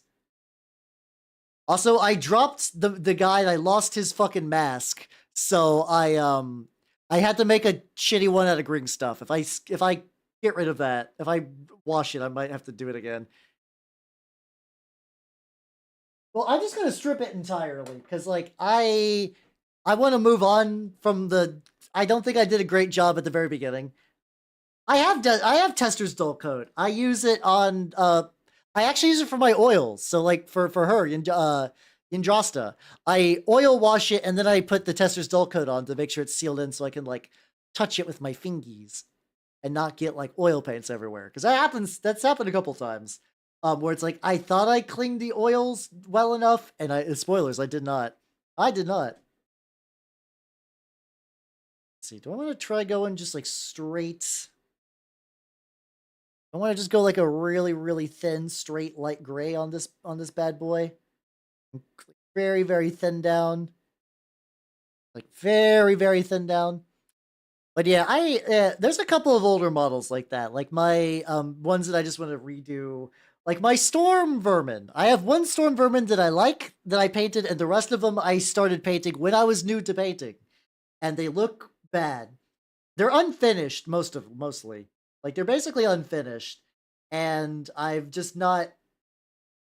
I would basically have to strip them and start again. Also, God, those models need sub-assemblies. Those models need a sub-assembly so bad, and little baby Hal didn't know what a sub-assembly is, because I played War Machine prior to that. And you do not need to sub-assembly War Machine models. Or if you do, I was a fool and did not do that. So I would never know.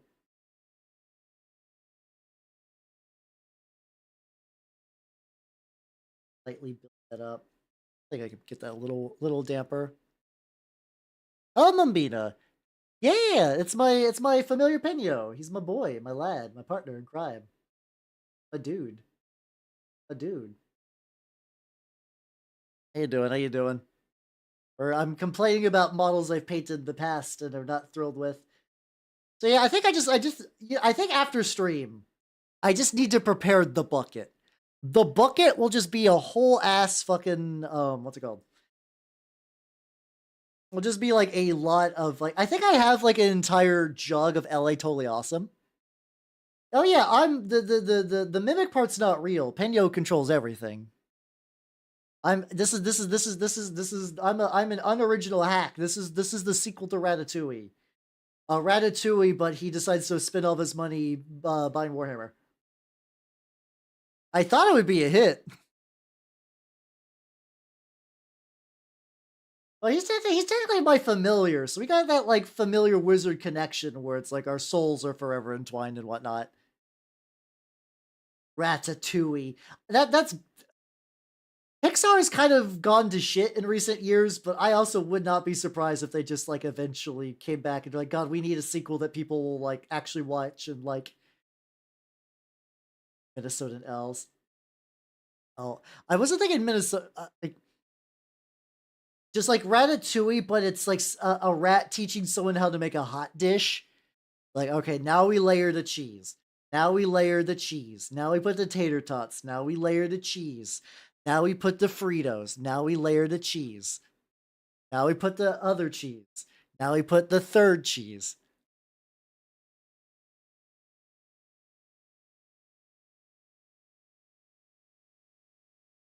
Hey, I'm cooking here.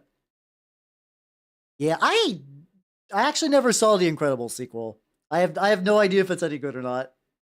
It's my experiences in life probably makes me think that it's probably not, but I could see it. Don't. Oh, that bad? Okay.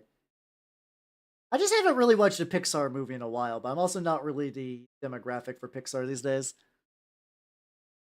Okay, so it just didn't live up to the first one. I got you. It do be. Oh, it's I find a boring movie more of a crime than a bad movie because a bad movie you could dissect and like look at the pieces and like where it went wrong, and a boring movie is usually just like it just didn't try hard enough, or like it was made to be safe, or their heart wasn't in it, but they needed a paycheck, so they made a sequel. And that's the kind of stuff that I think of just like boring movies. I'm like, oh, okay. Especially because, like, I think generally people regard The Incredibles pretty well. Like, I very rarely see people like shit on The Incredibles. If anything, I see it get like the whole like if everyone's special, no one's special. Like it did well enough that its quotes have like permeated just like the general like culture. People will recognize shit from The Incredibles or like the Capes thing. It's like it did a lot, and I guess the sequel just was just like just a movie. I mean, yeah, I guess sometimes you do make just a movie. I've also to this day have never seen Cars. Oh, that sounds like shit. Oh, that sounds like shit, Battle Rick. That sounds fucking awful. Yeah, the thing is, like, my my thoughts on like when people do deconstruction. I want deconstructions from people that know the source material, and like you have the deconstruction has to be for a point. Like when people are like, what if superhero but edgy? Um, a lot of those people don't actually like heroes. They're doing service level critiques on a medium that they do not like, so they produce spiteful media that's just not very good. But like when you see someone like you can tell the people who made the Incredibles like superheroes. They wanted to make a good superhero movie that did its own thing, and I think The Incredibles did that. Like I think it kind of nailed that pretty well. I'm actively fucking up the musculature on this, but if I just keep just like I just keep blending it, eventually the blends will reach a point where I'm satisfied. Literally, oh, why would you make Larry the Cable Guy as James Bond? What for? What purpose? I do actually remember. I think Larry the Cable Guy came to my high school. Yeah, no, he did. There was like a big rally thing, and I did not like him because I grew up in an area that could be justifiably classified as redneck or hick or like very kind of like backwards. So when like, but a lot of people unironically like Larry the Cable Guy there, so they got like a big thing to have him show up and be like, you know, stay in school, whatever. And I was just like, I was in agony, I was in pain. Anytime anyone someone said get her done, it was not Jersey. I don't think I would say nice things about Jersey, but I also don't think I would classify Jersey as redneck or hick.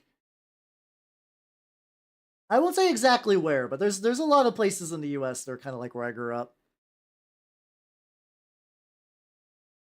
Yeah, I could imagine. I haven't watched I'm about to say Invisible. I haven't not really watched Invincible, but that's also one of those ones I believe. I believe that the author behind that likes superheroes. Tries to be redneck and New York. Oh God. So I'm gonna be real. I for years I've kind of bought into that like Jersey's a shithole and everyone should leave there and Jersey's bad. But that's just kind of like pop cultural osmosis. I never really had like any real reason why. If it's trying to be like redneck New York, that sounds awful. Oh, that sounds so bad. That sounds so bad. Yeah, yeah, he was from comic writer. Yeah, that you mentioned. Yeah. Look at the boy. Look at the lad. Like normally I think I have to get off, but I think I can get it so that both the lad and his dog are ready. This fuck you, but like that's not getting done tonight. That's not getting done tonight at all. Not a bit. What if I could just go straight Raycar flesh on the claws and just say, fuck it? Well, no, I keep it consistent.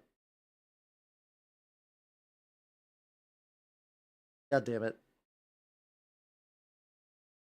I've been able to get myself to watch. Oh, Jedi. Yeah, I haven't really either, to be fair. I'm aware that at the very least, so the funny thing, the only thing I know about the boys is that Homelander makes a couple of VTuber like acquaintances, friends of mine. Um, unbelievably like they kind of love him, but also hate him. They're like, I hate that I'm attracted to him. He's such a fucking prick, but also, and I'm like, huh, this is interesting.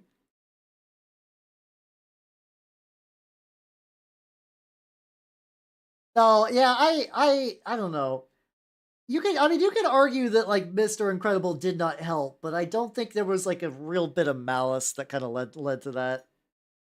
Yeah, we got like little ball highlights.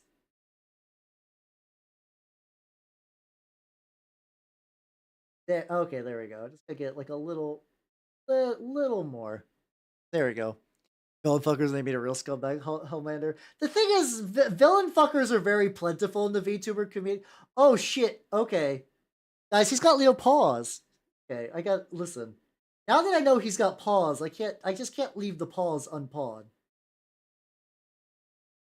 I'll have to put the other things I was going to work on pause. Yeah, I got to bean those toes exactly. Gotta get like a little bit of like a really bottom of the feet, like just enough gray there.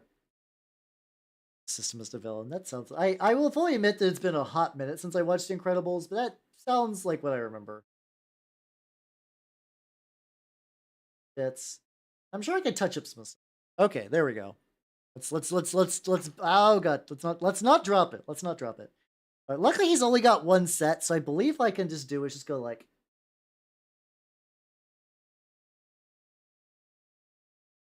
There we go. I think he's got the kind of dog that has like the black beans. This is. There we go.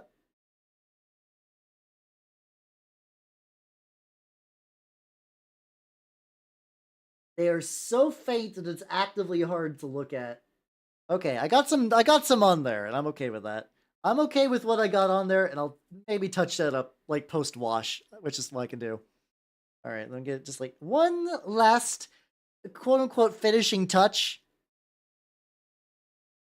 I mean, I think feeling bad for Buddy is reasonable. I don't think you would. I think it's supposed to be like what they were what's it called about Jedi was saying, yeah, or like how or more what Lemon saying, where it's like the system kind of fucked him over, and it's supposed to be kind of tragic in a way.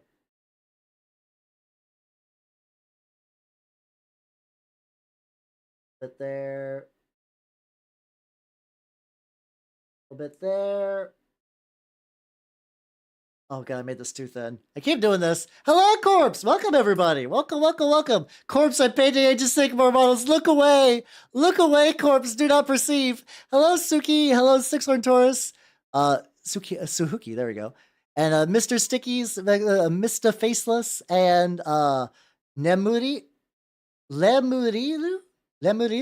There, I think that's right. My Japanese is very rusty. Hello, Cheeks! Hello, Jimmy Map! Hello, Prisma Balloons. Hello, everybody. Welcome. They are okay. I know you just like Age of Sigmar, so I don't like Stormcast either normally, so I painted them the way I would like. So these are Stormcast. I have given them alternate helmets, and I'm painting them in a kind of dirty golden red scheme. These guys, I probably gotta get these two wrapped up tonight. Yeah, it's my buddy Penio.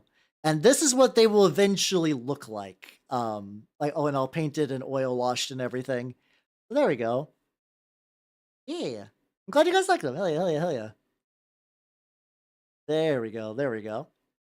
Honestly, hearing that you praise the Age of Sigmar model I painted, that's legit praise. Hell yeah. I know that hurt. That must have hurt. But yeah, how was let me I don't think I gave you a proper shout out. Let me give you a proper shout out. How was the Dragon's? I imagine you were playing Dragon's Crown because that game is fucking rad. How was the dragon's crowning? Shout out you.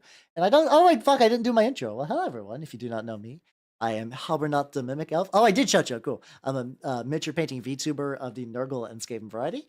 If you'd like to see some other minis I've painted, there is my Chaos Knight, the Wailing Worm, and I've been painting some Space Marine Minotaurs because I contracted a brain disease. Uh, Mostly, I'm gonna be real, I really like painting this tarnished gold. It's the same reason I've been actually enjoying painting these Stormcast a little bit, where it's like I find that particular color to be very pleasing. So I've been doing that. But yeah, everyone, have yourselves thanks for stopping by for the rare time, and now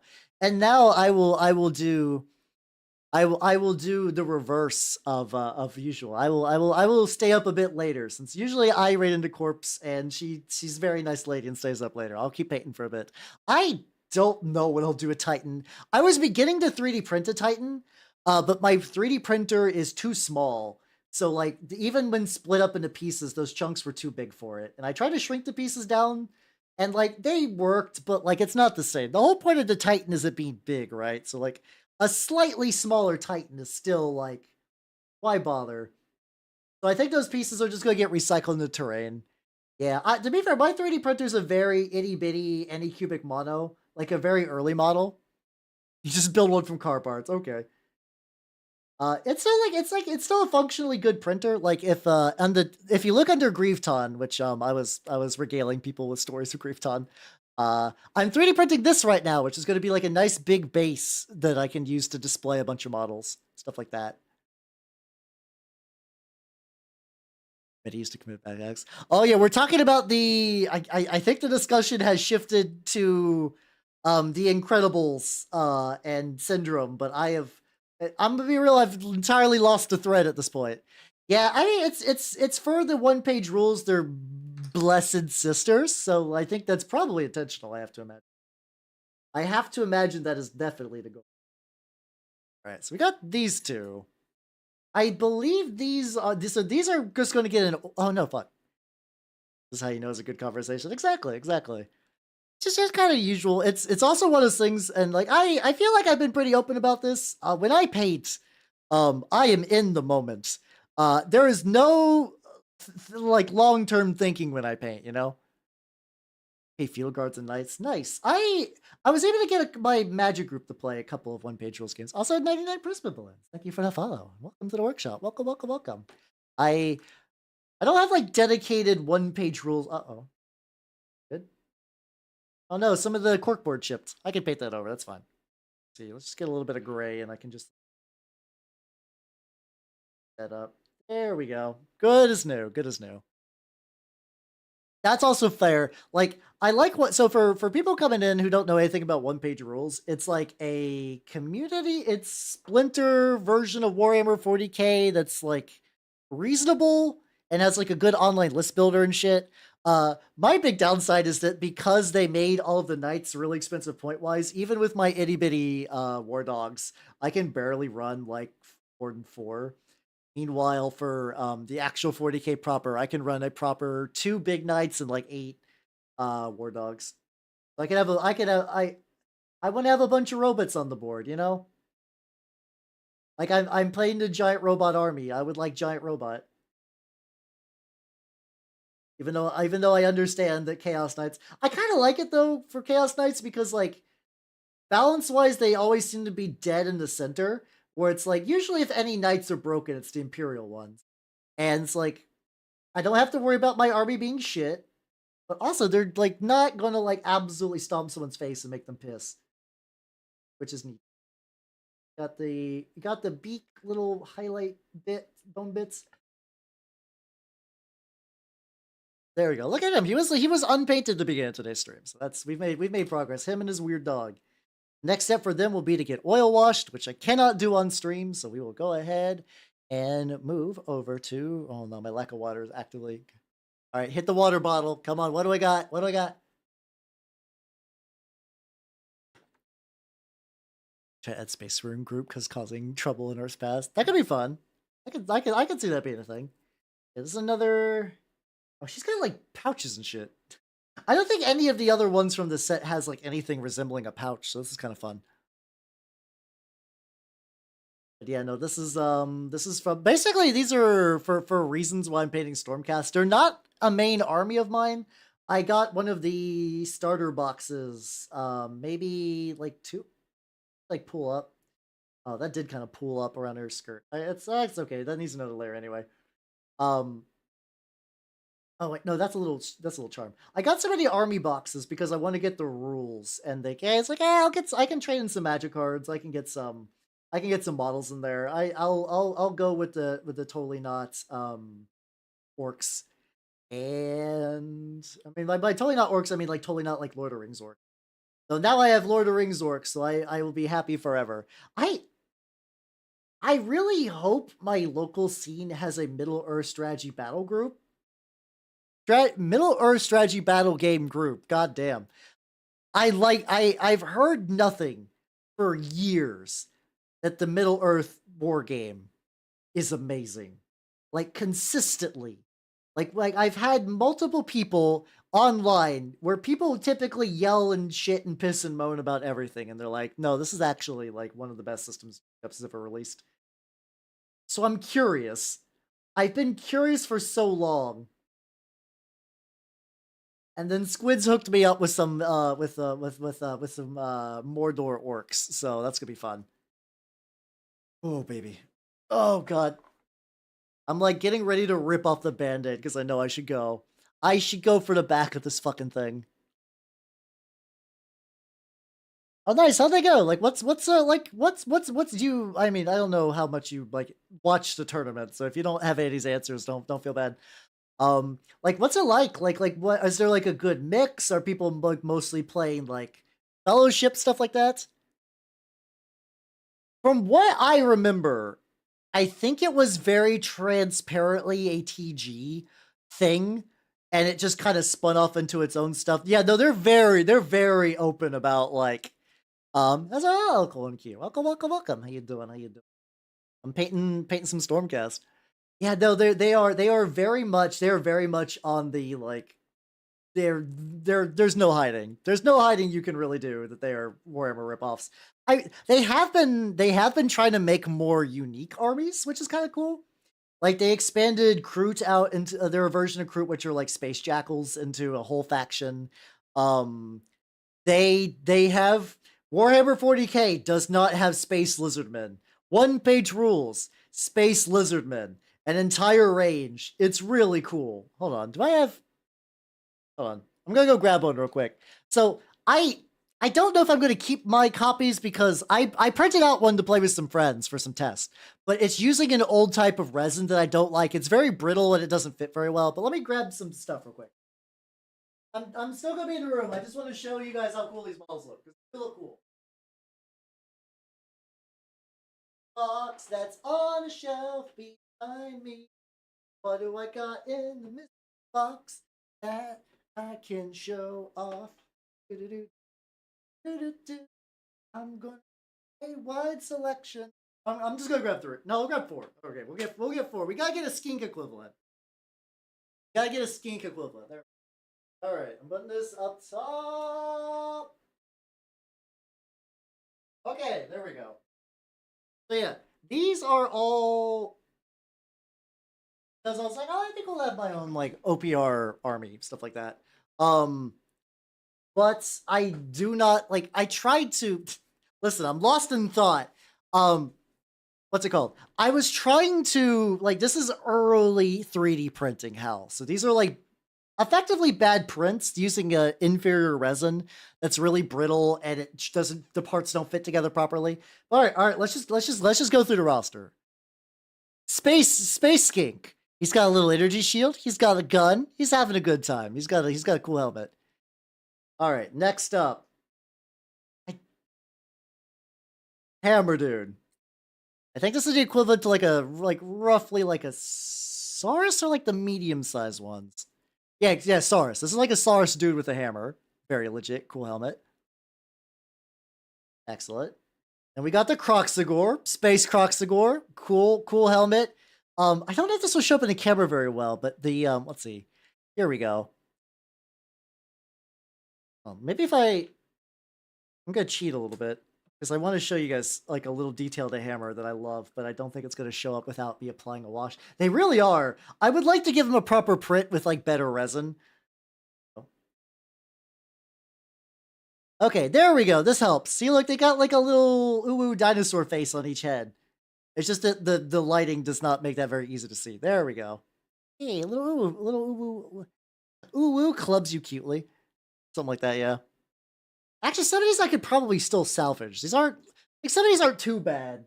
But there are some like I tried to print this gigantic Triceratops that had like a gun platform in the back. And then this guy, Robo Slon. Look at him. He's got like a cool headdress. He's got like a fucking Stargate portal behind him. So Stone, he's got jetpack chair. Yeah, so I like that they're growing into their own thing. I like that they're growing into their own thing and making like they're still like yeah no, yeah no like yeah no these are Warhammer, but now that people are supporting us, we can go further beyond. First alter, ooh, play any size to get some balance. Ooh, that does sound nice. That does sound nice, Hellcat. I'll have to get a hold of the rule book and like look that over and then just kind of like because I know a lot of these kind of games are done over Facebook groups, and I don't like using Facebook, but also a lot of people who play Warhammer like using Facebook for things. Like that. I hate how much of the wargaming community is kind of like dependent on the whims of Facebook.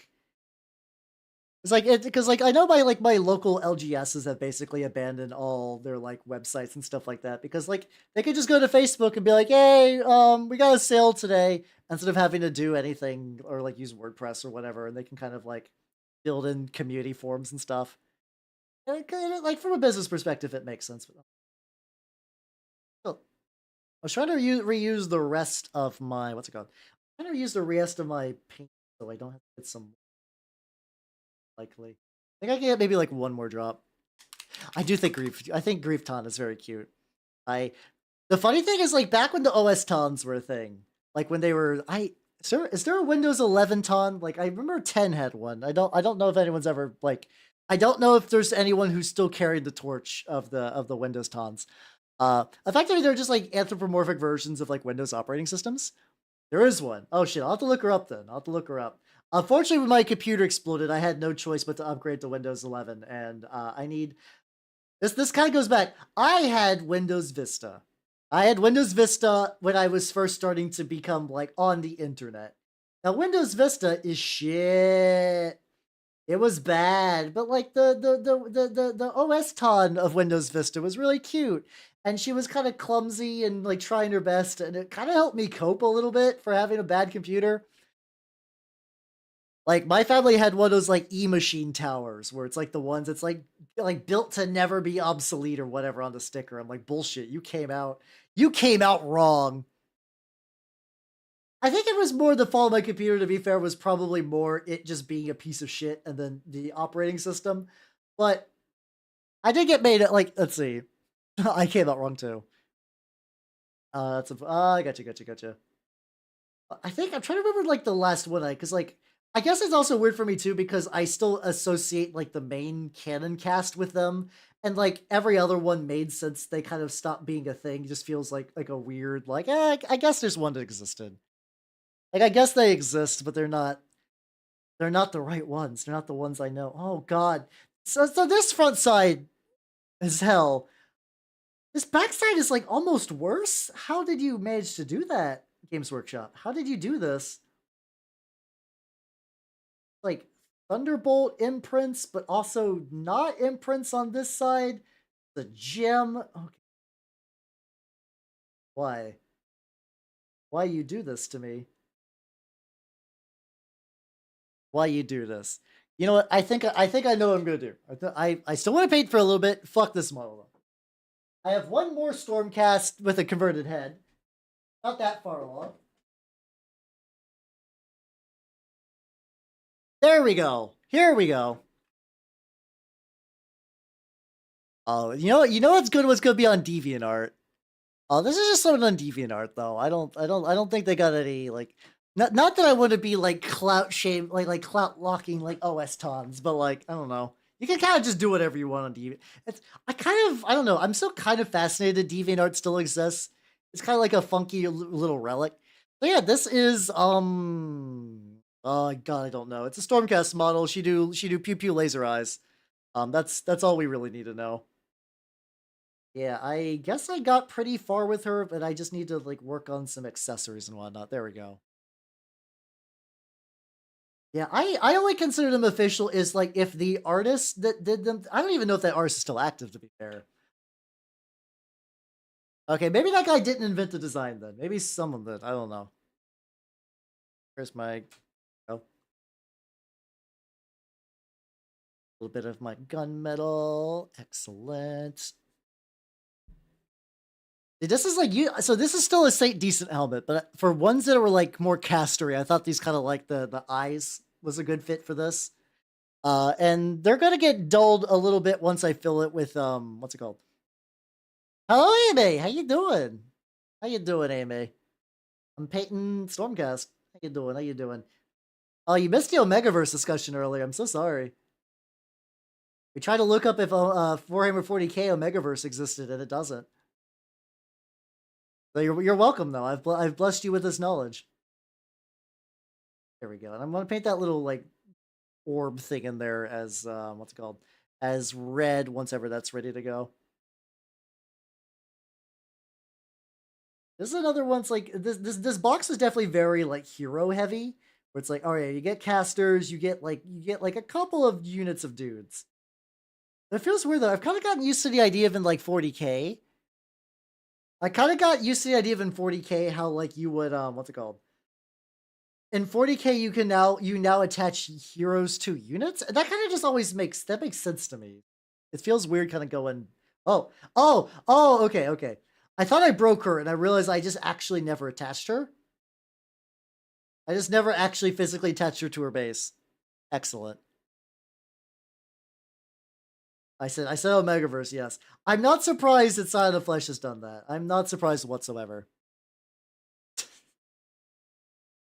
Welcome back. How's your day been? Let's see, how do I want to paint that book?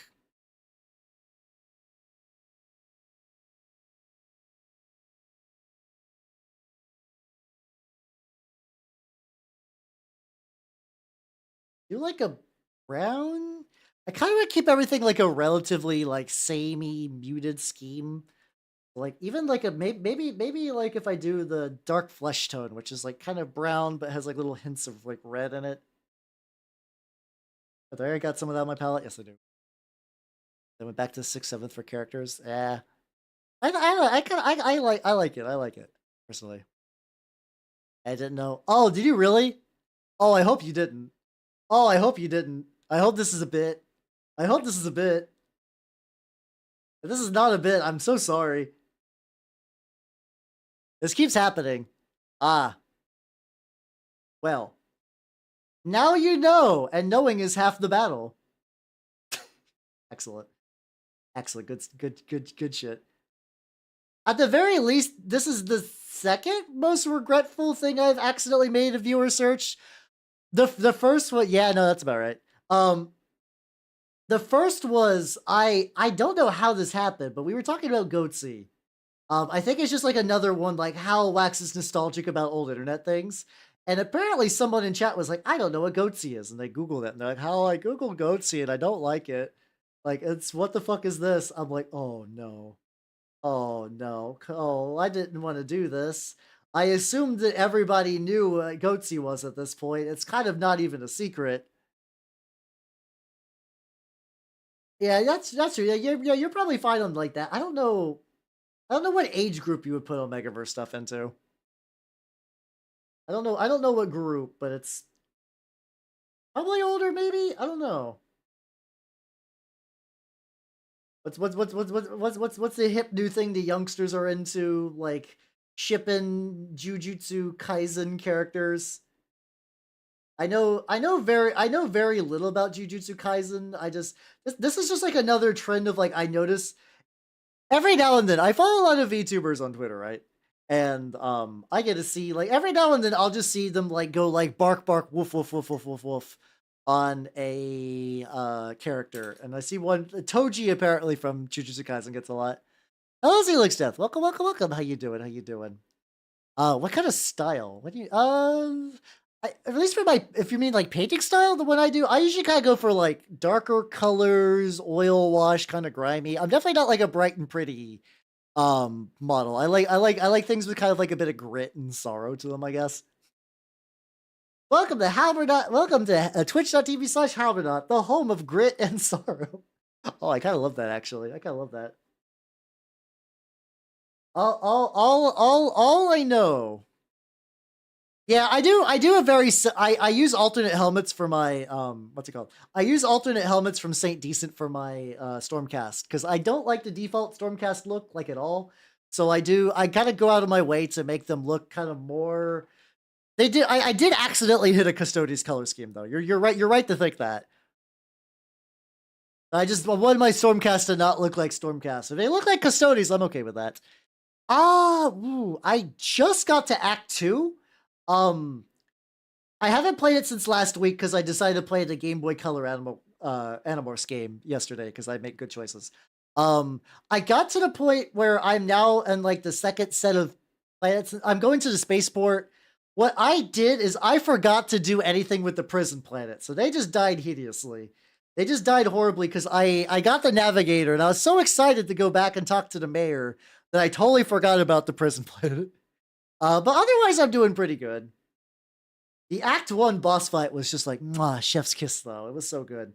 I was very lucky that, like, me and Abelard are basically invincible tanks, and the Navigator, Cassie, I think, is a ridiculous force multiplier. Like, my party is already baller, but now that they get to act twice as much, it's kind of ludicrous.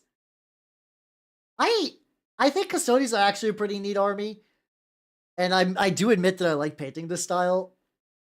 I could see myself one day because like sometimes I'll pick up armies if the deals are good. If I just ever see like a really banging deal on like a winter box or start collecting box for Custodies where it's like a ludicrous amount of points or models. And I know Custodies are very model light, so it would be like that. I did find this is you find it pretty early on to be fair. I understand why everybody wants to like kiss her on the mouth because she's kind of like the prototypical like I am a sister of battle. I am a sister of battle in all ways, doing sisters of battle things, which is good. Like that's a thing that needs to be in the the game. However, I am going full heretic. I am going full heretic. Therefore, I do not expect for her to be sticking around my party for very much longer. So I'm not getting super attached to her. I am very aware that she is not long for this for my party. Because I don't think I can sway her to the side of chaos. And if I have to kill her in the name of the Dark God, so be it. So be it. You're at Mouse Desert. Ooh, very nice. So like you're kind of the guy that like when you have your or girl or whatever equivalent. Like when you go to the store and like you get to see all of the like the little malls in the display cases, and like because like my LGS is a bunch of cool malls on display, and I think they get rented out from other people as well. That seems neat. I would like to do that someday. I think my own store has their like specialty like friends though that they're doing that. Also, there's just like a little. It's weird. So like I'm fully aware that one day if I play with my models that I've painted on stream, I could see a bit of OPSEC tomfoolery happening, and I've kind of just realized that's just gonna happen. Be like, if you like, I'm gonna playing with Mouse, someone's like, "Hey, aren't you that like weird internet elf?" I'd be like, "Yeah, I'm in my human disguise. You know, I'm just playing some Warhams. It's fine. It's fine." And then I guess I'll just have to see how it goes from there, because like, I don't know. It's just unfortunately this is a social hobby, but also I'm a I mean, I've heard some good. Apparently, Iconoclast is really rough in the beginning, but towards the end, you get to see all the cool payoffs for your hard work. I am a guy who paints chaos, so like I have to play a filthy heretic. I have to. The game has let me be a very cool heretic, and I don't get to be a heretic in the video games very often. Like, they're always like killing heretics. I want to be the heretic. I want to be the guy, but the heretic. You stream. Nice, hell yeah. Hell yeah, hell yeah, hell yeah. Alright, let me see. What time is it? I do need a. Okay, we got a little over than I usually do. Like I said, I on the regulars right in the corpse when she's like, I'm getting ready to go to bed. And then I'm like, haha, nope. I'm gonna get the little red dot. I'm gonna get the little red dot on the little energy ball. And that should be enough. We got a man and his dog for washing. I got pretty far with the other one. Oh, that's very drippy. Go in the recesses. That's fine. I don't know. My computer is not like the super beefiest, but it does. I did upgrade it quite a bit for streaming purposes. I don't know if it could handle like run on a toaster. I guess what you could do is like buy it through Steam and just play it for an hour and see if it runs. And if it doesn't explode, keep it. And if not, just refund it. Like it's pretty good to test out stuff like that. Oh yeah. All right. And I think with this, I am going to